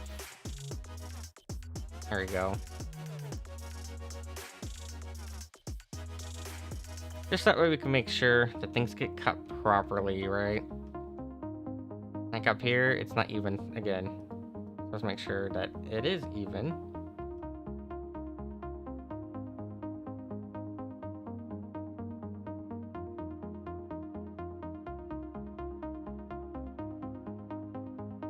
Or at least close enough to even, at the least.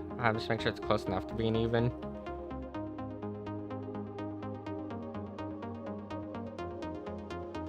Okay, let's go back over here to this view. I'm just gonna select this, and we're going to do that whole bowling thing. And I think we have to do this for each and every one. Okay, we're gonna do it for each and every one of these. So it's gonna get a little repetitive, obviously, but it's whatever. Let's do Shift D a bunch of times.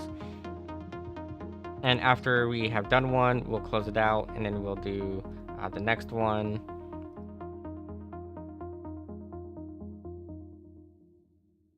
So this one's cube 5. You want cube 4. Go ahead and close that one. And then we have cube 5. We have cube 4. So now we need cube 3 or whatever. Here's cube 6. We can go ahead and close out cube 6 now. Let's try this one next. So this one's going to go over here to cube 3. Go ahead and close that one. This one here is going to go over here to, is there another cube? There should be cube 7. So it's cube 7. And then we have here this cube 9. So we have cube 7, we have cube 9. Shift D. Our next one's going to be cube 10. So we have cube 10 right here. And then shift D again. Then that's going to go, I think that's all the cubes. I think that's all the cubes that we needed. So that should be fine. And basically, let's go ahead and just like hide all of those. Make sure that it's extruded properly. There we go. So now we can apply a light. We can do a light to these, right? So if we hit apply, it'll engrave all of that in. So now we just come over here. We're just gonna hit apply to all these. I guess I just do what, Control A to each one. That's gonna apply them. Okay. So now that it's all applied, we can go into edit mode. And let's get rid of Alt Z. And we're going to want to select the inner part of each one of these. So we want to select the inner part, okay? I'm just going to go to our regular selection tool. And I'm just going to be lazy. I'm just going to select them all this way. And we will do cleanup of the bigger faces rather than cleaning up the smaller faces. It's easier to deselect the bigger faces than it is to select the smaller ones. So let's make sure everything's selected.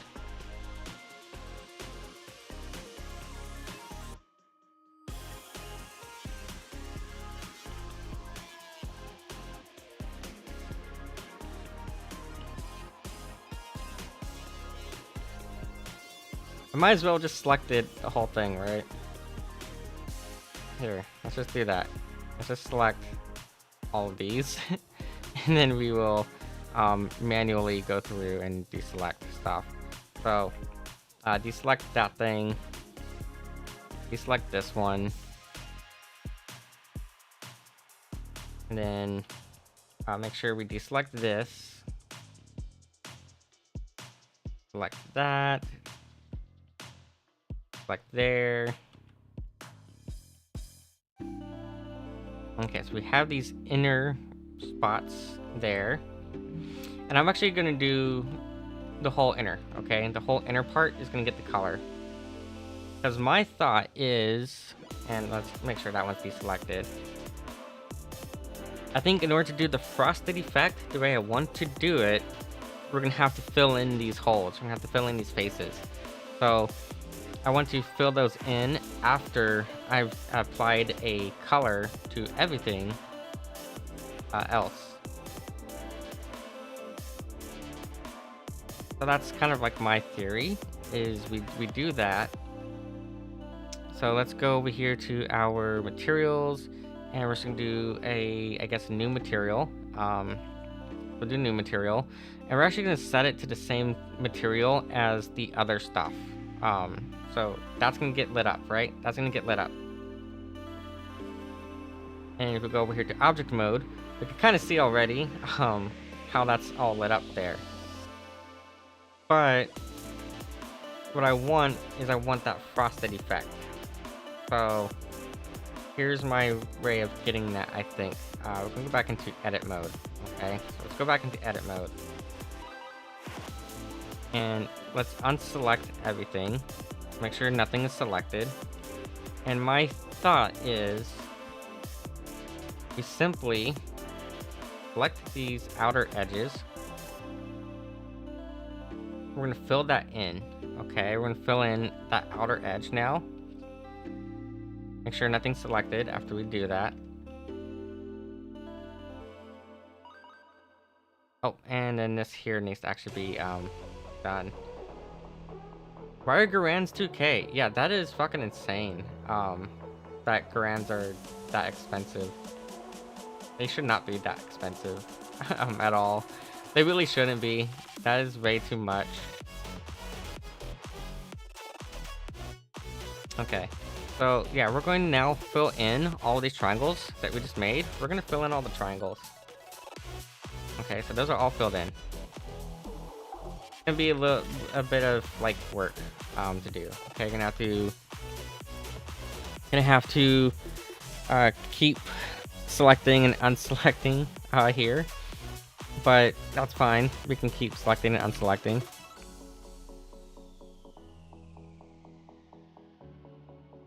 Mostly it's just tedious work, right? It's just kind of like busy work to keep just selecting and unselecting all these, but it's going to be necessary for what I want to do, I think.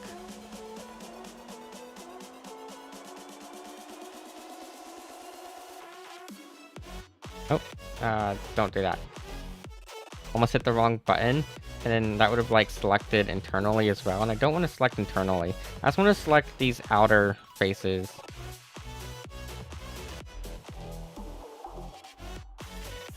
Okay, so that is all filled in there. Okay, undo, or not undo, unselect. There we go.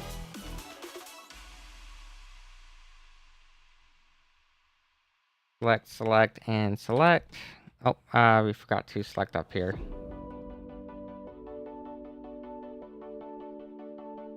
Okay. Select there, select here. There we go. Nope, forgot one.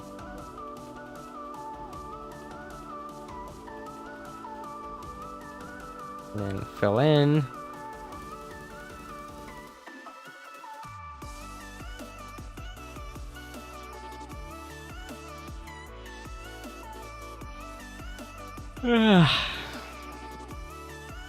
Nope.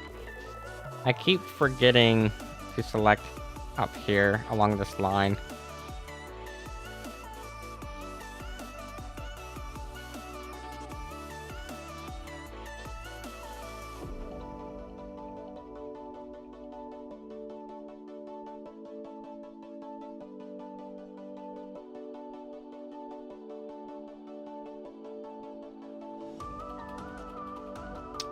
Control or Alt A. There we go.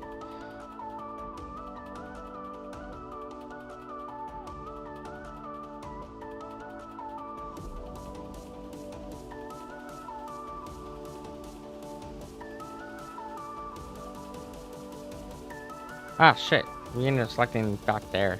Oof. See, this is why you gotta be sometimes careful with your selections. Make sure that you are not selecting the wrong spot entirely. There we go.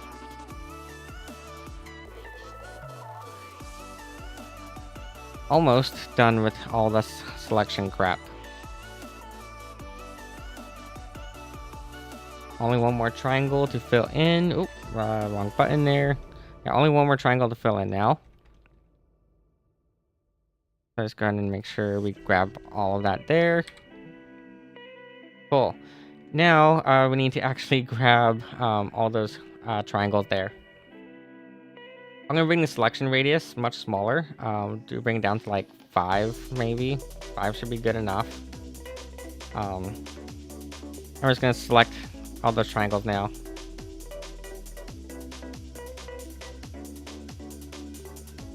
And we can just, easily deselect that stuff. We end up selecting it.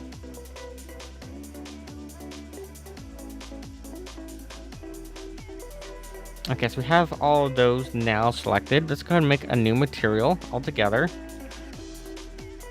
We're going to assign that new material. Now, what we're going to do for that new material is let's go into our render view here. So we're in rendered view. And we're gonna exit our edit mode. And then let's go ahead and get rid of the nodes. We'll go ahead and turn on the MToon shader. So the MToon shader is now selected. And then we're going to set this to transparent. And I want transparent mode up here to be alpha blend. And I think all we need to do is just kind of bring this down to like maybe, I don't know, we could do like 0.3, do 0.382. Cause that's a significant number, so 0.382. Cause that's a pretty significant number. And oh, did I screw up the selection there? I think I might have on one of these. Yeah, I think I might have screwed up that selection. Let's see here, edit mode. Edit mode. What did I do here? Alt A. I did screw up the selection. Tweak that face. Okay, select edge, edge here, edge there, and face. Okay. And then let's assign it that material.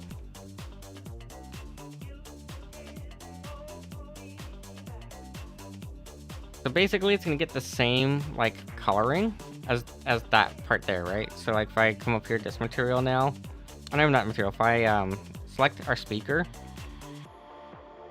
and then I go over here to our blend shapes, it's not going to work right now because it's kind of like connected to something. If I delete that driver though, then as you can see here, they're going to change color in tandem, which is kind of what I want. I want them to have that kind of like color change in tandem.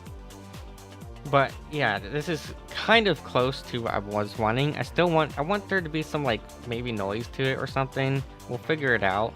But if we come back over here, we can even play around with like maybe we want alpha hashed. Alpha hashed I don't think is gonna work as much as I was hoping it would. Although that is a kind of cool effect actually. It's kind of like a nice little glittery effect, but I just don't think that's gonna work for what I want to do. But the whole little glitter effect is kind of cool. I'm not gonna lie, it is kind of a neat effect, but I don't want it to be glitter. Just had a stupid idea for our own in-world DJ station. Well, what is it? What is the idea? Because I'm totally down to make it. I had no like plan going into this tonight, to be honest. I just wanted to make something, so I had no plan going into it. Recreate the mobile setup? We could. Yeah, we can try to at least. Double-sided. Why is that one different color? Why is that one different color?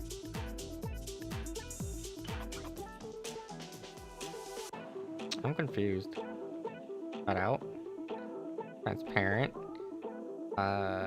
Blend.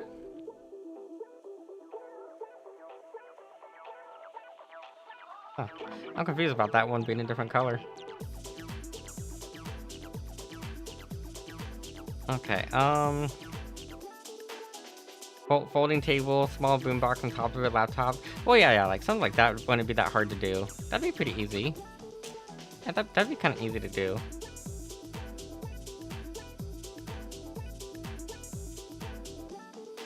So you want that to be there. And another thing here, like if we did this right, then we don't need to set an emissive color for this, right? Like this doesn't need to be emissive because the emission is here. It's on the inside. And part of the reason for doing this is it kind of controls the bloom a little bit, so it's not like too bloomy in a way. And another thing is that like if we were to say, let's go into like edit mode, for example. Okay, we'll go back to edit mode and let's go on the inside here. So let's go on the inside. Go to face selection. And if you select all these inner faces, so select all the inside faces here. Kind of a neat little view of sorts. Oh, that's the wrong one. Make sure we're getting the correct selection.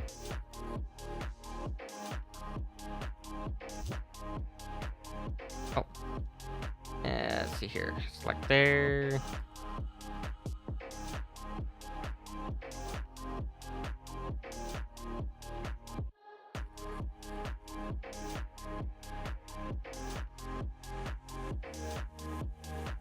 Okay, so I think we have all the interfaces selected that we wanted to have selected. So now if we come over here and we zoom out, make sure we are angled appropriately. And then we can assign those back to like that black color. Go back to object mode. And actually, there we go. So, I mean, that kind of works, but maybe not enough. I don't know. I don't think that's gonna work enough for what I was thinking. We might need to make these more transparent then, maybe. Hard to say. But I kind of want like the light, I want the light to shine through. The only problem is we can only use textures for this. So like we can't do any sort of like ray tracing. If we had ray tracing abilities with the Unity engine, the way we're gonna be using it at least, it'd be a pretty cool idea to just have like the light like legitimately shine through like it's acrylic, which is kind of what I was trying to go for. But clearly doesn't quite work that way. I think also too, if we were like acrylic, it should actually be kind of like cyan-ish a little bit. Maybe not that much cyan, but it should be somewhat cyan. Yeah. Now the question too though is why do we have these weird shadows up here? I'm gonna go to shadows real quick and turn off soft shadows. Turn those off. Probably just like the way the normals are calculated. Specifically what it is it's these upper triangles here.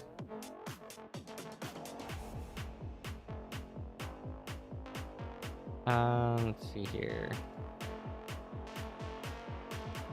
As far as my eyes can see, there are shadows approaching you. I mean, I guess. Okay. Well, let's take like a quick render of this here real quick. Yeah,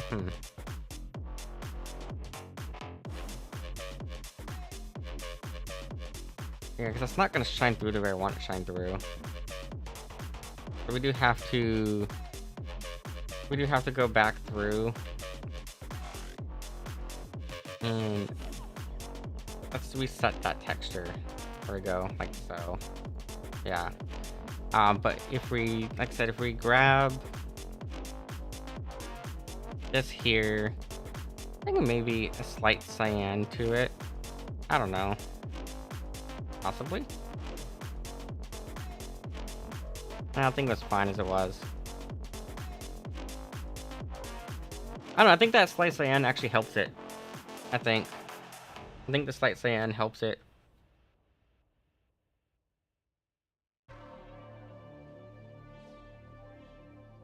Is this stuck on a single track? Repeat playlist. Shuffle on. I think it got stuck on a single track for the music. Okay, so we have this here so far. We still need to do the background. Like I said, I want screens in the background as well. So we want to have screens in the background. And I don't know. I'm trying to think like, what do I do for down here? I really don't know. I'm gonna have to figure it out. I also feel like we're getting like double faces or something on here.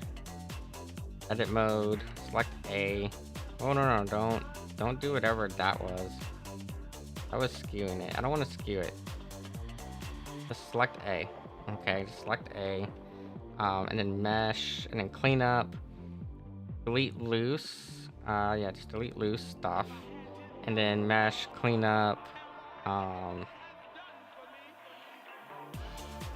dissolve, select the edges, degenerate, okay, dissolve, zero length faces, simplify geometry by collapsing edges, that should be fine.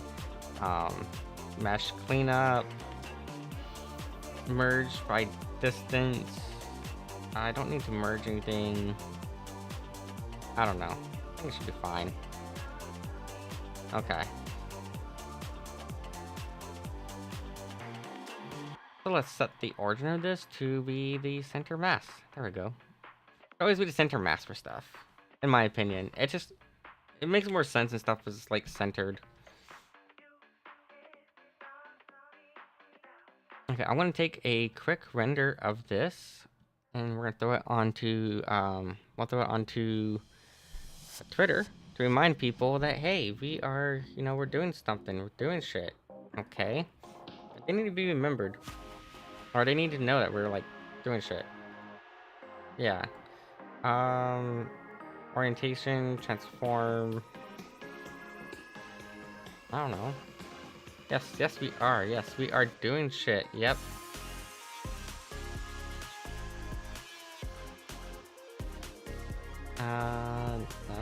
None. Transform. I'm not trying to move shit. I just want to place the damn cursor down. Surface project. No. Oh. Make this all zeros.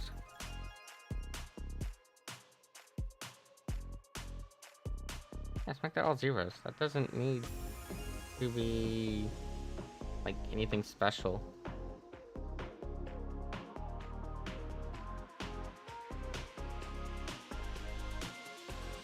Okay. Let's see here.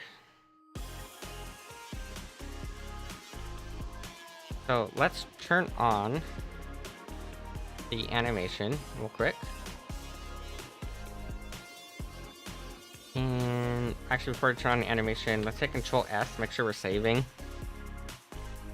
Because that is kind of important that we hit Control S to make sure we're saving. Also, let's go ahead and we're going to add the driver back again. And this should be odd viz. And then 300, 5,000. And then I've been doing like ×3 up to ×6, depends on it. I'll do ×6 for it. There we go. And I'm just gonna do a quick record. We'll just hit record. Actually, a pretty good song too. Oh, actually, let's move this over a little bit, you know, show off a bit.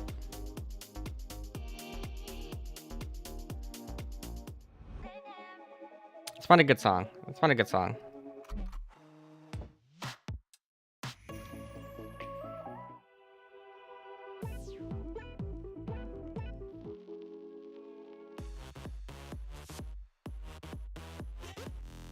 This can maybe work.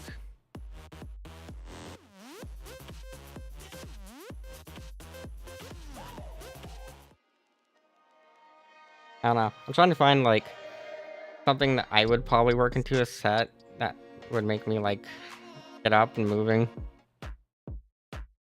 But also something that like shows well like how this thing works.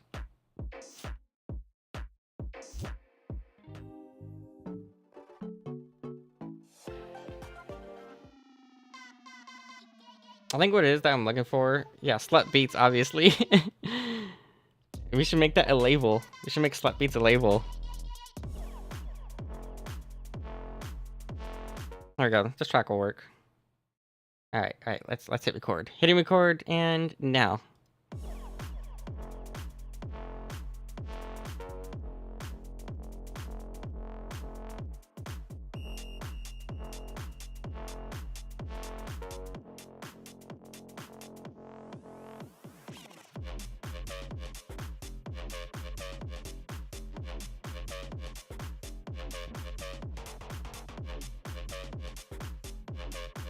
Oh, I was just thinking, it would be kind of a cool idea actually. before we record this, turn off that animation. I'm totally down to make slut beats happen too. We totally need to. Slut beats should be a thing. Okay, slut beats needs to be a thing. I was thinking, let's take these. Okay, we'll take all of these here, and oh, that'd be kind of a cool idea too. But no, let's go into edit mode here. I think it's gonna be on the other side. It's gonna be this side for edit mode.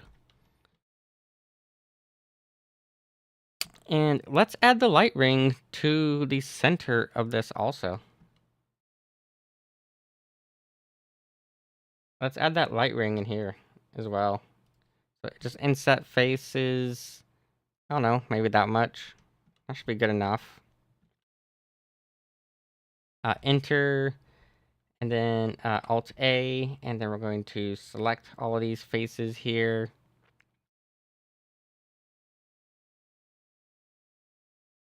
Yeah, we'll just select all these faces. There we go.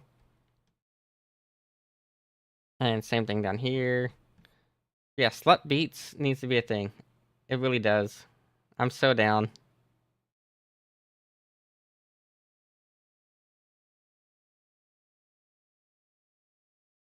I was just thinking it would just be like a nice little extra accent to also have the light be right here on the inside of this.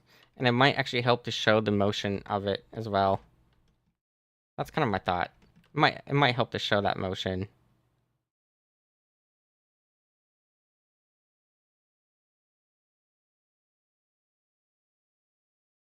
Alright, so that's all there. Let's go to here. We're just going to go to material and then assign that material and then back into object mode.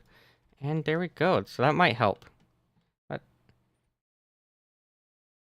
yeah, I think that'll probably help to show that. I'm going to hit play again on that. And I think maybe I might have to, let's see here.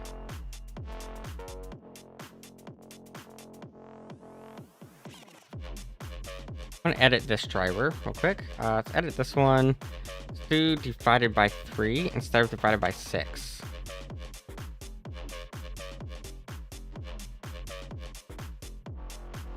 Okay, maybe that's a little too much. Let's try maybe divided by 4. Try maybe divided by 4. There we go. There's a lot of like fine tweaking of stuff, really. And then I wish Blender would show the animation of the turntables. Obviously, it's not showing the animation of the turntables, but when we get this into Unity, it will show the animation of that. We'll probably save like the Unity steps for tomorrow, maybe. We'll see.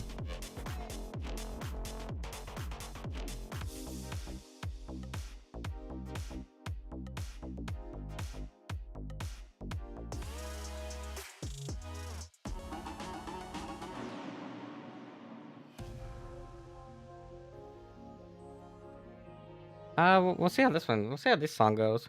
I'm gonna shut up while I'm recording.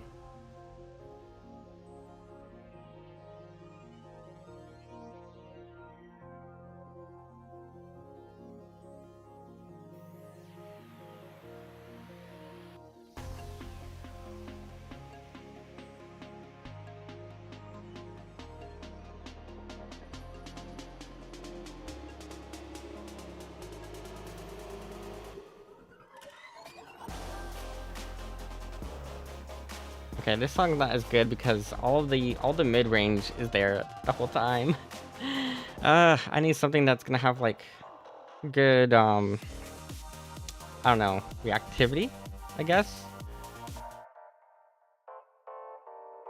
I think it's the song I used earlier. Fuck it, we'll use the same song.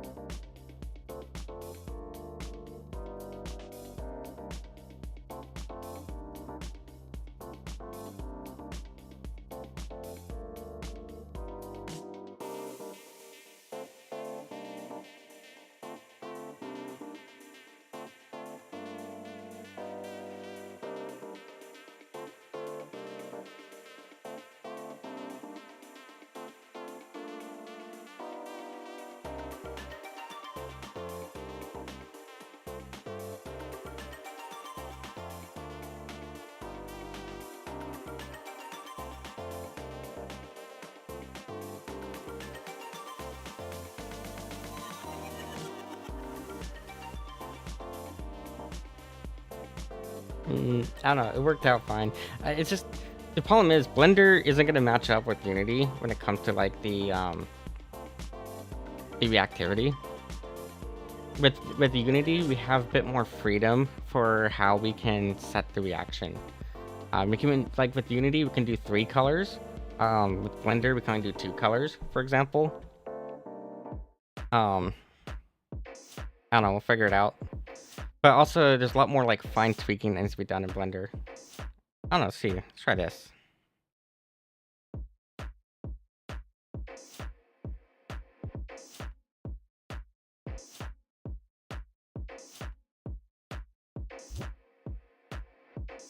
Here, I'll just do like that quick little clip. Nah, I think that should be fine. I just got like a 10-second clip. Honestly, a 10-second clip should be more than enough to be thrown onto Twitter real quick. So I'm just gonna do that in a separate window. That's here, twitter.com.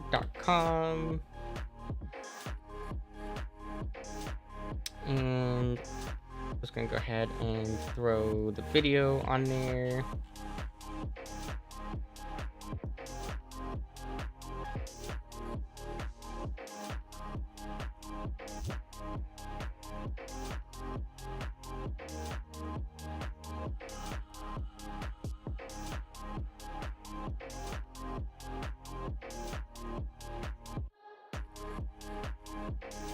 There we go. Cool. So that's now posted.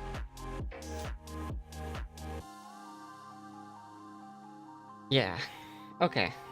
Cool.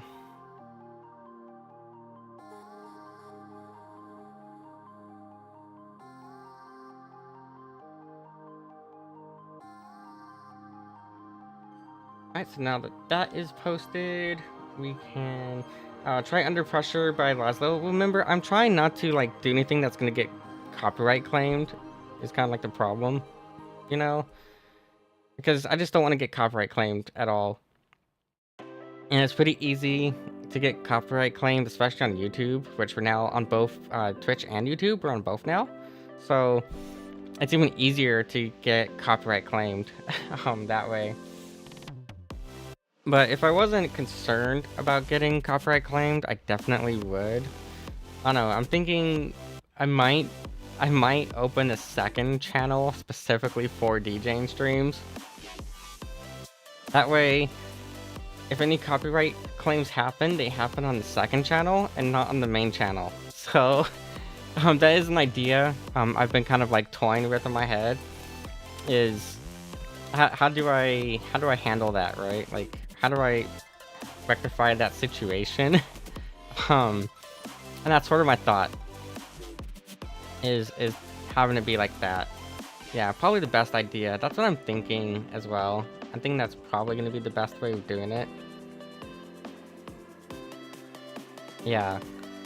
Okay, so we need to add, we need our green screens back here. We need green screens. So let's stop the animation, and then we'll go ahead and add those green screens in. Also, I swear, is there fucking, like, extra faces here or something? Or maybe it's just the way the shadows rendered. Oh, wait, you know what'll fix that, actually? Now I'm thinking about it. What'll fix this is this here. Whoa, that is fucking bright. That is way too bright. Okay. We don't need it to be this bright. Yeah, it doesn't need to be that bright. I don't know, maybe like that. We're trying to figure out, like, why is it adding this, like, extra, like, shadowing thing there? Probably also, too, because we do have a light right here. And we can move this light around and see what's kind of causing that. Let's see here. I don't know. It might just be the way that Blender is rendering the shadows more than anything. Yeah, it could just be the way Blender is rendering the shadow.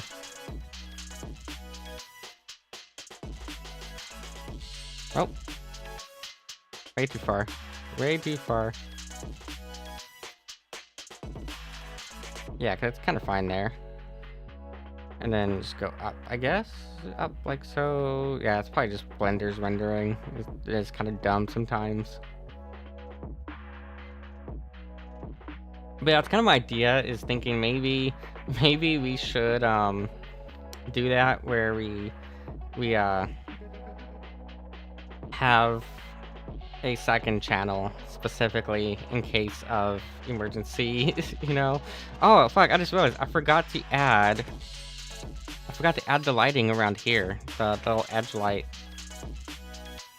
We had inset this specifically because I wanted to have the edge light. Simple solution. Edit mode, make sure nothing's selected. Again, make sure nothing's selected.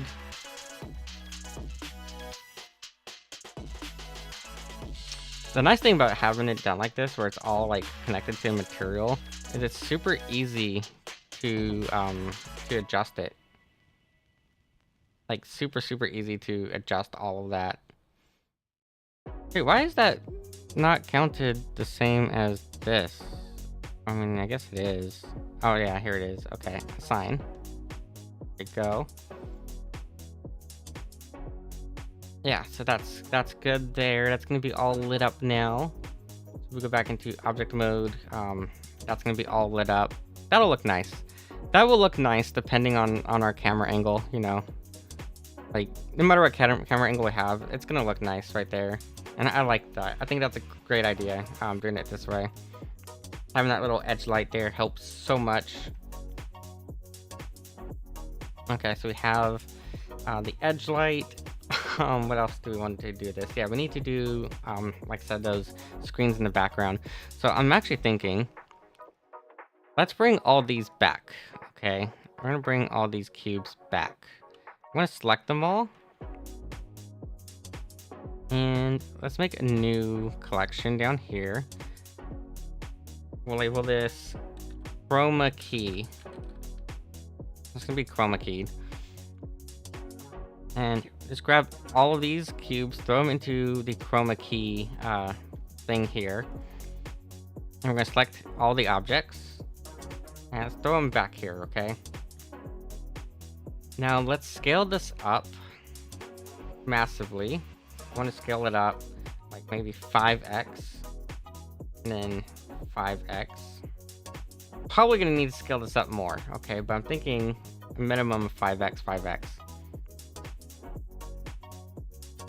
Okay, and then we can have this behind us. Might need to make it a little bit even more bigger, maybe. Let's see. Go scale again. We'll do another 5x and 5x. Okay, now that's gonna be too big, so how about 2x, both dimensions. And then that can maybe work behind us. So let's see here. Position that like directly behind us. And then what I want to do is I want to get rid of these ones here. I want to actually take these ones here. I think those ones are fine. These ones. These ones are gonna need to have or be copied over this direction. Were these all applied? I don't remember. Did we apply all of these? We did not apply all of them. Okay. See here on cage. One time. Okay, we can delete this one. Okay. Delete that side. Delete this side here. And see that one. Okay, delete that part. And this one here. I'll just delete that. Okay, so we have this here. And then I'm thinking, let's take these ones here. And let's give these ones an array. And then we're gonna bring them, I don't know, all the way out here. Let's do, what, 6 meters? 6 meter difference. That should be fine. Yeah, 6 meter difference should be perfectly fine. I'll do the same thing on this one. I'm just gonna do an array. And we'll set it at 6 meters. 6 meters, probably too much, that one. Let's try 3 meters.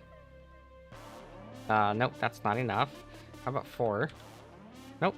3.5? 3.5 meters? Maybe? Probably not. I don't know, how is 3 meters not enough? Okay, whatever. We'll have to position it just right.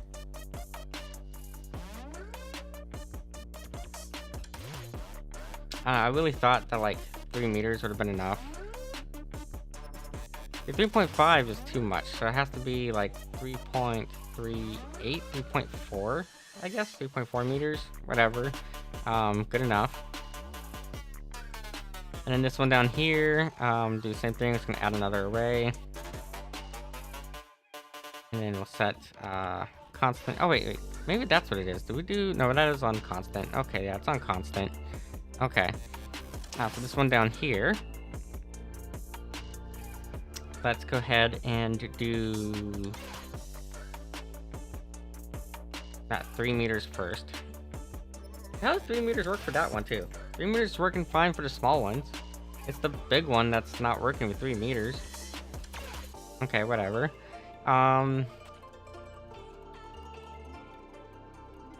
Yeah, it's this one here. It's not working to 3 meters. 2.3. I don't know. 3.39. 3.38 maybe. I don't know. I don't get how it's not working out just as well. But fuck it, it's good enough.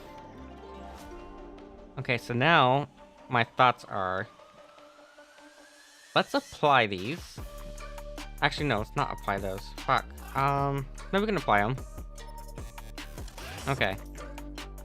I'm gonna hit apply on these.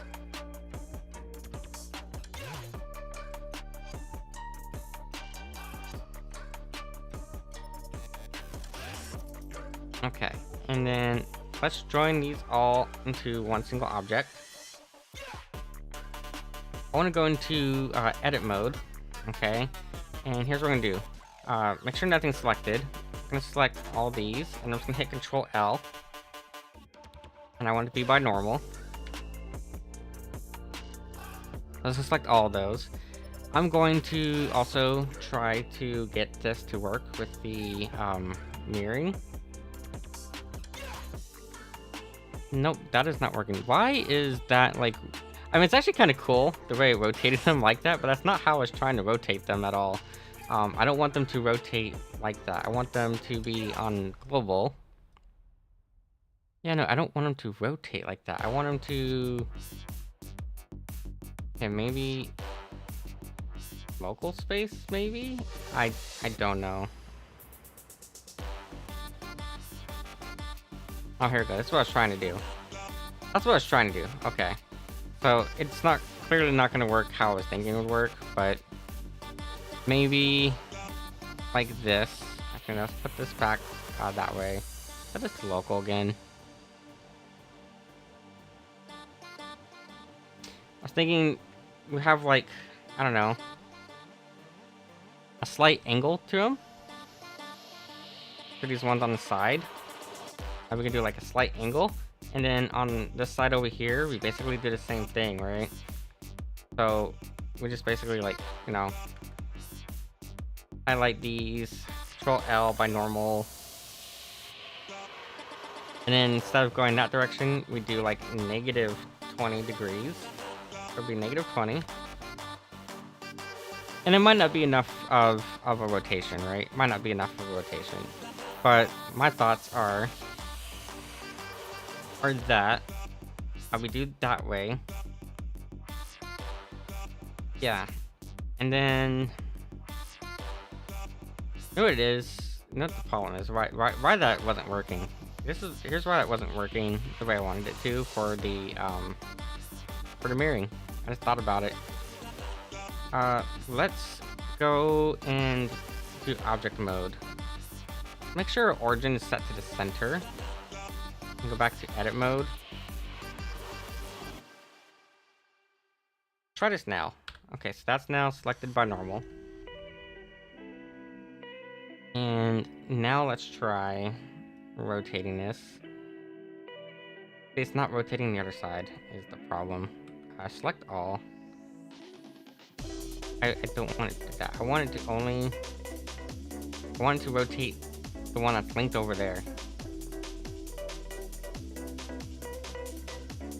Is kind of the problem. Oh, wait. Hold up.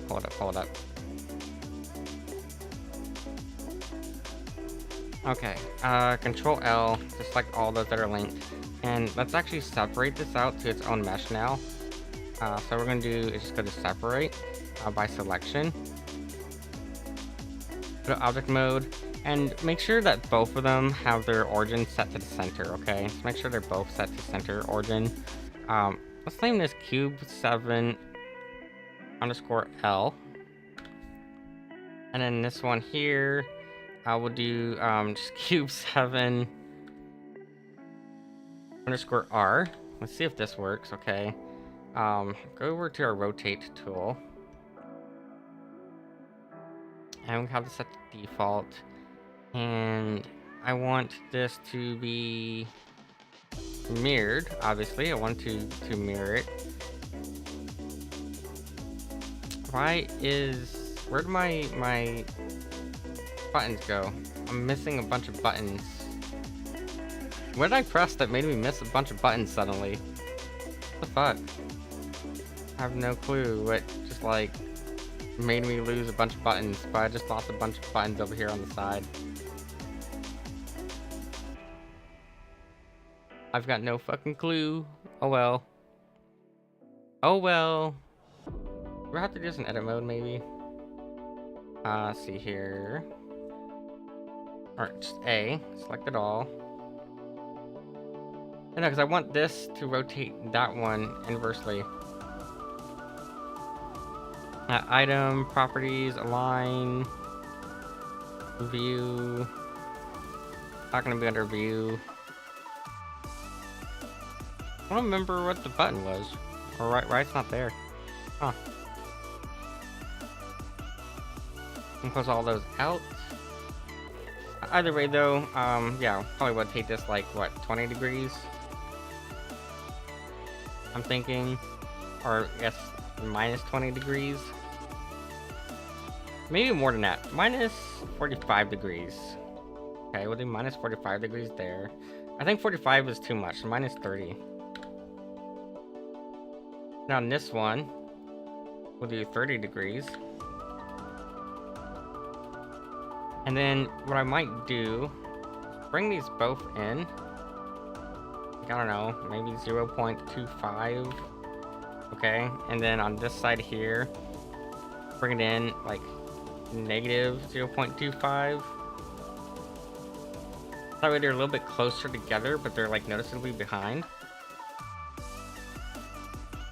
And then all of these here are gonna need to be merged at some point.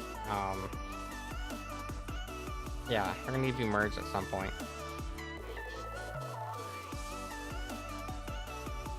Just make sure everything is selected. So we have all of our cubes here are selected. And let's go into edit mode. And we're going to add a new one of these. A new material. Assign it to everything. And then go to our M-Tune material. And we want this to be only green. Right? It needs to be only green.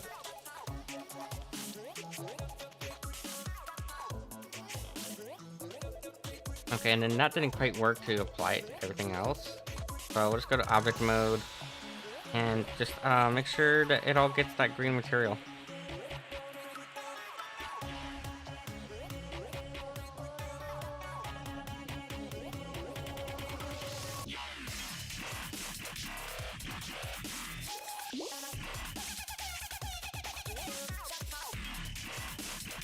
So this here is going to be what our visualizer is going to play on.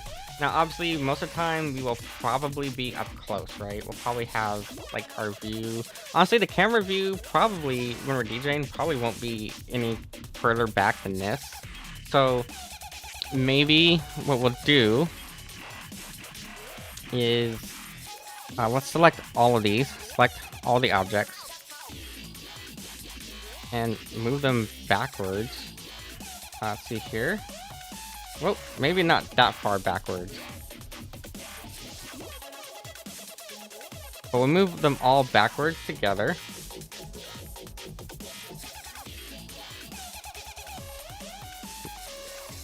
And then also down a bit.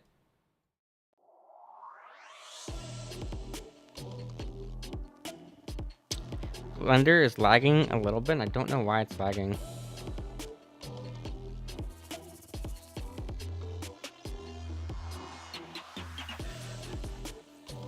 Okay, but we can do it like that, right? And then, yeah, we'll just bring this down a bit further, maybe a little bit more up.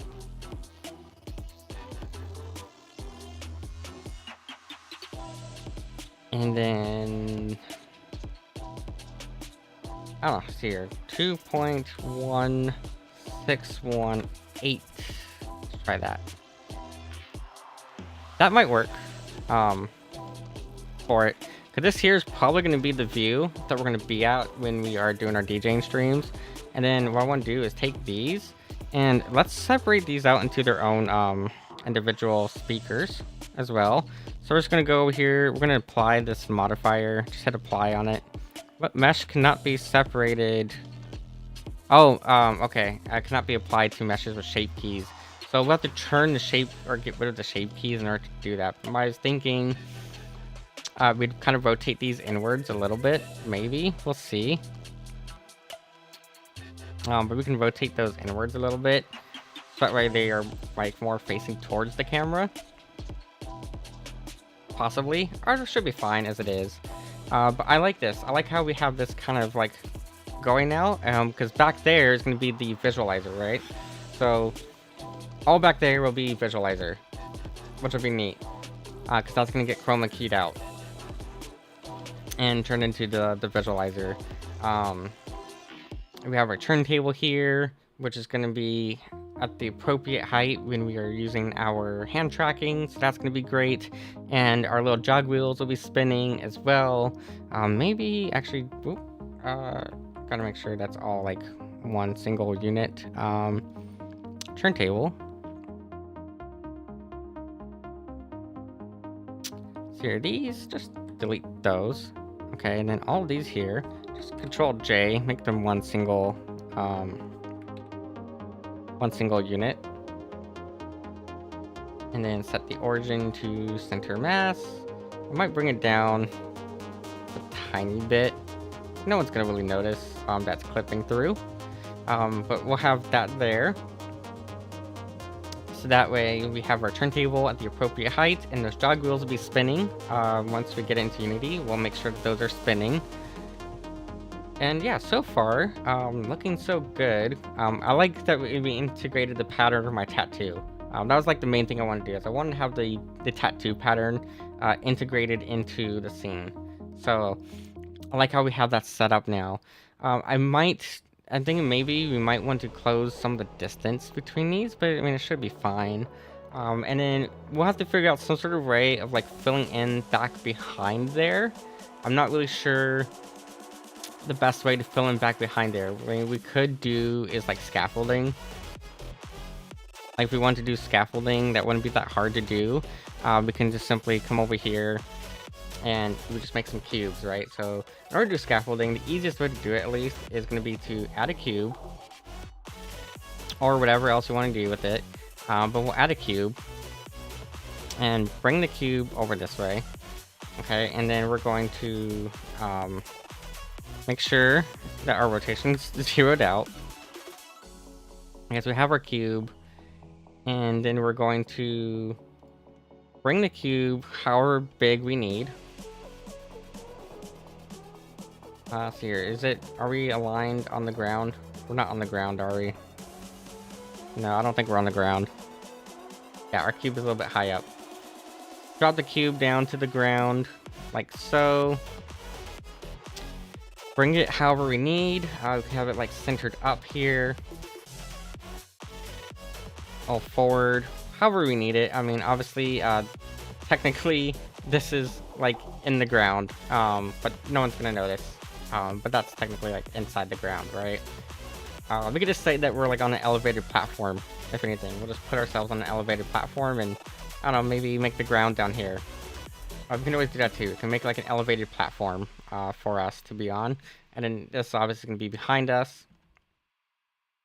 Let's go into edit mode real quick. And we're going to drag this out however big we need for our scaffolding. Like maybe have it like, I don't know, this big. Actually, since this is all, those ones are all the same direction, I think that'll be fine. And we'll have to adjust our, sizing a bit. Okay, so just like that. And what I would do is probably bring it this way. That way it's like right up against it. And then select all of it. You're going to go over here to edge, and we're just going to subdivide it a couple times. So I would do, I don't know, okay, not that many cuts. I only want to subdivide certain parts of it. I don't want to subdivide like all of it, right? So I'm trying to see here the best way of doing this, because I don't want it to get 3 lines up there, but I do want it to have a bunch of lines this way. So let's actually undo that, and we'll just grab a single face at a time. Let's grab one face at a time, and then we're going to subdivide. So here we can subdivide, I don't know, let's see how many cuts we need. 5 cuts maybe? We'll do 6 cuts. Okay, so we'll do 6 cuts. And we'll do that on the other side as well. So we'll do a subdivision of 6 cuts. So we'll do 6 cuts here. On this side, no. Damn it. Kind of screwed up there. And it subdivided all of that. Blender, please be normal. Don't crash. Okay. Make sure that that's not selected anymore when you select this side here. Okay. Let's try this again. I'm gonna subdivide this roughly, like I said, 6 times. I think is good. Make sure that is unselected. And then select this side. Now, I like I said, I don't want a bunch of cuts going up. So I think what we need to do here is we can actually just use the knife tool for this. Yeah, we can just use the knife tool actually. I'm going to hide the other. First off, let's bring this down here to chroma key. I'm going to hide the other left and right. Hide the left and right ones. Okay, so we're gonna have those. Unselect those and just use the knife tool to go from edge to edge. That should have applied, and it didn't apply. Why did it not apply? Just gonna connect them like that. Same thing up here. Just gonna connect all of these real quick. And then we'll do the same thing up top, okay? We'll do the same thing up top.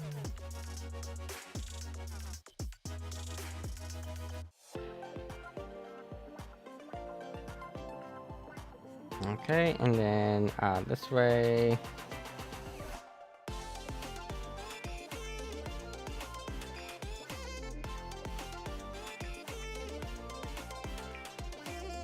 Just try to make sure it snaps. It should be snapping, but if it doesn't, then just like do a double check on it.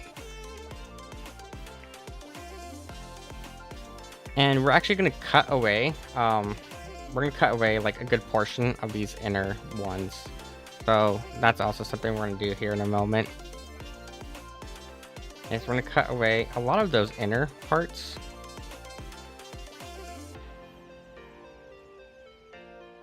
Scroll up a little bit. Knife tool is super handy. Very useful tool to be using.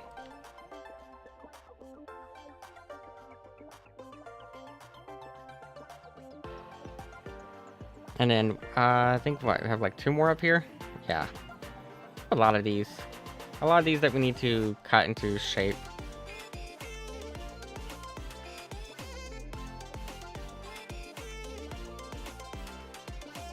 Okay, so that's handy there.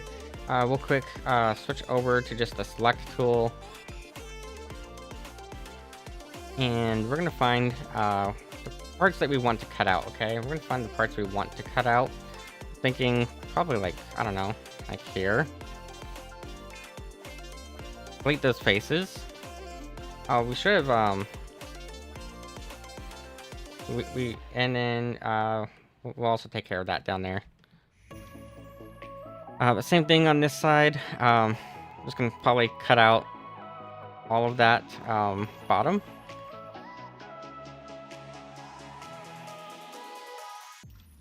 Okay, so cut that out as well.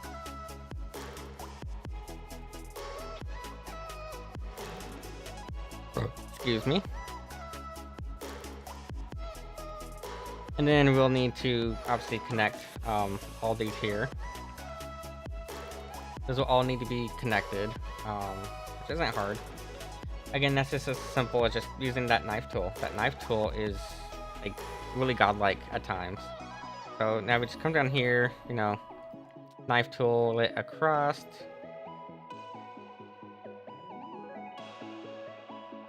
Actually, it's not gonna work. Here. Here's a simple way of doing it. Let's do this. Select vertices.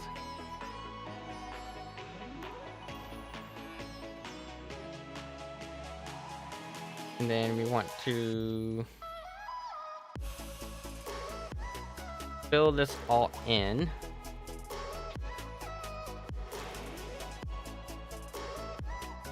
So basically we're just gonna make a bunch of edges real quick.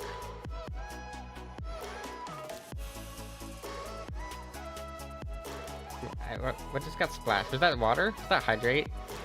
Sometimes I can't tell, but yeah, I probably should hydrate. Let's grab some of the Aquarius. Because the Aquarius is probably the best thing for me to be drinking right now.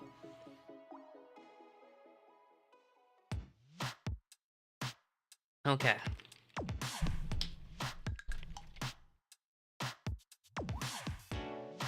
Yeah, so I'm just going to keep making edges here real quick.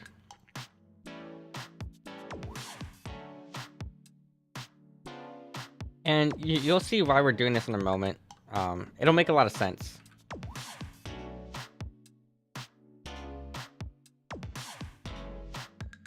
Okay.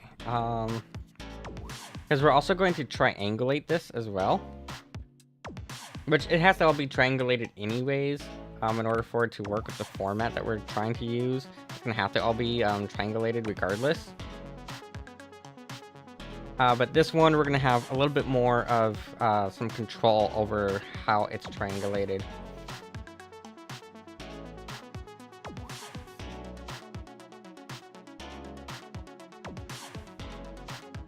So yeah, we're just going to take a moment here and just connect all of these. Basically connect the dots, more or less.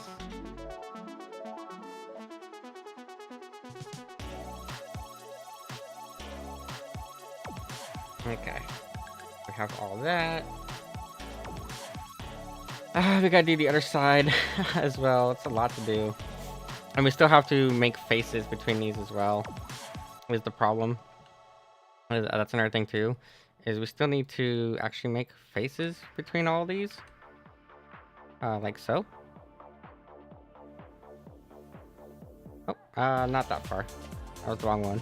Wrong selection. But yeah, we're gonna need to make faces between all of these.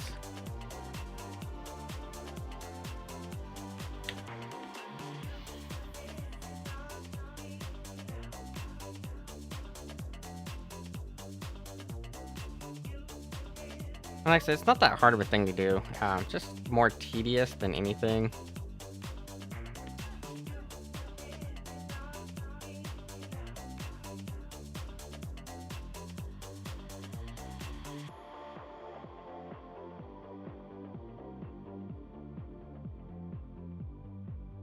My camera is like moving weird sometimes.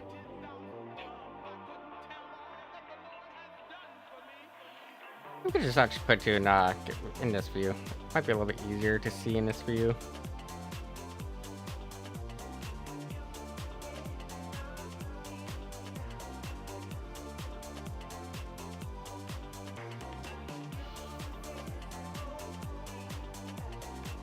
So that's like one side of the scaffolding done.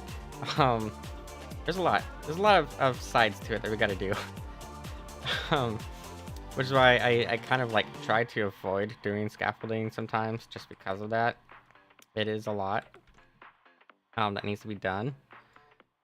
It is worth it though, especially because we can make it look really nice, and that's what we're gonna do, is make it look super nice.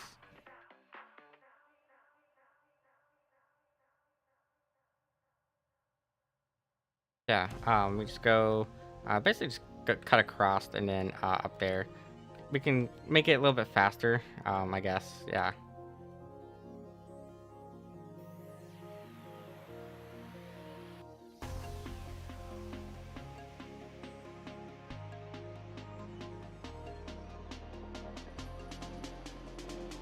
And the reason why we'd be doing the scaffolding too is because, you know, just make it kind of look more like there's an actual, like, thing, actual stage behind us, you know?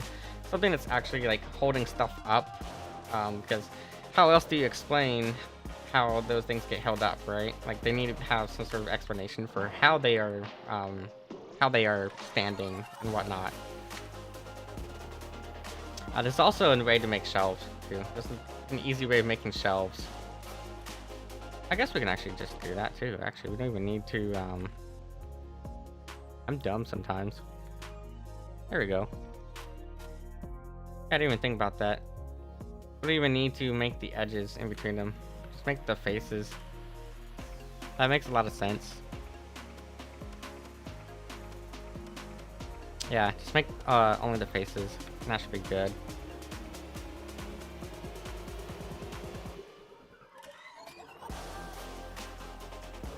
And then down here, almost done with all of these. I think there's just one side left. Yeah, this like inner side here needs to be done.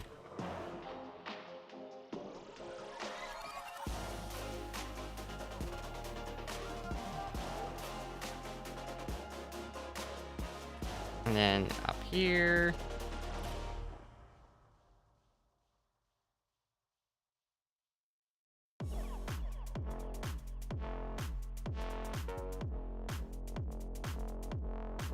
Okay, so there we go. And then what I might do too is, I think we'll actually come up here and we'll just use our knife tool real quick and just kind of connect across this way. So, just very quick, simple, easy thing to do.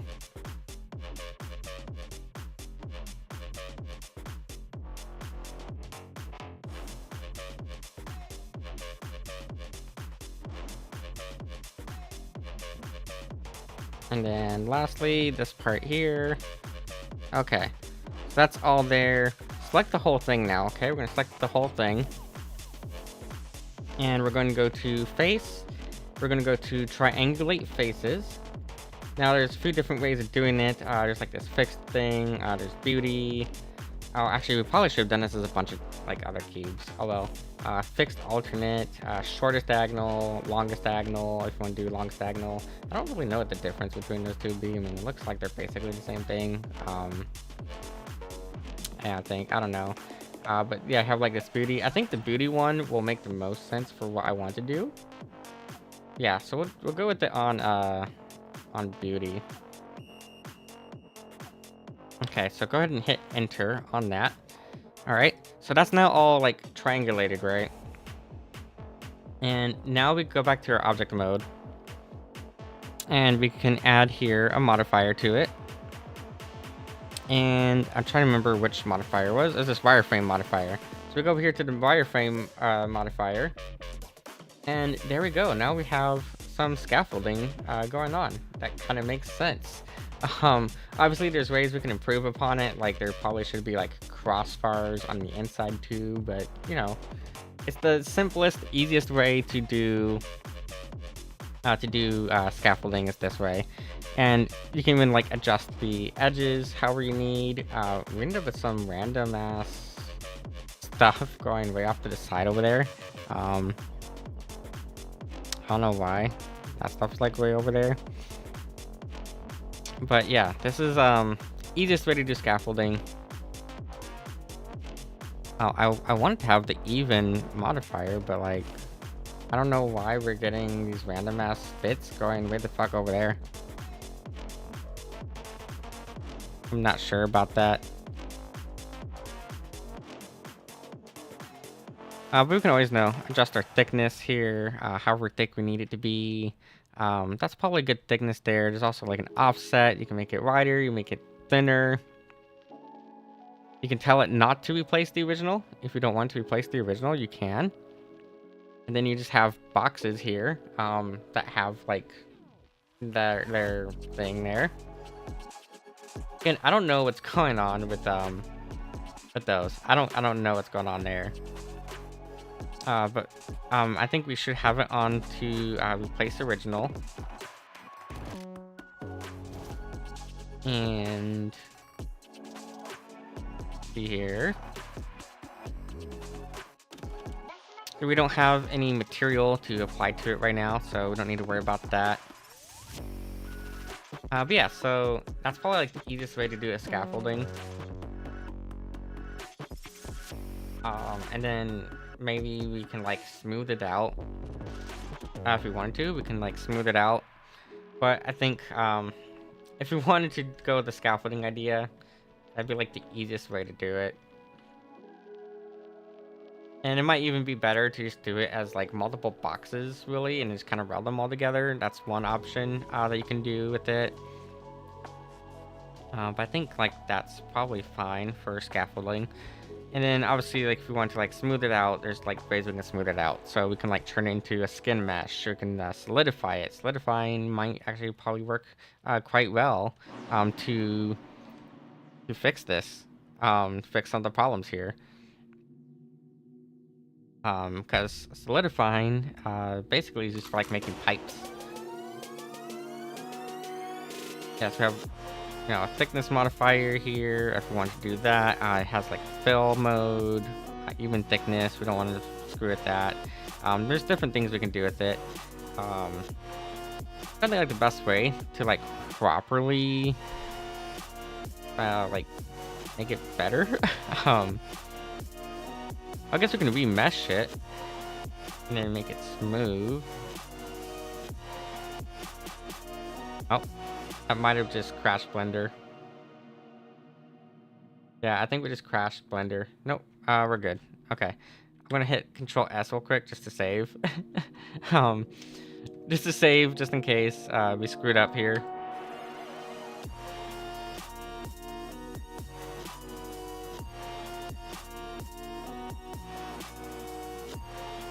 Let's see here. Maybe this will work.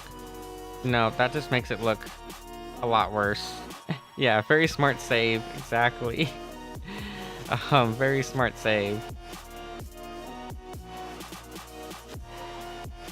Okay, let's get rid of the remesh. But yeah, there's different ways you could do it, but this is probably one of the easier ways to do scaffolding. I don't think we'll keep the scaffolding. I think we'll probably get rid of the scaffolding maybe. But it's just something I feel is like an easy way of doing all that. Let's see here, mesh deform. Yeah, I'm gonna have to like try to figure out my deforms and stuff again. But it's an option nonetheless. Because now, if we come over here, make sure nothing's selected. Because now, if we come over here to our view that we had, you'll see here, now that we have that scaffolding back there, it looks kind of a bit more like realistic, a bit better in a way. Because it's like there's actually something behind us. There's actually something of value back there to signify that, hey, this is a stage, right? That this is a stage now that we have the scaffolding there. But I'd probably redo the whole thing, to be honest. I'd probably redo all of that. Instead of doing it in the like 30-second method that I did it, I'd probably go back and do it properly using what's it called, cylinders and pipe joints. But why do that when you can be lazy and just do it in like a minute, really quickly. Probably just hide those for now. But yeah, I do kind of want to find something that can fill that void back there. And I do also think we should have an actual, proper stage. So let's do a stage real quick. Just a really quick one. Let's go ahead and add. Let's make a new. We'll make a new collection down here. What was the cylinder for? What did this? Oh, that's what that cylinder was. Okay. Hey, should we put some proper lights down? Can't believe I did that there. Okay, so let's do like a proper stage here, I guess, real quick. So we'll go to, we're in object mode. We'll add another cube. Cubes are everything in Blender, okay? Cubes are everything in fucking Blender. There's not a thing in Blender that's like not a cube. Simple as that. And just make this all zeros.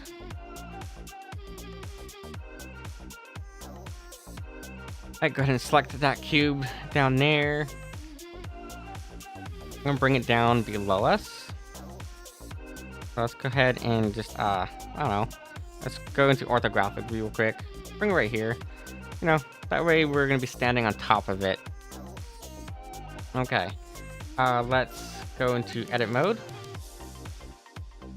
Select nothing. Select this face here. We're going to drag it all the way out. Probably about there. The side here, same thing.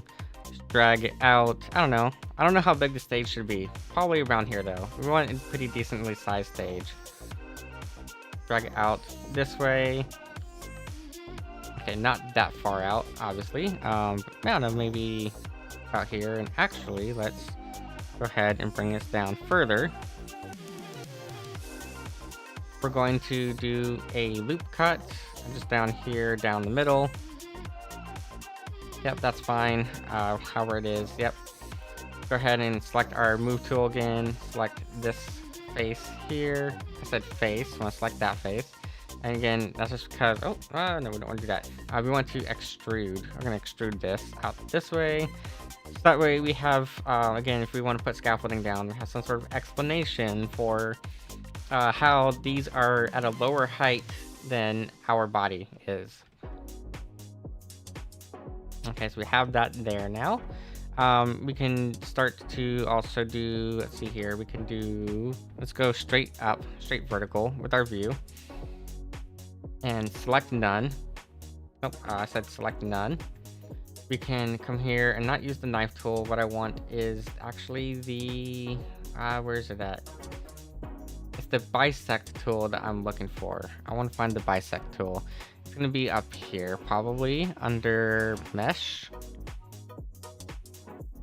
And then let's also set this to, I guess, yeah, to be like so. So I want to grab our bisect tool. Why is it not doing that? Okay, whatever. Select A. Just grab all. Mesh, bisect.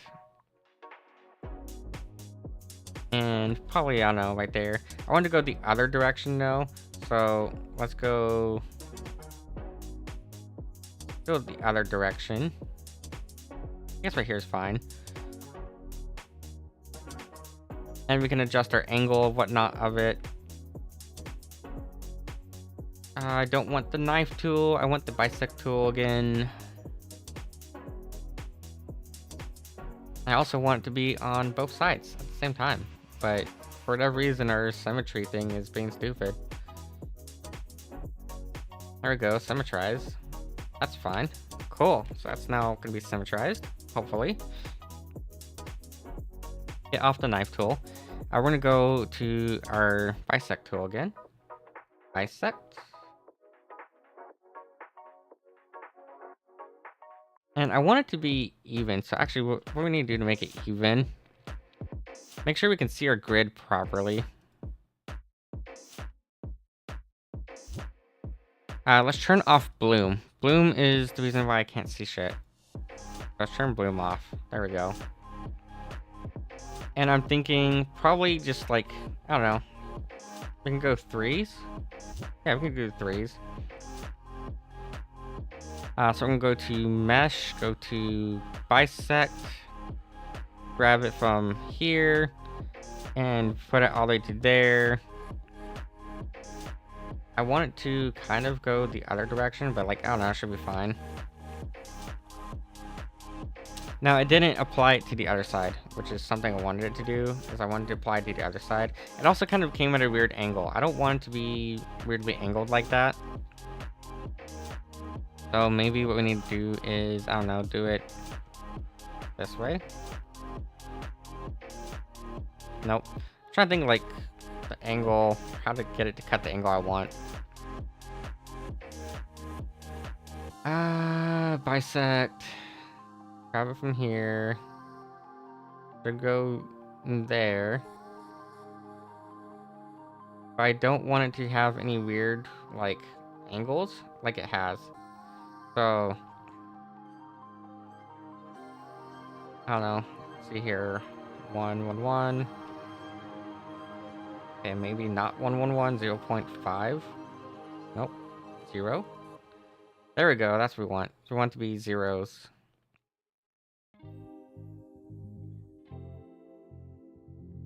And let's see. That might be too much, but it should be fine. Let's just double check. Going up, make sure we're on that side. Oh, it is. We're not quite like even.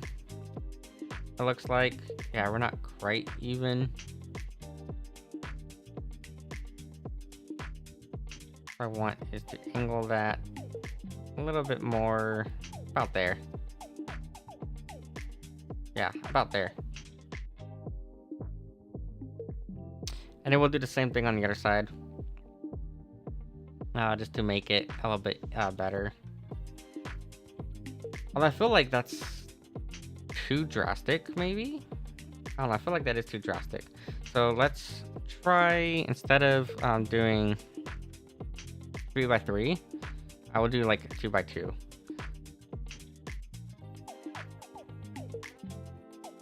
So mesh, bisect, grab it from here.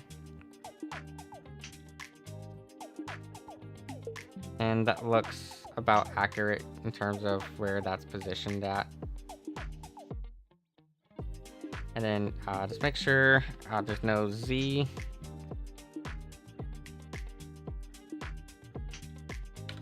Okay, and then just hit enter, and there we go. And then we'll do the same thing on this side over here. So just make sure we are aligned to the grid. And we're going to, again, just go ahead and bisect our mesh.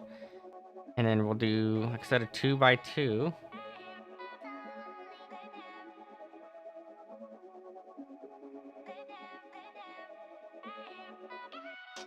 Actually, can I just transfer that to the other side? I know there's a way to just transfer coordinates. I don't remember how to do it, but there's a way to just transfer coordinates. Transform, symmetrize. That's what we want to do, is we want to symmetrize that. Okay. And then like none, but see that didn't like cut these. Didn't cut it the way I wanted to cut. Because instead, it's going to have that edge go all the way through. So let's try this again. Make sure our view is all the way up. That's 2 and 2. So we're gonna do the same thing over here. So here's the 2. Then we'll go over here to the 2 on this side. Yeah.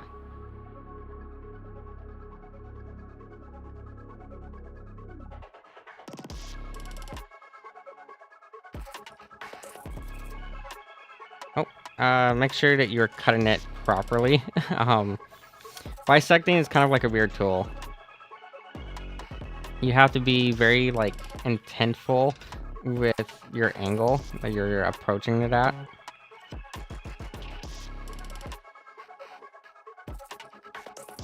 See, now I feel like this is off though. There's no way that's like the same amount. Why is it only selecting that side? I don't want to select only that side. I want it to... Oh, Control A. Wait. No, hold on. Something's not right. Object mode.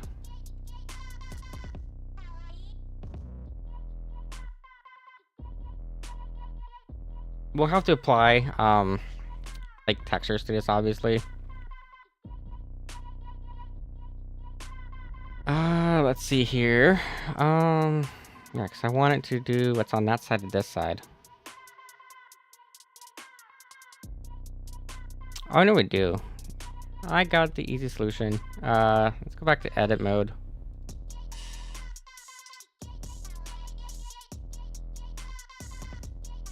I'm just going to delete this whole side.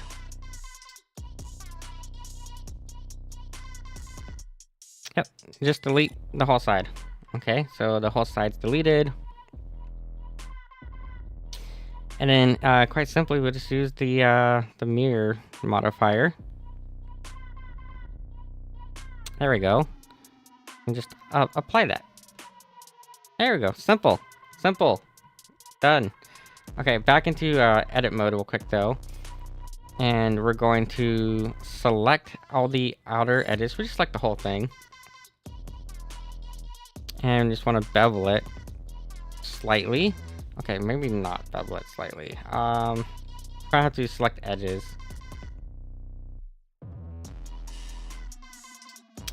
So let's select edges first.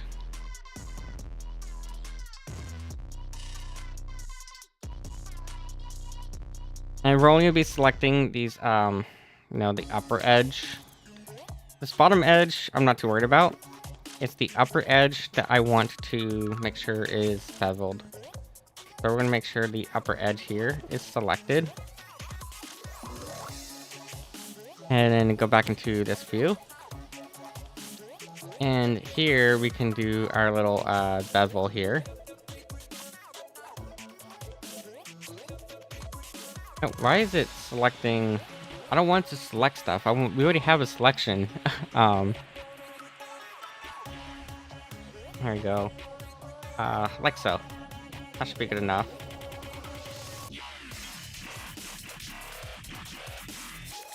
And then what we'll do is, you know, the usual. Let's select all. So select all. Go to here. We're going to assign this like gray material to it. Okay, so we have like this gray material selected. And then now basically just go ahead and select our faces here.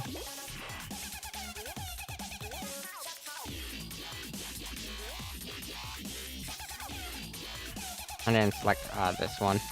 And then we're going to do that other material. We're just going to assign it to our colors.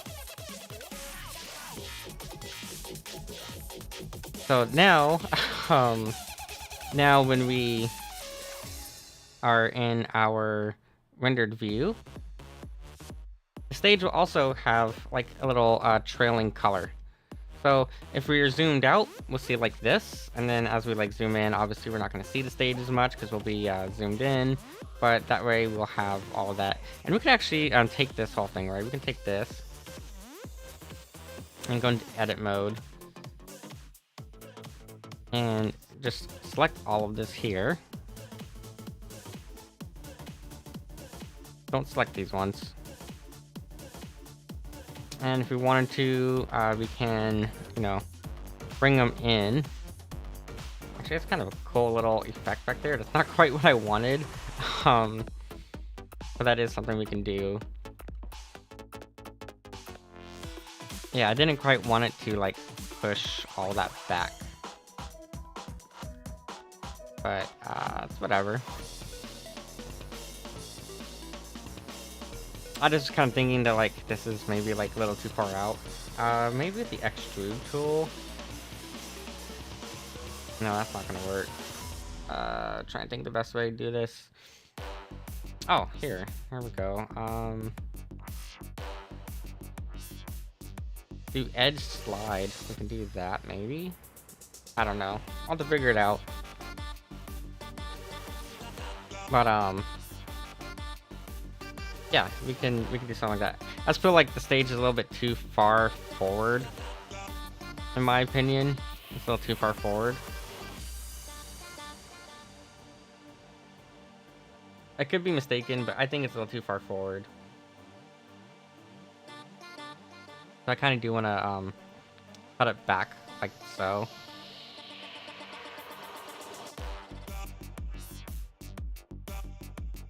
But then this here is clearly too inward.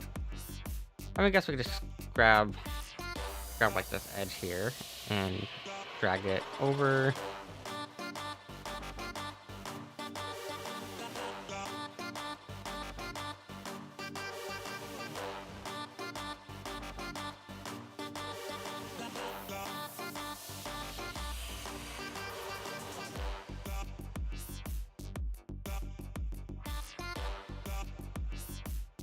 That's gonna be snap to the grid, like so. There we go. So that's fixed now. There we go. So we have a nice little stage here, a little staging area. And then obviously we can like, you know, further extrude things out if we want to have like a walkway area so that way like people can like walk around down here.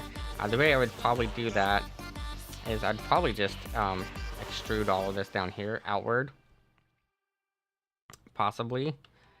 So if we want to do that, probably hit K, use our knife tool here to connect that there.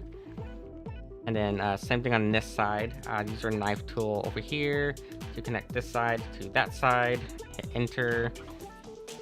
And then just select all these faces down here. So select these faces.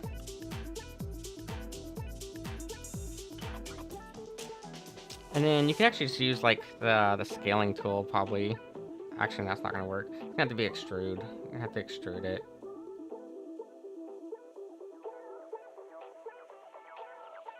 So yeah, if we bring it forward like so, then we have like a little area there. You might want to extrude all these like separately. Like, I don't know, maybe right there. And then this one I can go like, I don't know, about there. I wasn't like really paying attention to like how much we were extruding these. So maybe I should do that. Let's see here. We'll go 0.5. Actually, no, we'll do 1. Do a value of 1. Okay. And this one here too, do a value of 1. And then these ones, again, same thing. Z value of 1. Right here, just make sure we're doing 1. And then 1 here. And we could also put like we could put like lights or something there too, right? We could do like stage lights or something. I forgot to extrude this side. Okay, so do 1 there. Now I want to have these like nicely connected. So it's gonna be very simple to do that. Just select our little edge there, and we're going to delete the edge loop.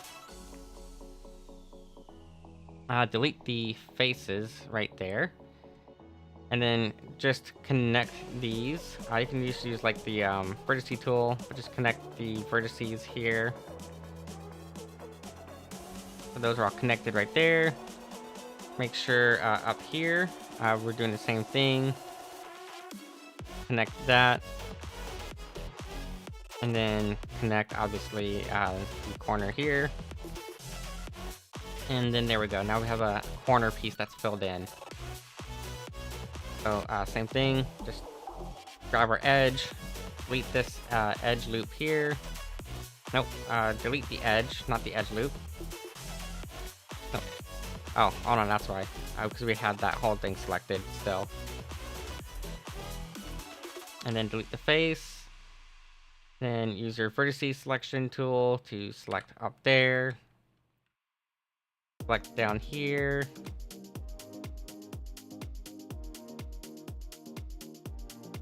There we go. And then same thing on this side over here. Make sure nothing's selected.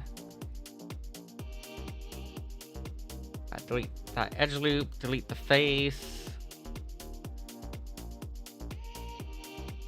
Select your vertices and then just, fill it in. Basically just connect the dots.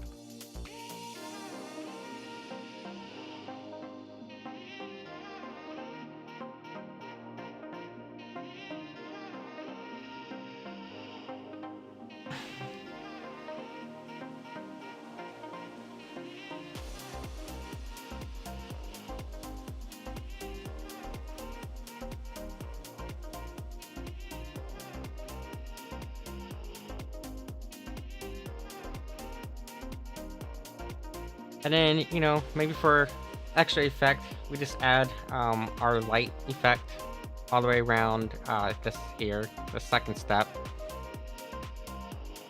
As we can totally do that. We can add it, and even add it like right there. But just add that light effect down here.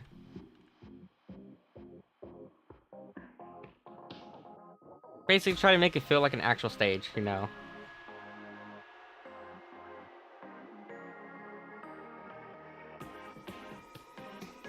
good enough. And then go to our face selection tool, obviously. Just make sure that we're on just regular face selection.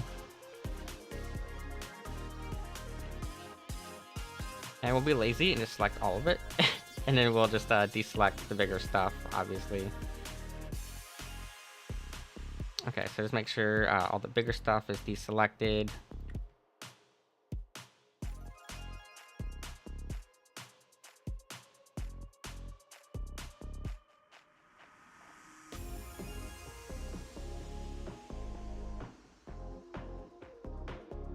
And then just assign that material.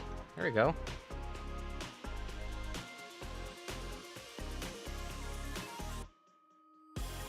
So now we have both steps. Both steps are lighted. And we have what feels a little bit more like a stage. And then obviously, like I said, we can do like scaffolding or something in the back area here. Don't think we're gonna do any scaffolding tonight, but we could do scaffolding or something back there. So it looks like something's being held up. And in the very absolute worst case, we also just do like a wall around us, some sort of wall. I don't think we need to do a wall, but we can. But by doing it this way, we can put it in basically an outdoor environment or an indoor environment. Either way that we want to do it, we can. Now we need to actually now prepare this to go into Unity. So I'm gonna hit Control S here and make sure that we are prepared to go into Unity. And I'm also going to save an additional copy. So we're going to save an extra copy. Speaker _ before Unity prep. Just that way I have a little bit of extra redundancy there. Okay. Now we want to get rid of the entirety of me. We're going to get rid of me. And it should be fine to leave all these as separate meshes or separate things. But one thing we do need to worry about here is, wait, what is this cube going to? Oh, that's what it is. That's the stage.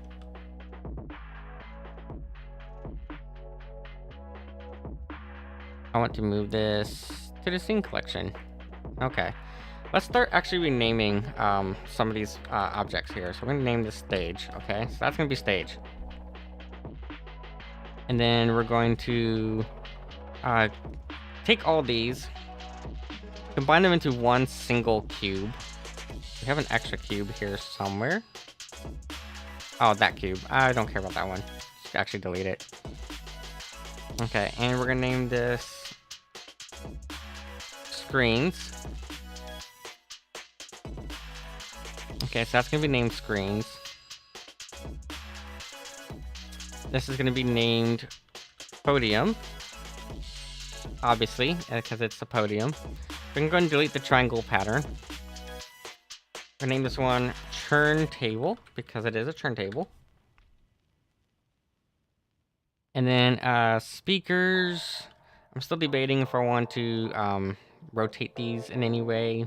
Maybe, maybe not. We'll see. We have our speakers there.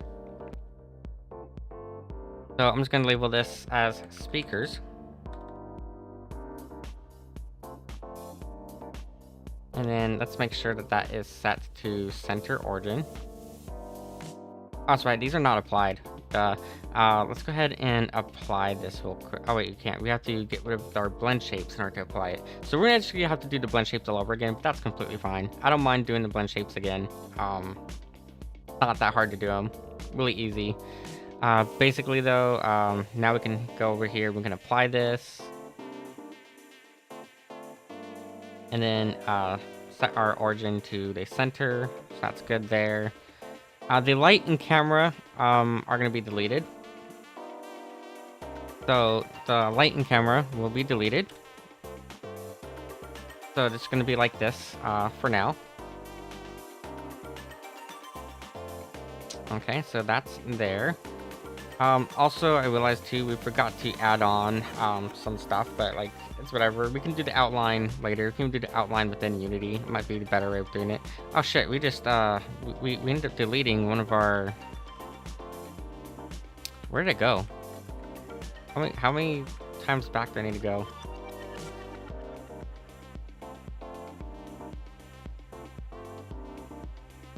Why did these cubes...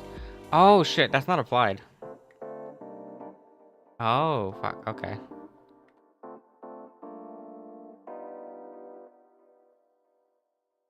Yeah, make sure that you don't have any like modifiers left undone. Okay, I think that should be good there. So with that being said, make sure you don't have any modifiers left undone, because we need to join these all into a single object. Then again, just name this screens. Go ahead and delete the triangle pattern. We're gonna label this podium. That's labels podium. Turntable needs to be labeled as turntable. And the reason why I'm doing this is because they are most likely all going to end up outside of the collection at this point. And it's not by any choice of mine. It's just how things work. It's going to end up getting removed from... Oh shit, Blender's crashed. Well, now you get to see my waifu as I get Blender back open.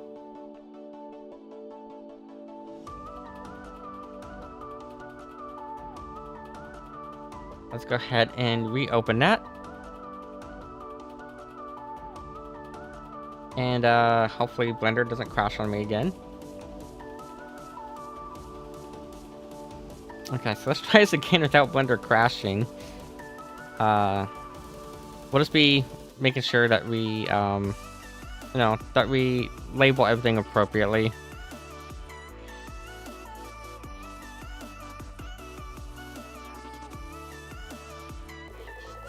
Okay.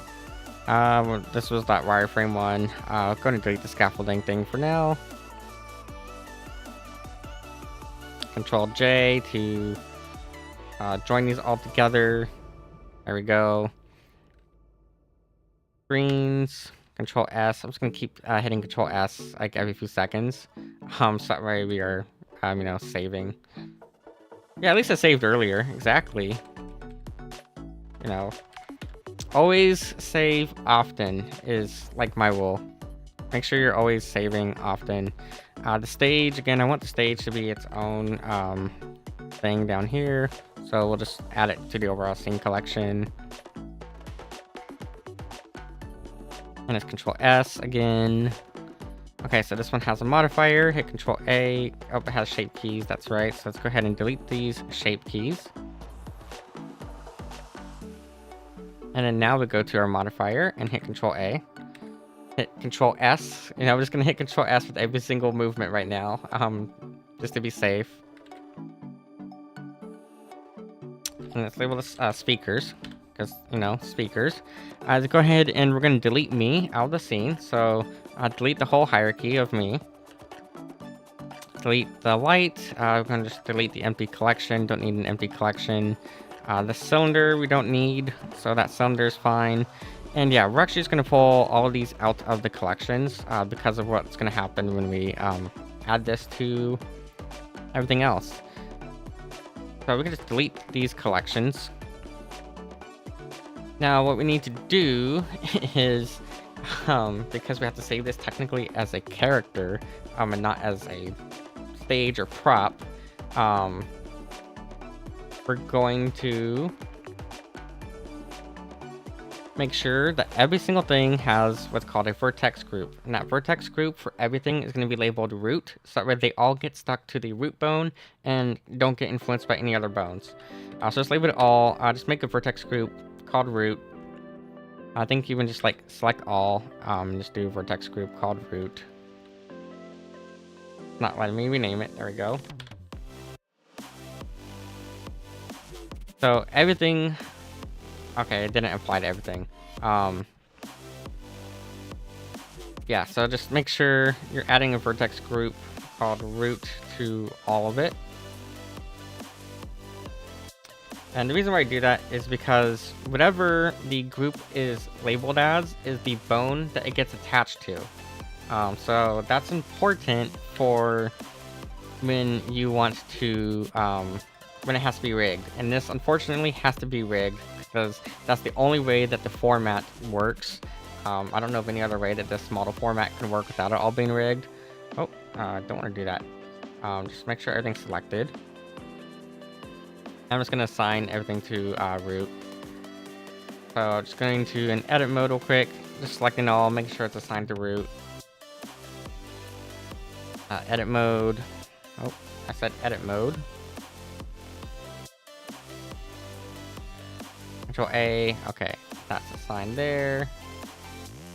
Anything I'm missing, we'll just double check. Deselect, select. Okay, that's good. Screen should be good. Podium, maybe.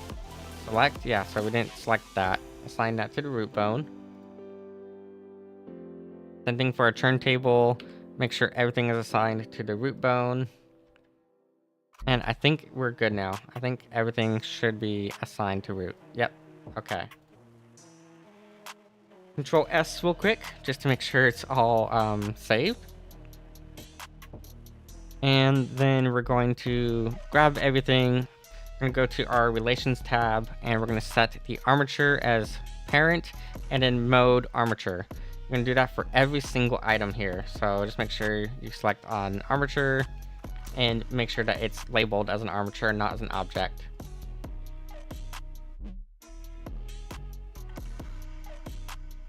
Okay, make sure it's armature. Okay, so every single thing now should be paired to the armature. Looks like it is. Hit Control S real quick. And real quick, we also need to add in our shape keys again. So we need to redo our shape keys. So redoing our shape keys, pretty easy. Just select our speakers here. And now we get to add our shape keys again. We have 2 of them that we're doing. So we'll label this speaker. And actually, we only need the one shape key, because everything else is going to be bound to the material itself. So we'll do just the one shape key for the speaker. Set this to a value of 100 and go into edit mode. Don't hit that button. Go into edit mode and deselect everything. Okay, so everything's going to be deselected.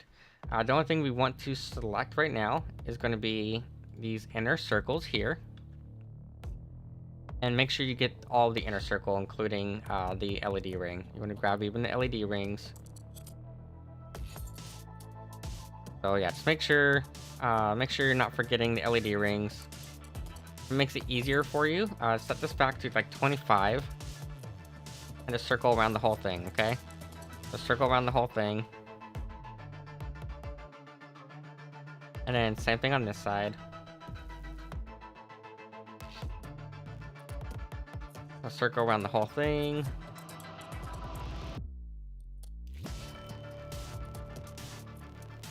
And then just hold down control and deselect all of the outer rings.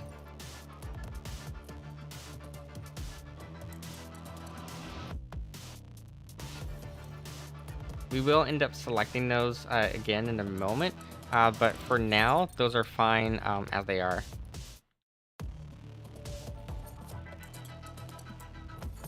And all I'm doing is I'm just holding down control and then brushing over it with the selection tool.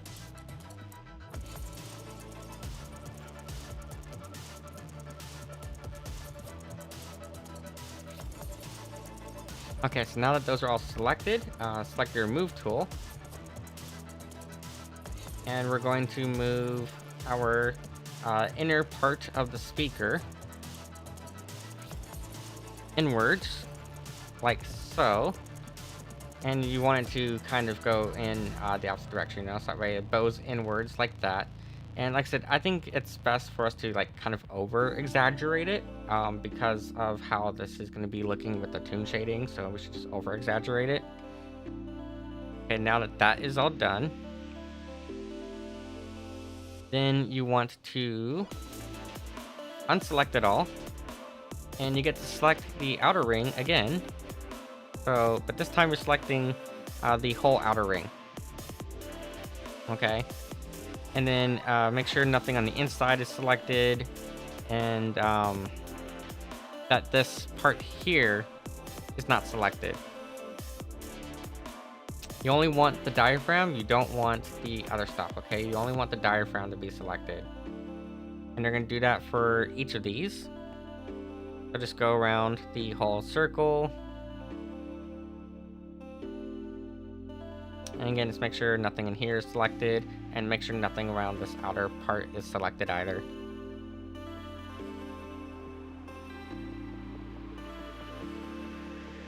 And just select all of that again. A pretty simple, easy way of doing speakers.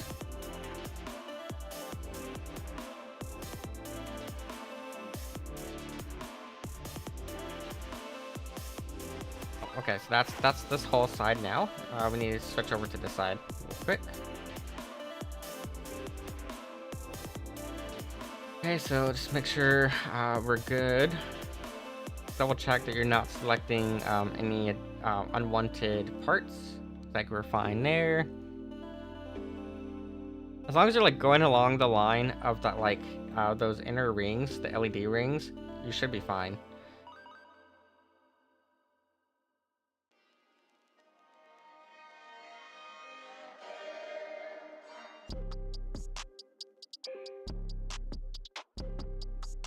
And with all those selected now, you're going to go back to your move tool, and we're going to exaggerate the movement even more. So just drag it all the way back. Oh. And actually, oh, you know what? Actually, I guess you do kind of want the, yeah, I guess we did want to have those actually fully selected. Okay, my bad. Let's go back to your selection tool and just make sure the whole inner ring is selected. That's right, I think that's what I had done last time. So I had selected the entire inner ring. Because we want to exaggerate the movement, is what it is.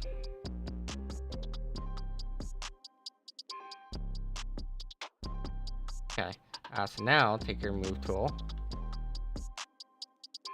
and drag it in, probably like so. You know, you want it to have a good amount of inward movement. And you see here, that's what it's going to look like as you're moving it. So it's going to be pretty pronounced. You want it to be pronounced though, especially with the shading that we are using in particular. I feel like that style of shading, you definitely want it to be very pronounced. That way it's more visible to everyone. Go back to object mode, hit Control S to make sure you're saving again. So just hit Control S to save. Now, if we go over here, you want to come up here to Vera Meta. First off, we're gonna label this DJ Stage. I'll label it DJ Stage. And we're just gonna say Emily is the author. And then, at Chiyu Yukina. You don't really have to do all that stuff. It's just something I like to do. No worries, go for it. And obviously, like, none of this stuff is going to be allowed, so that's fine. And then you want to the humanoid stuff. It's fine. I just left it as it was default. There's gonna be a bunch of bones there. We're not using any of those bones other than the root bone, so don't need to worry about any of that. And then we have here. I already set up our first blend shape, so we're gonna do a blend shape. And it's gonna be LED color 1. It's going to be LED color 1, and that one's already set up. That one's already set up, so that one's good. Okay, and I don't know if we're going to make this be binary or non-binary yet. We'll have to like kind of decide that in a bit. I'm not really sure yet. Okay, then we have another one here, new unknown. We'll label this one LED color 2, and we'll come up with a different LED color. I think we should have 4 different LED colors, personally. So we'll do 2 more LED colors. So this one will be LED color 3. That's LED color 1, LED color 2, and then 3. Technically, these are our 4 colors already. And then we'll do remove that one, and then the last one, of course, will be speaker vibration. And the speaker vibration one's the easiest one. That one you just bind it to the speakers. That's the speaker, and that's value 1. Okay, really simple there. And just make sure you're hitting Control S to save every now and then. Okay. Oh yeah, so let's actually go back to our speakers here. We're gonna add another thing here. We're gonna get rid of this extra one in a moment, but I wanted to have it on for the time being. And just copy this new driver. This is where we go back to our shader editor over here. So here's our shader editor. Let me shrink myself. That way I'm not like blocking the view completely. I'm gonna shrink myself down here. Okay, so over here at our shader editor, we just go ahead and paste driver for all of that. You might need to clear the driver, so I might need to delete it and then come over here and then yeah, copy his new driver and then paste driver. And then I'll do the same thing for all these. Just delete the existing driver because we had to delete it, and then paste the new one. And then down here for emission, same thing. Delete the old driver, paste the new driver. Cool. I'm gonna hit Control S. And then we're going to figure out our other colors. So let's figure out what our other colors are gonna be. And actually, let's see here. Can I copy this as a driver? I can add a driver to it. I can't copy the driver, unfortunately. Or I can't copy the color as a driver. That's fine. We can figure out what we want the other color to be. We have like a pinkish color already. We have blue. I said we go yellow. So we'll go with this like bright yellow color. Okay, so we have yellow. I'm just going to copy and paste that all the way down. Make sure that we're not losing our view.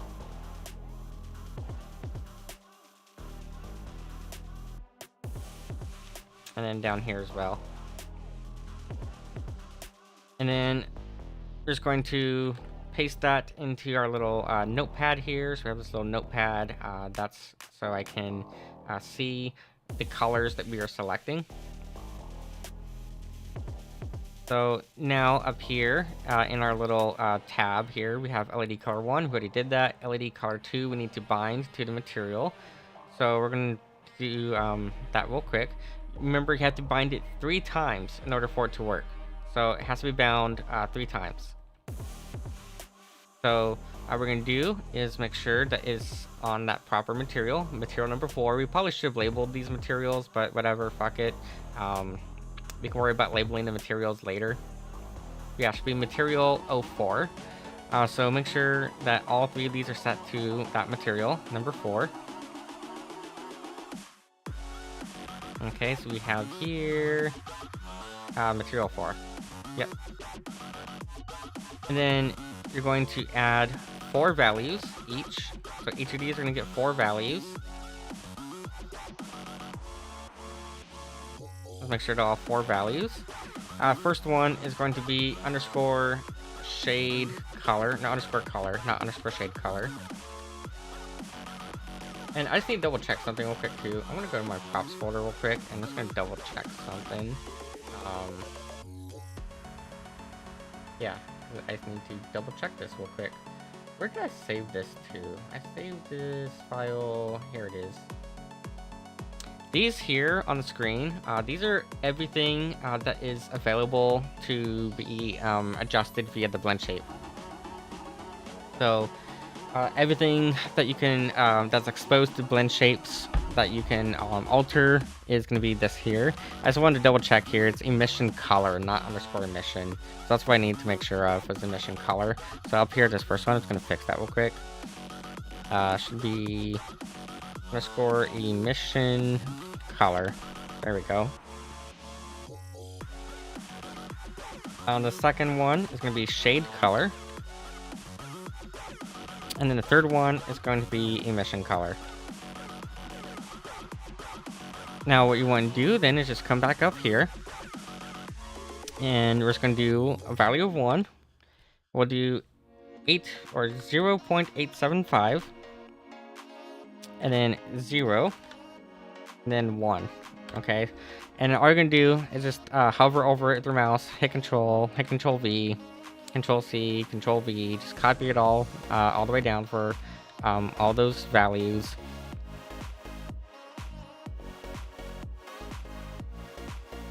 Okay, so that's now color 2. So color 2 is now taken care of. And color 3, I might need you guys' help for color 3. But I think I have a rough idea of where it's at on the spectrum. But I was thinking we maybe do red, because again, we can't have any green. We can't have a green background, or we can't have green LEDs. As much as I want to have green LEDs, we can't have green LEDs. So we're just gonna have to deal with that as best we can. Yeah. So let's go ahead and make this then red, I think. Or we could do blue. We could do blue LEDs too. Whatever would be nicer. I like blue, so we'll do blue LEDs.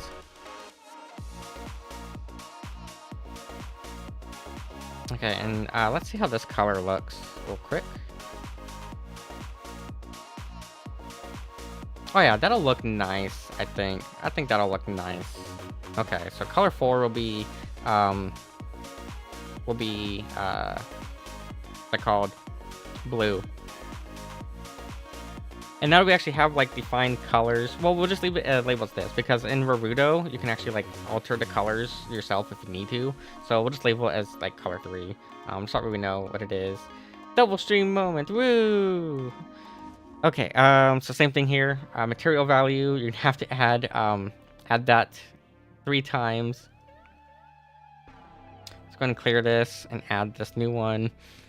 Okay, so we have to add it, make sure it's added 3 times. We only added it twice. There we go. And it's going to be material 4, and then material 4. And then just remember, first one's underscore color. Second one is underscore shade color. I was surprised you wasn't subscribed to your... Yeah, I mean, I haven't really used it much yet. I need to use it more. And that's why I'm now trying to do stuff where it's going to end up being used more. Emissive color. Remember to add these 4 times. You just need all 4 values. So 1, 2, and 3, and 4. Now this one's be 0. This is going to be 0.69. Because, you know, why not? We'll do 0.69. 1. And then 1. Also make sure this one here is 1. So really just need to remember 6, 9. 1 and 1. Grab our 6, 9 again. I'll put it here. And then just 1 and 1. Okay, so now that material bind is now done. Our speakers are already set up as well. So speakers are set up. And there we go. So all of our blend shape proxies are now done. Before we can export this to Unity, we actually have to disconnect this. So I'm going to delete this second blend shape. And we're going to delete the mix there. First off, delete this color here. Okay. And then way the fuck down here. Make sure that lit color gets appropriately applied back, because it has to be going back to its original node. And then same thing down here. Just make sure we are sending stuff back to the original node that it belongs to. This one's gonna go all the way down here, back to shade color. So right here, shade color. And then this last one again, emission color. So just delete that, delete our mix, and drag this all the way back down here to emissive factor. That should be good now. Now we can hit Control S. So now we have that. We can now hit Control S. And what you want to do now is export it as a VRM. So now we can export it. It's going to tell us that faces will be triangulated automatically. That's completely fine. I'm not going to care about that right now. Because it does it automatically. So it's not something you have to worry too much about. We're going to label this as, I guess we'll label it as speaker.vrm. I should have named it to be probably stage.vrm, but speaker.vrm is fine. Now let's open up Unity. So we have here the Unity Hub. As you can see, I have not updated it because of all the stuff that's going on. It's going to keep bugging me to update it, but I'm not updating it because of what's going on. But I need to open up this project here, Naruto SDK. I'm going to open this project up real quick.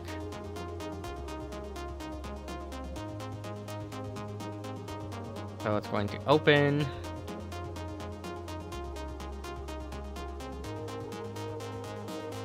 And we'll give it a second here to open up. And then we'll just also just like, I don't know, Control S on Blender again for good measure. Alright, so now this should be opening here in a moment.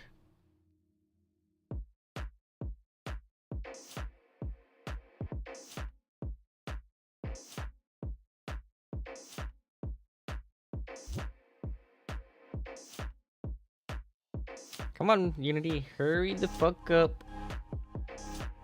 It's taking a while for Unity to load. It's got this little loading bar where it's taking its sweet little time to load up Unity. Because of course it is, you know? Of course it wants to take its sweet little time.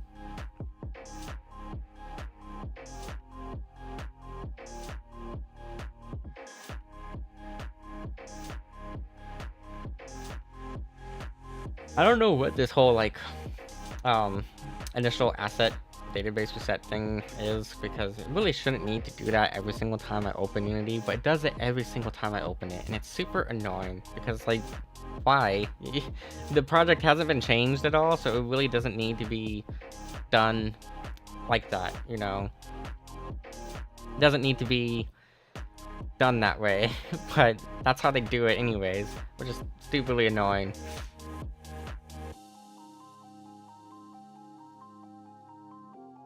Come on, hurry up, Unity. Take your sweet little time, I guess. Finding me time, I'm gonna open up Verudo real quick. Verudo editor.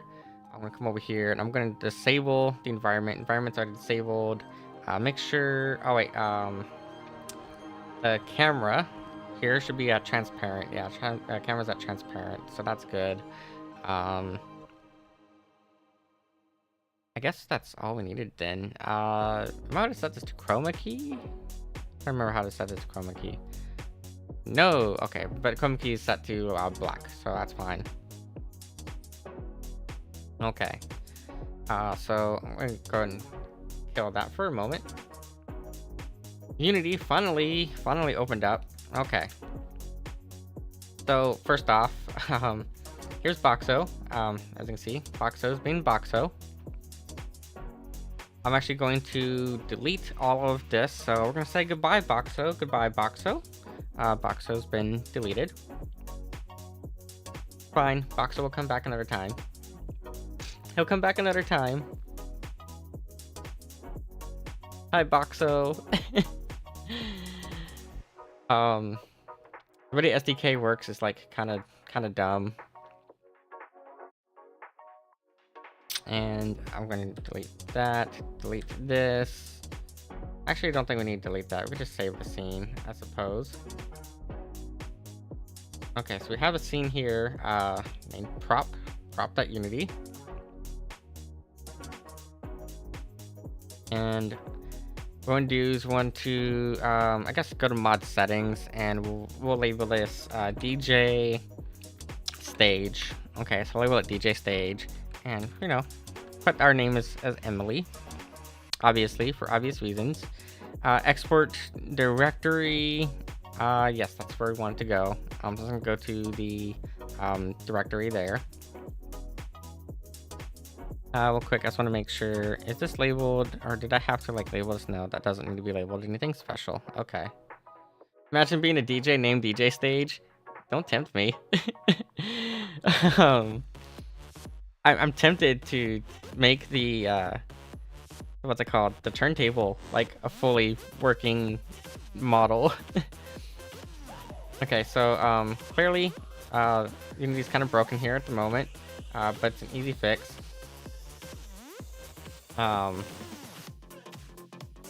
Being lame. We're going to create a prefab here. So I'm just going to create a prefab. And make sure the prefab is named prop, okay? It needs to be named prop. And then actually let's delete this whole folder. Delete the folder. Switch active mod. I guess let's delete both of these. No, I just want to delete these. Open, go to developer website. No reference items added. That's fine. How do I delete these again? Oh, we move current profile. Here we go. We move current profile. And we want to use added profile. DJ stage.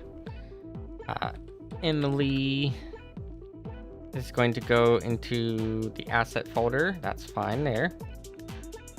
And this is going to go to my Steam folder. So I need to find where my Steam folder is again real quick. Actually, I'll just do it through Verudo editor. So if I go over here to prop and go to open props folder, and that's going to give me the folder that we need for that. So there we go. That folder should have been set. Keyword should have been select folder. Why is it not selecting the folder, damn it? Okay, whatever. Unity is being dumb. Alright, Unity is just being dumb. Okay, can't build it yet, but that's fine. We're gonna just delete this. So here we're going to need to create a folder under scenes. or we just do it out here. So create a folder. We're gonna label this folder prop. So I'm just gonna make a folder, label it prop. Inside here, we're gonna add a scene labeled prop as well. So I'll just make a scene labeled prop. And now we're inside it. Overriding the same path as another scene is not allowed. Well, fuck you, because we don't have another scene labeled that. Create a now prefab. Label that prop. And it should be putting us into it. It's probably not going to, because this would be dumb. I'm gonna save real quick. And then reopen.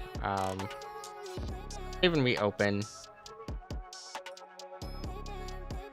Actually, it's not even letting me save because stupid Unity broke. Okay, when Unity breaks like this, just reopen the Unity project again. Unity's dumb, okay, and it breaks easily. Yeah, people use it for a ton of stuff, but it's dumb and it breaks, okay? I hate it sometimes. Okay, let's try this again. Make sure this is where I want it to go. Here it is. So we have here prop, we have our scene name prop, we have our prefab name prop, and our thing is broken again, because of course it is. Of course our stupid thing broke. Why is Unity so broken all the time? Unity does nothing but like break for me. I gotta close it out again and relaunch it.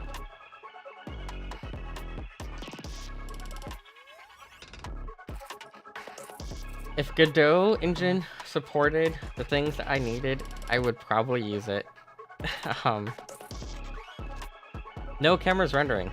That's fine. We don't need a camera to be rendering. What we need is we need to open this folder here. Show an Explorer. Okay, so we have this folder here. And go inside here. I'm going to go to my props folder that has the prop we've been working on. So I'm going to come over here and we're going to grab, we enabled it as speaker.vrm.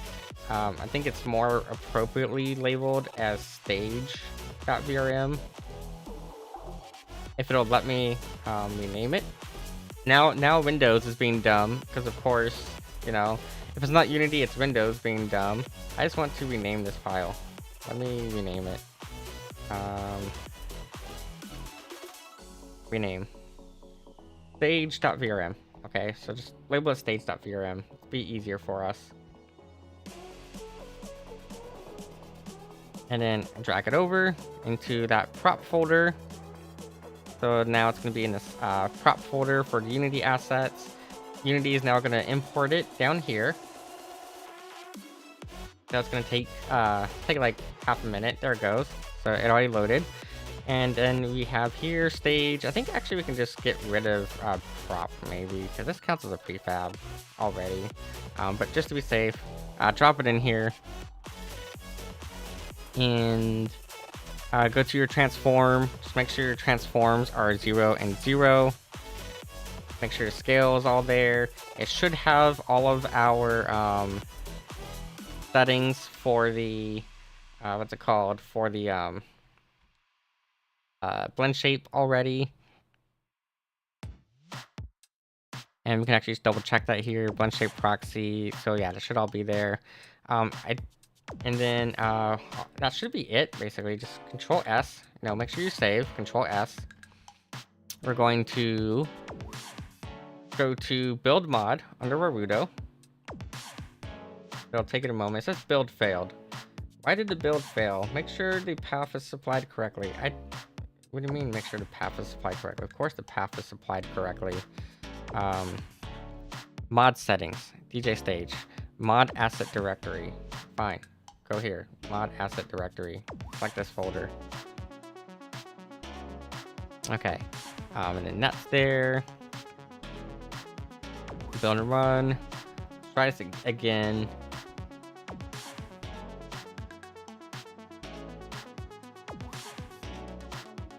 It's gonna be lame. Again, just make sure Make sure all this is set properly. Okay, build mod. Build failed. Really? Why is this failing? Specified mod folder points to assets folder, which is not allowed. Please select the subfolder. Oh, okay, okay. Oh, that was the wrong button. It's gonna fail again because I'm dumb. It's just complaining that we're not using this here. There we go. That should be set properly now. Now it should be happy. Okay, it should be happy now. There we go. So, as long as it's successful, which it should be successful now, I'm just going to go through all this here. You'll see it go through everything. Build succeeded. You'll see it now in our prop folder here. We have djstage.warudo. So now if we go to Warudo here, to the Warudo editor, we can replace Boxo. So unfortunately, Boxo, you're going to be replaced. We're just going to actually we'll just make a new prop altogether. So we'll do a new prop, spawn it in. I'm going to say inactive, and then DJ stage, and voila, we have our DJ stage behind us now. So real quick, let's go over here to the studio room, and we're going to turn off transparent background. Okay. Now, obviously, our character is kind of like in the wrong spot.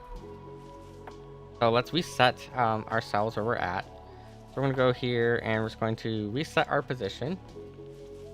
We don't need to reset our camera, I think, but just reset our position. And we can adjust our camera settings here. Now, that ended up being a little bit brighter than I thought it'd be for like that color there, but that's fine. And real quick, I'm going to take a moment too to also just calibrate myself. I probably need to be like rotated a little bit from the seams of it. Character, we will rotate ourselves just a little bit. That's the wrong one, actually. This is the one that needs to be rotated. Rotate that. There we go. Okay, so obviously we have our environment now in here, but we need to make it music reactive, and we also need to come up with, you know, a visualizer in the background. Also, look, our jog wheels are spinning. They're a little bit slow right now. The jog wheels are a little bit slow, but our jog wheels are spinning the way we want them to. We can make them spin a little bit faster by coming down here to our default material properties. I think, let's see here, turntable. Yeah, we need to come down here to our default material properties, and we just go to material, whatever it was for the turntable. I don't remember which one it was for the turntable, but we can look that up later. But we can adjust how fast those are spinning if we need to. Or we just go back into like other tools and adjust it. But our jog wheels are now spinning, which is what we wanted. So we have those going. But yeah, we need to make this now music reactive. So to make it music reactive, basically just gonna go to our blueprints folder. Let me go back to gaming mode real quick. Back to our channel switcher. And I'm just going to, I guess, hide myself down here in the background for the time being. So I'm just going to hide myself. And you can see me right over here, okay? What I'm going to do is I'm just going to copy my music binding for my rings. I'm just going to just do a copy of that. And we will label this, we'll rename this one to Music Stage Lights, okay? And then we're going to do another copy of it. And we're going to name that one to Music Stage Speakers. We'll start with the speakers first. The speakers will be the easier part to do. So make sure here, I'm going to make this window bigger for you. So our window should be bigger now. A little bit easier to see. Okay, and let's go ahead and hide this here as well. Make sure that this is set to stage speakers for both of these. So that should be set to stage speakers. And we want this on the low pass, which is going to be our bass channel. And then instead of it being character expression, it's actually going to be prop expression, I believe. So let me just double check that. We'll go to prop. Set prop blend shape is what we want. Go to prop 2, speakers. Oh, you know what? This isn't going to count, is it? It's not going to be able to set an expression because it's not counted as a character. So, okay, we can fix that pretty easily. I forgot about that. It's not gonna count. I'm dumb as shit sometimes, okay? I can be pretty dumb, at times. So, yeah, it needs to be or actually set asset property. Can we do it as asset property? And then go to, prop 2. And then data path, can we set blend shape? Default blend shape, mesh is visible, default mesh material. Yeah, so I cannot set that as I want. Okay, new plan. There's actually an even easier way of getting our stage into Naruto, and I'm just stupid. Back over here to this. I'm just gonna copy the prop again. Just copy stage.vrm. And we're gonna go over here to, I think it's this one.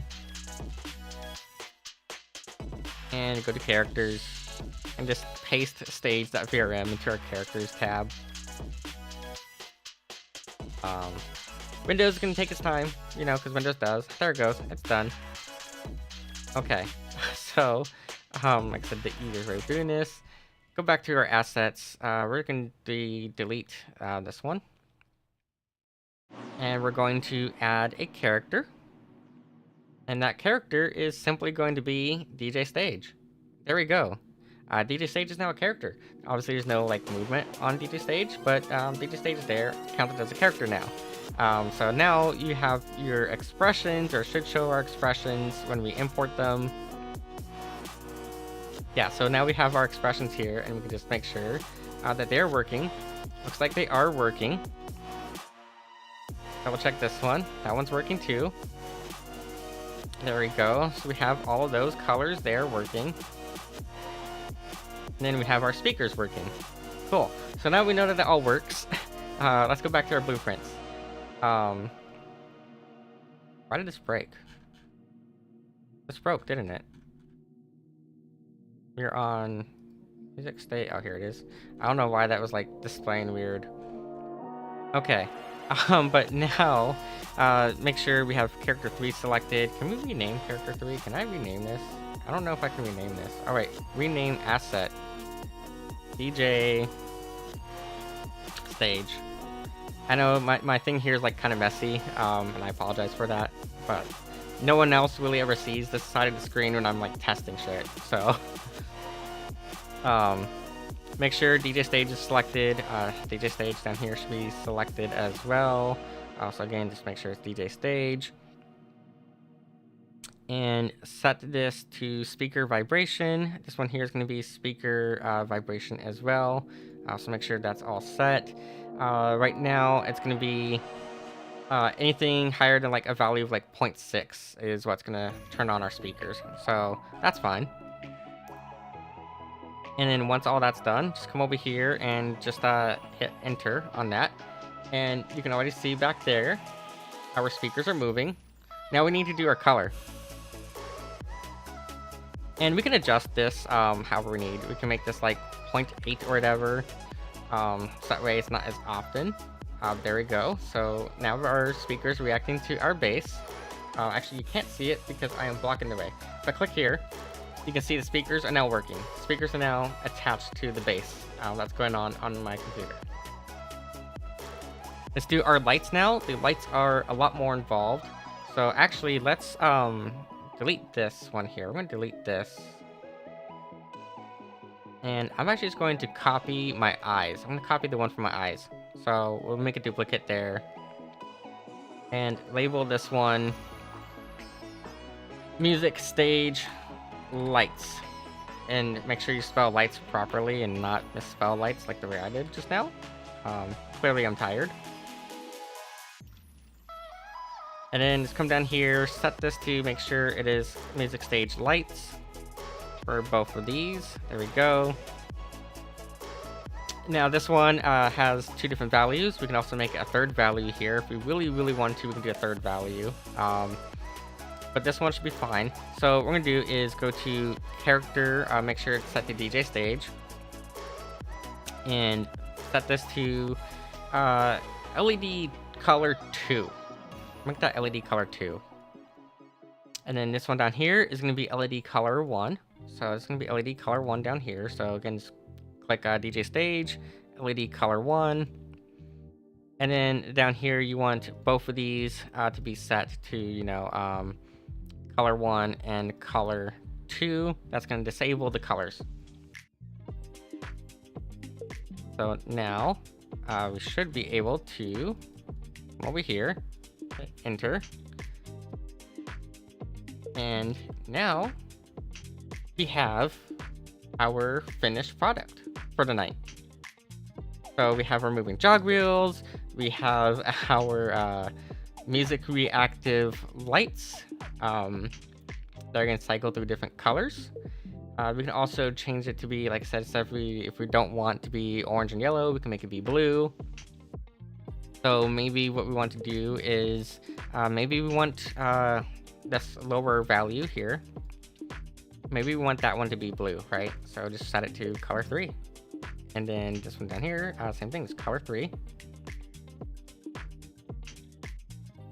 And then that's going to change that color there.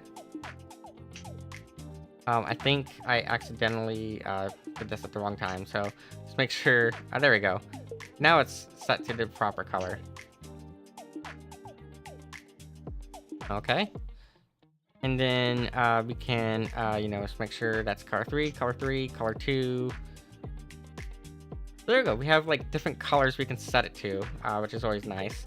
And let's say we don't want it to fade, right? Because right now it kind of like fades in between them. We can make this be a little bit better. So let's come back over here. We're going to go down to these expressions.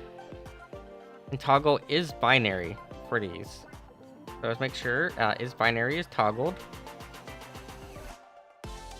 There we go. So is binary is toggled. Now that kind of give us a little green one in there. I don't know where the green is coming from, but there we go. So we have our colors now.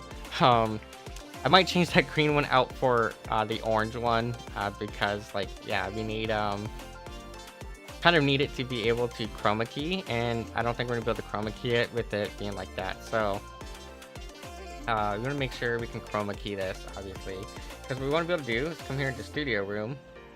For example, I'm going to come over to studio room, and let's open up here. We'll open up, where's it at?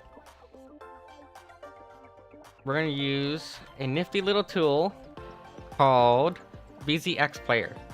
VZX Player or ZX Player, VZX Player, whatever you want to call it. Super neat tool, very helpful. Let's go ahead and click on me. Go to chroma key, and that's going to chroma key our background. And then we're going to put underneath us. Oh, that's an additional chroma key filter. Let's put underneath us a game capture. So have here game capture 3. I'm going to drag it underneath us. Turn it on, and that's going to be set to VZX Player. It's telling me no sounds detected. That's fine. Simple fix for that is just to make sure that it is using our appropriate device. So should be aux input. Okay, so we have aux input now. And we can set that to whatever. Now, I don't want my screen to be kind of like swaying back and forth like this. So we can fix the sway on that. I'm gonna go to camera and just toggle none. And then get rid of focus character, it is still swaying back and forth. I don't want to sway back and forth, so we might need to do is just double check our animation settings. Make sure that there's no breathing animation, no swaying animation or whatever, because that could be causing our camera to be moving up and down, and there shouldn't be any movement at all for it. No, actually, those are all off. So something else is causing movement. I'm not really sure what is causing the movement, but something is causing the movement. Put that to default, and see here. Try to see what is causing that movement to happen, because I don't want that movement going on. It's all set to that. No IKs enabled. No ragdolls are enabled. I don't know. I'm gonna have to figure out why it is making that swaying motion. Because I don't want it to be swaying up and down like that, is the thing. Handheld movement is off. I'm double checking all my settings real quick, just to make sure that, like, nothing is going on, you know. But let's see here. I can move around a little bit. It's probably something to do with the character model itself. I'll have to figure that out and see what I can do to stop that from moving. What it might actually be is body IK enabled, create temporary anchor. That might be what it is. I've got no clue. It's definitely not the ragdoll. Fuck. It's something to do with the mesh. I'll have to figure it out. It's probably because I bound it all to like one of the, or bound it to the root bone maybe. I don't know. There shouldn't be any gravity or anything affecting it, so I honestly have no clue what is causing that. I don't want any motion capture. I don't want anything of the sort. Is it still swaying with me? I think it's still swaying even with my avatar. Hold up.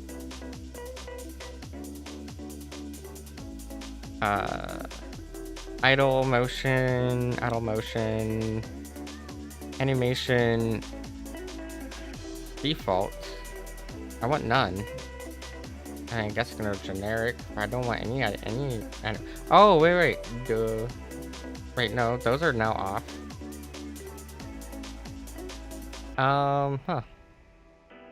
Ragdoll's disabled. Environment's disabled.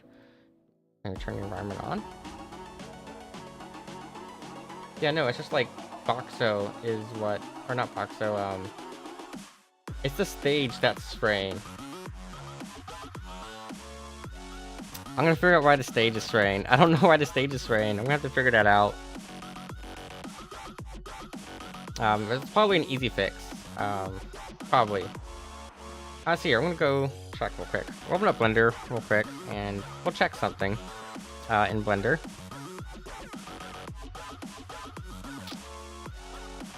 So let me switch the screen back over real quick.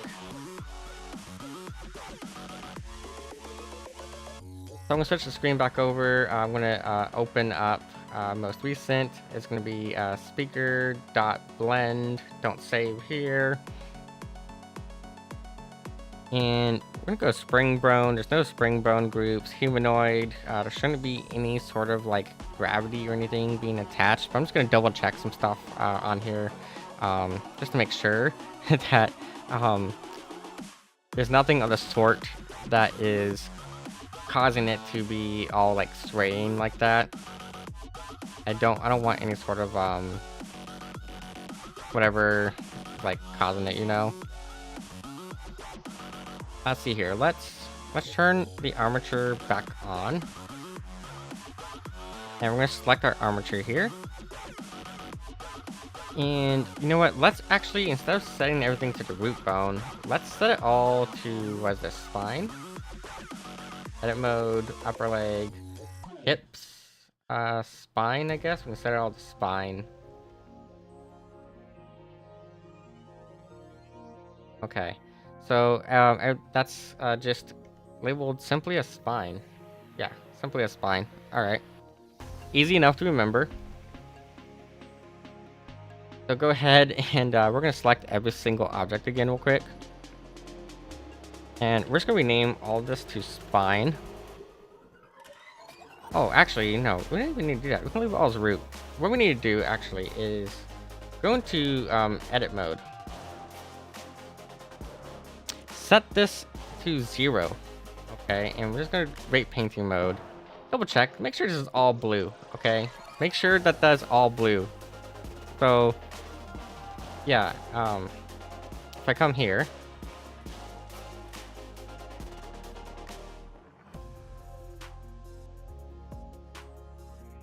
sure nothing's selected. Go in here to object mode. Go to edit. Go to assign rate of 0. Back to object mode. Grab the speakers. Edit. Assign rate of 0. Grab this here. Just double check. That one we already did. Okay, that was good. Double check this one. Edit. Assign rate of 0. And then our stage, obviously, assign rate of 0. So everything should be at 0 now. Keyword should be. We can just double check by selecting literally everything. Go to rate painting mode. Or not, maybe not. Object mode. Select only that. Rate painting mode. And if everything is this like deep blue color, then that means that's applied properly. So that's just what we want to check real quick. Just double check. Now see here, like here, it didn't apply everything at 0. So select everything. Okay, just go into edit mode, select all, assign rate of 0. Now go back to rate painting mode. It should all be 0. Okay. Want to make sure basically that there is no influence from the bones. That's what we forgot to do. We'll just double check that we had no bone influence. Should be everything now. While we're at it though, let's come over here. And let's go to material number 4. Not material number 4. Material number 8. Label this as vinyls. And let's speed this up a little bit. Go 0.4. We'll try 0.4, okay? Export it as a VRM. Mambo number 5, and we could. Stage.vrm. That's going to now export again. Go ahead and disable Blender for the moment. Go back to our props folder. And was it characters folder? Grab stage.vrm, overwrite stage.vrm. It's going to replace the file.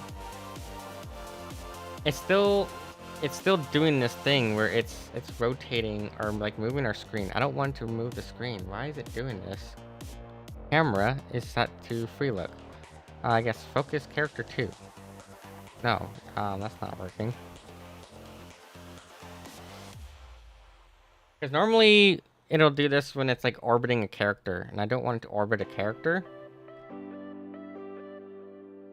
But it's not even like a character that's orbiting. It's the stupid like stage that's like moving, and it shouldn't be moving at all. So yeah, I think what we should do is let's rename everything to spine. We'll try that. So just select everything, and yeah, let's just rename this vertex group to spine.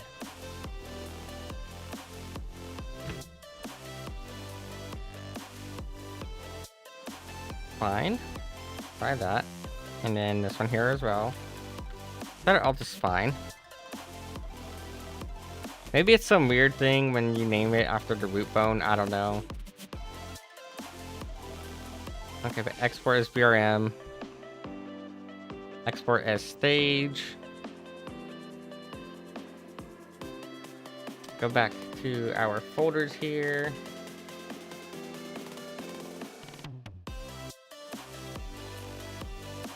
Actually, this one here. Copy and paste it over, and override it. Now normally Naruto will like flip out on you if you do that. So am I putting this in the right folder? I think I am putting it in the right folder. Let's double check. Just going to delete that. Copy and paste.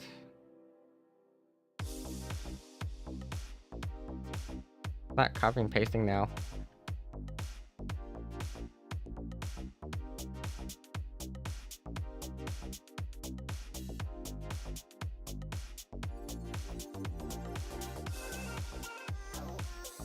Okay. Copy. Paste.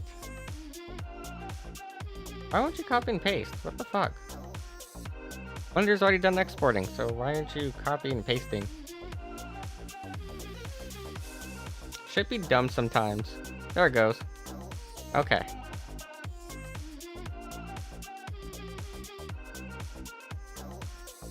It's still swaying back and forth. I don't know why it's swaying back and forth. We don't have any spring bones.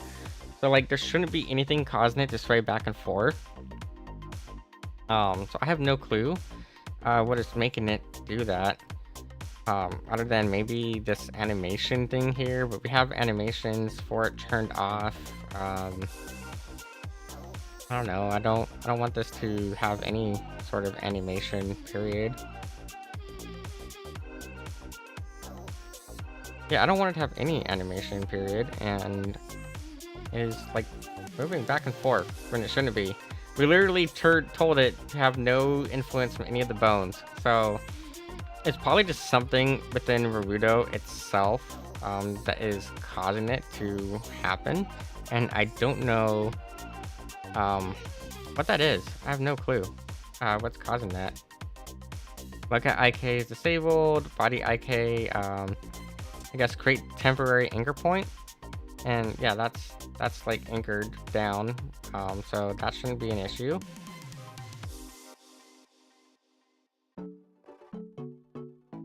I don't know. I'm gonna have to figure this out because it shouldn't be doing that. Cause it just feels like we're drunk, right? And I don't like that. When I don't like feeling like I'm drunk when I am not drunk. Please select a profile to load. I don't want any animations. Is the thing. I want none. I want no animation. I want you to not be moving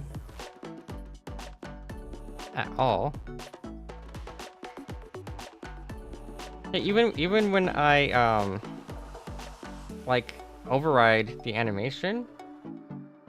Oh, here we go. T-pose. There we go. Okay, we just told it to fucking T-pose, and now it's like working perfectly fine. Okay, whatever. Whatever. Okay, so that's all set now. Maybe, like I said, maybe what I want to do is probably turn off some of these settings here. Like the bloom might be a little too much. So we can adjust our bloom setting. I'm going to scroll down and find bloom real quick. Why is this not working? Okay.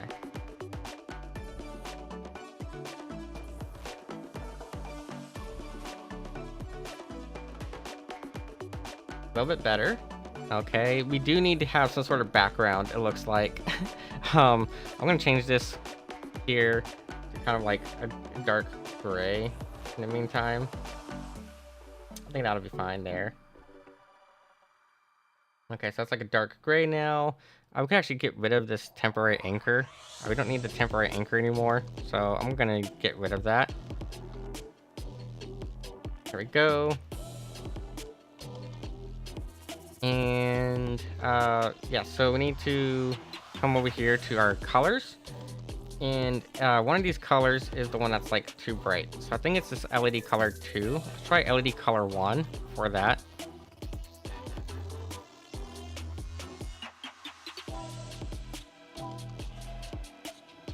And that's better. a little more faded than I would prefer it to be. So let's see if we can fix that.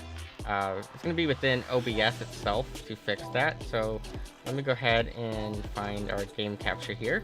And we're going to go to filters. Nope, it's not the game capture. It is VTube Studio. Go to filters, chroma key. And I want to set this to custom color. No similarity. Maybe a little bit of similarity.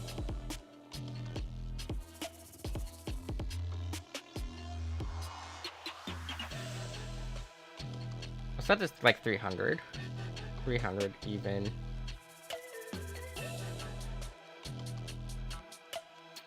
And then another thing too, we want to do is probably adjust our directional light. Bring our directional light down, probably like about there maybe. 0.35. Effect characters, effect props, sure, whatever. And I think we're good on our colors now. Just gonna double check, check on our blend shape here real quick. Yep, we're good on blend shapes, cool.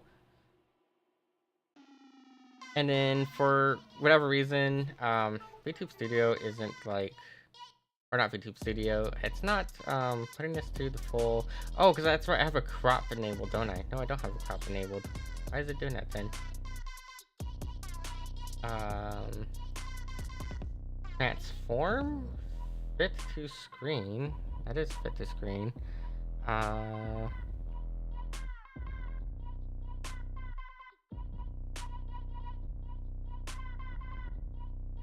There we go.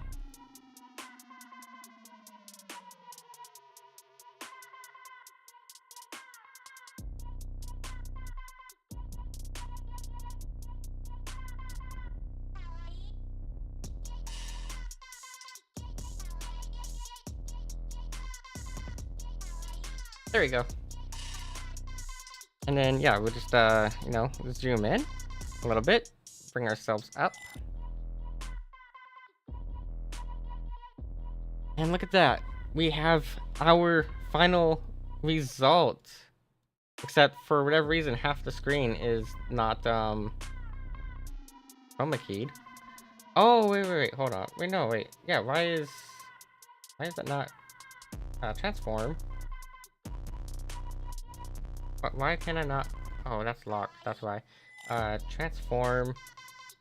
And we're going to fit the screen. There we go. Final result. Look at that. This came out surprisingly nice. I'm satisfied with how this came out.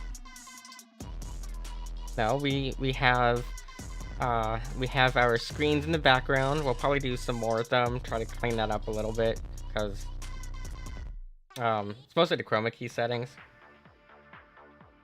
need to be fixed here in OBS, but I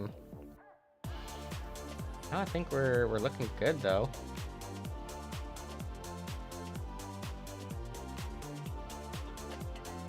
Fine, we'll do 400.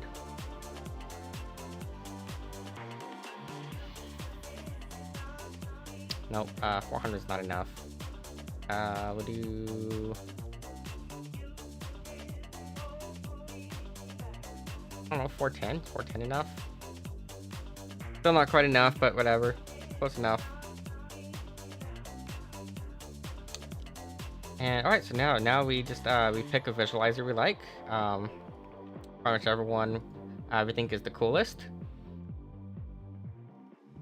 I have one in here that I think is like really lit. Like this one's pretty neat.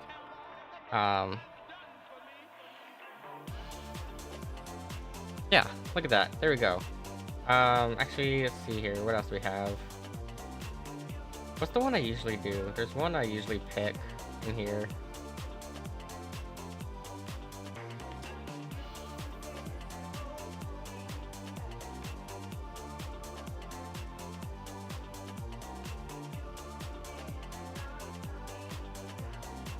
There we go. I like this one. This one looks nice for now.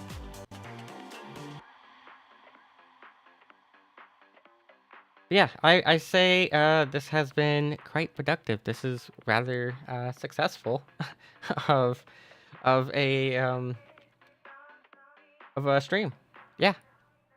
And I'll probably refine this a bit more later and try to fix some of the small issues here and there that we have with it. But yeah, this is pretty rad.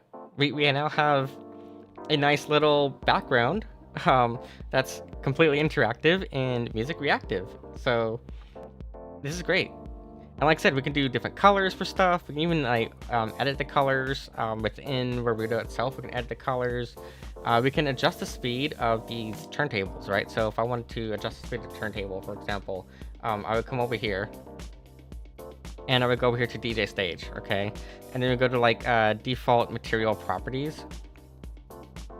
And then you would go to vinyls, whatever material it is. And it should be a float.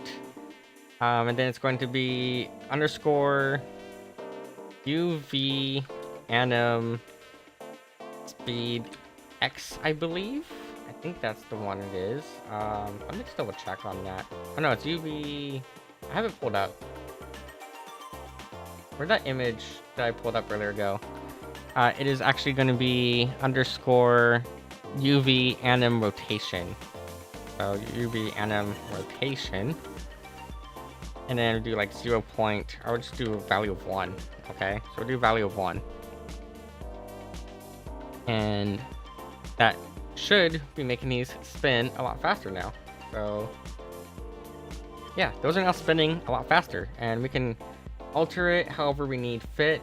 Maybe want to make them go even faster, so we can go like NM2. And there we go, now they're going even faster. I think 1 is probably fine enough. Yeah, so successful stream, successful. I am now super caffeinated though, so I'm gonna be up all night regardless. Let's find a good song. But now we can do live stuff. We can now do live recordings. Yeah, we can now do live recordings with this, and it'll be great. And we can turn back on the hand tracking too if we really want to. We can turn our hand tracking back on. I might do some like blend shapes for the turntable itself. Like I said, what I could technically do is I could do a full recreation of my actual turntable, and I could MIDI map it to control blend shapes through MIDI controls. That'll take me like at least a whole day of just programming the nodes for, but that'd be really cool if we did that. So we'd have an actual fully functioning turntable there.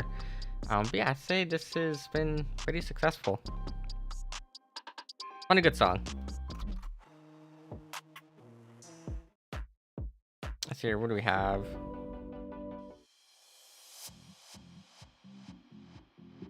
I'm going to disable shuffle. Let's start from the top and see what we have. It has to be something though that is like less than 2 minutes, because Twitter doesn't let you upload any video that's more than 2 minutes. So Twitter's kind of lame in that sense.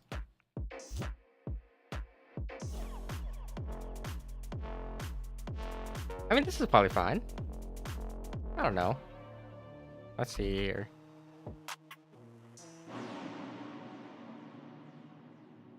Some of these have like really long intros is the problem.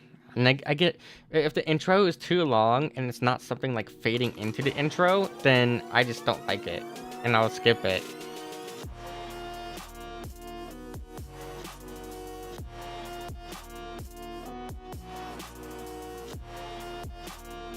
Now I'm noticing that the bloom sometimes turns off blue, so I might need to make it more blue, maybe, possibly, because I am noticing that like the bloom kind of turns off the blue. Let me see what we can do about that real quick. First off, let's check our camera setting, because that might just be a matter of adjusting the bloom threshold a little bit. I don't know, right there. 0.78 might be good. There we go.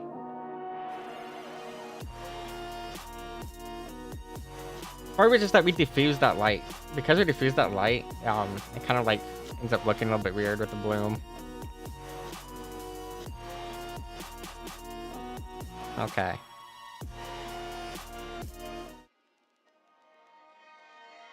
Let's hear this song. Yeah, see, this doesn't have any like good drops. I want something that's gonna have like a good drop, like a good solid beat.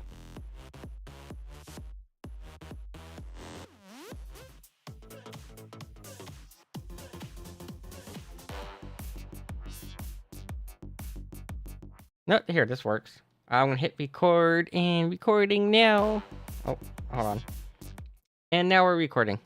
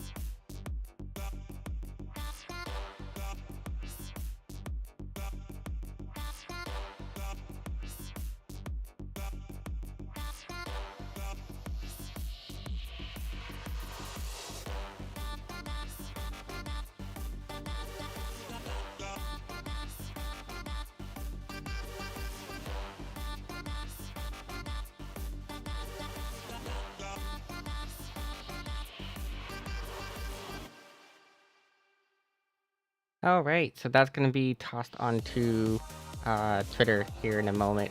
I also realized we actually forgot to change the band of the lights. I believe the lights. I'll double check it now. I believe the lights are still set to the base. We forgot to. Yeah, the lights are set to the low pass instead of the mid pass. So if we go to here to, I think they call it band pass here. But yeah, we can set that to the band pass. Or we can set it to the high pass, but I don't like using high pass. I like using either band pass or low pass.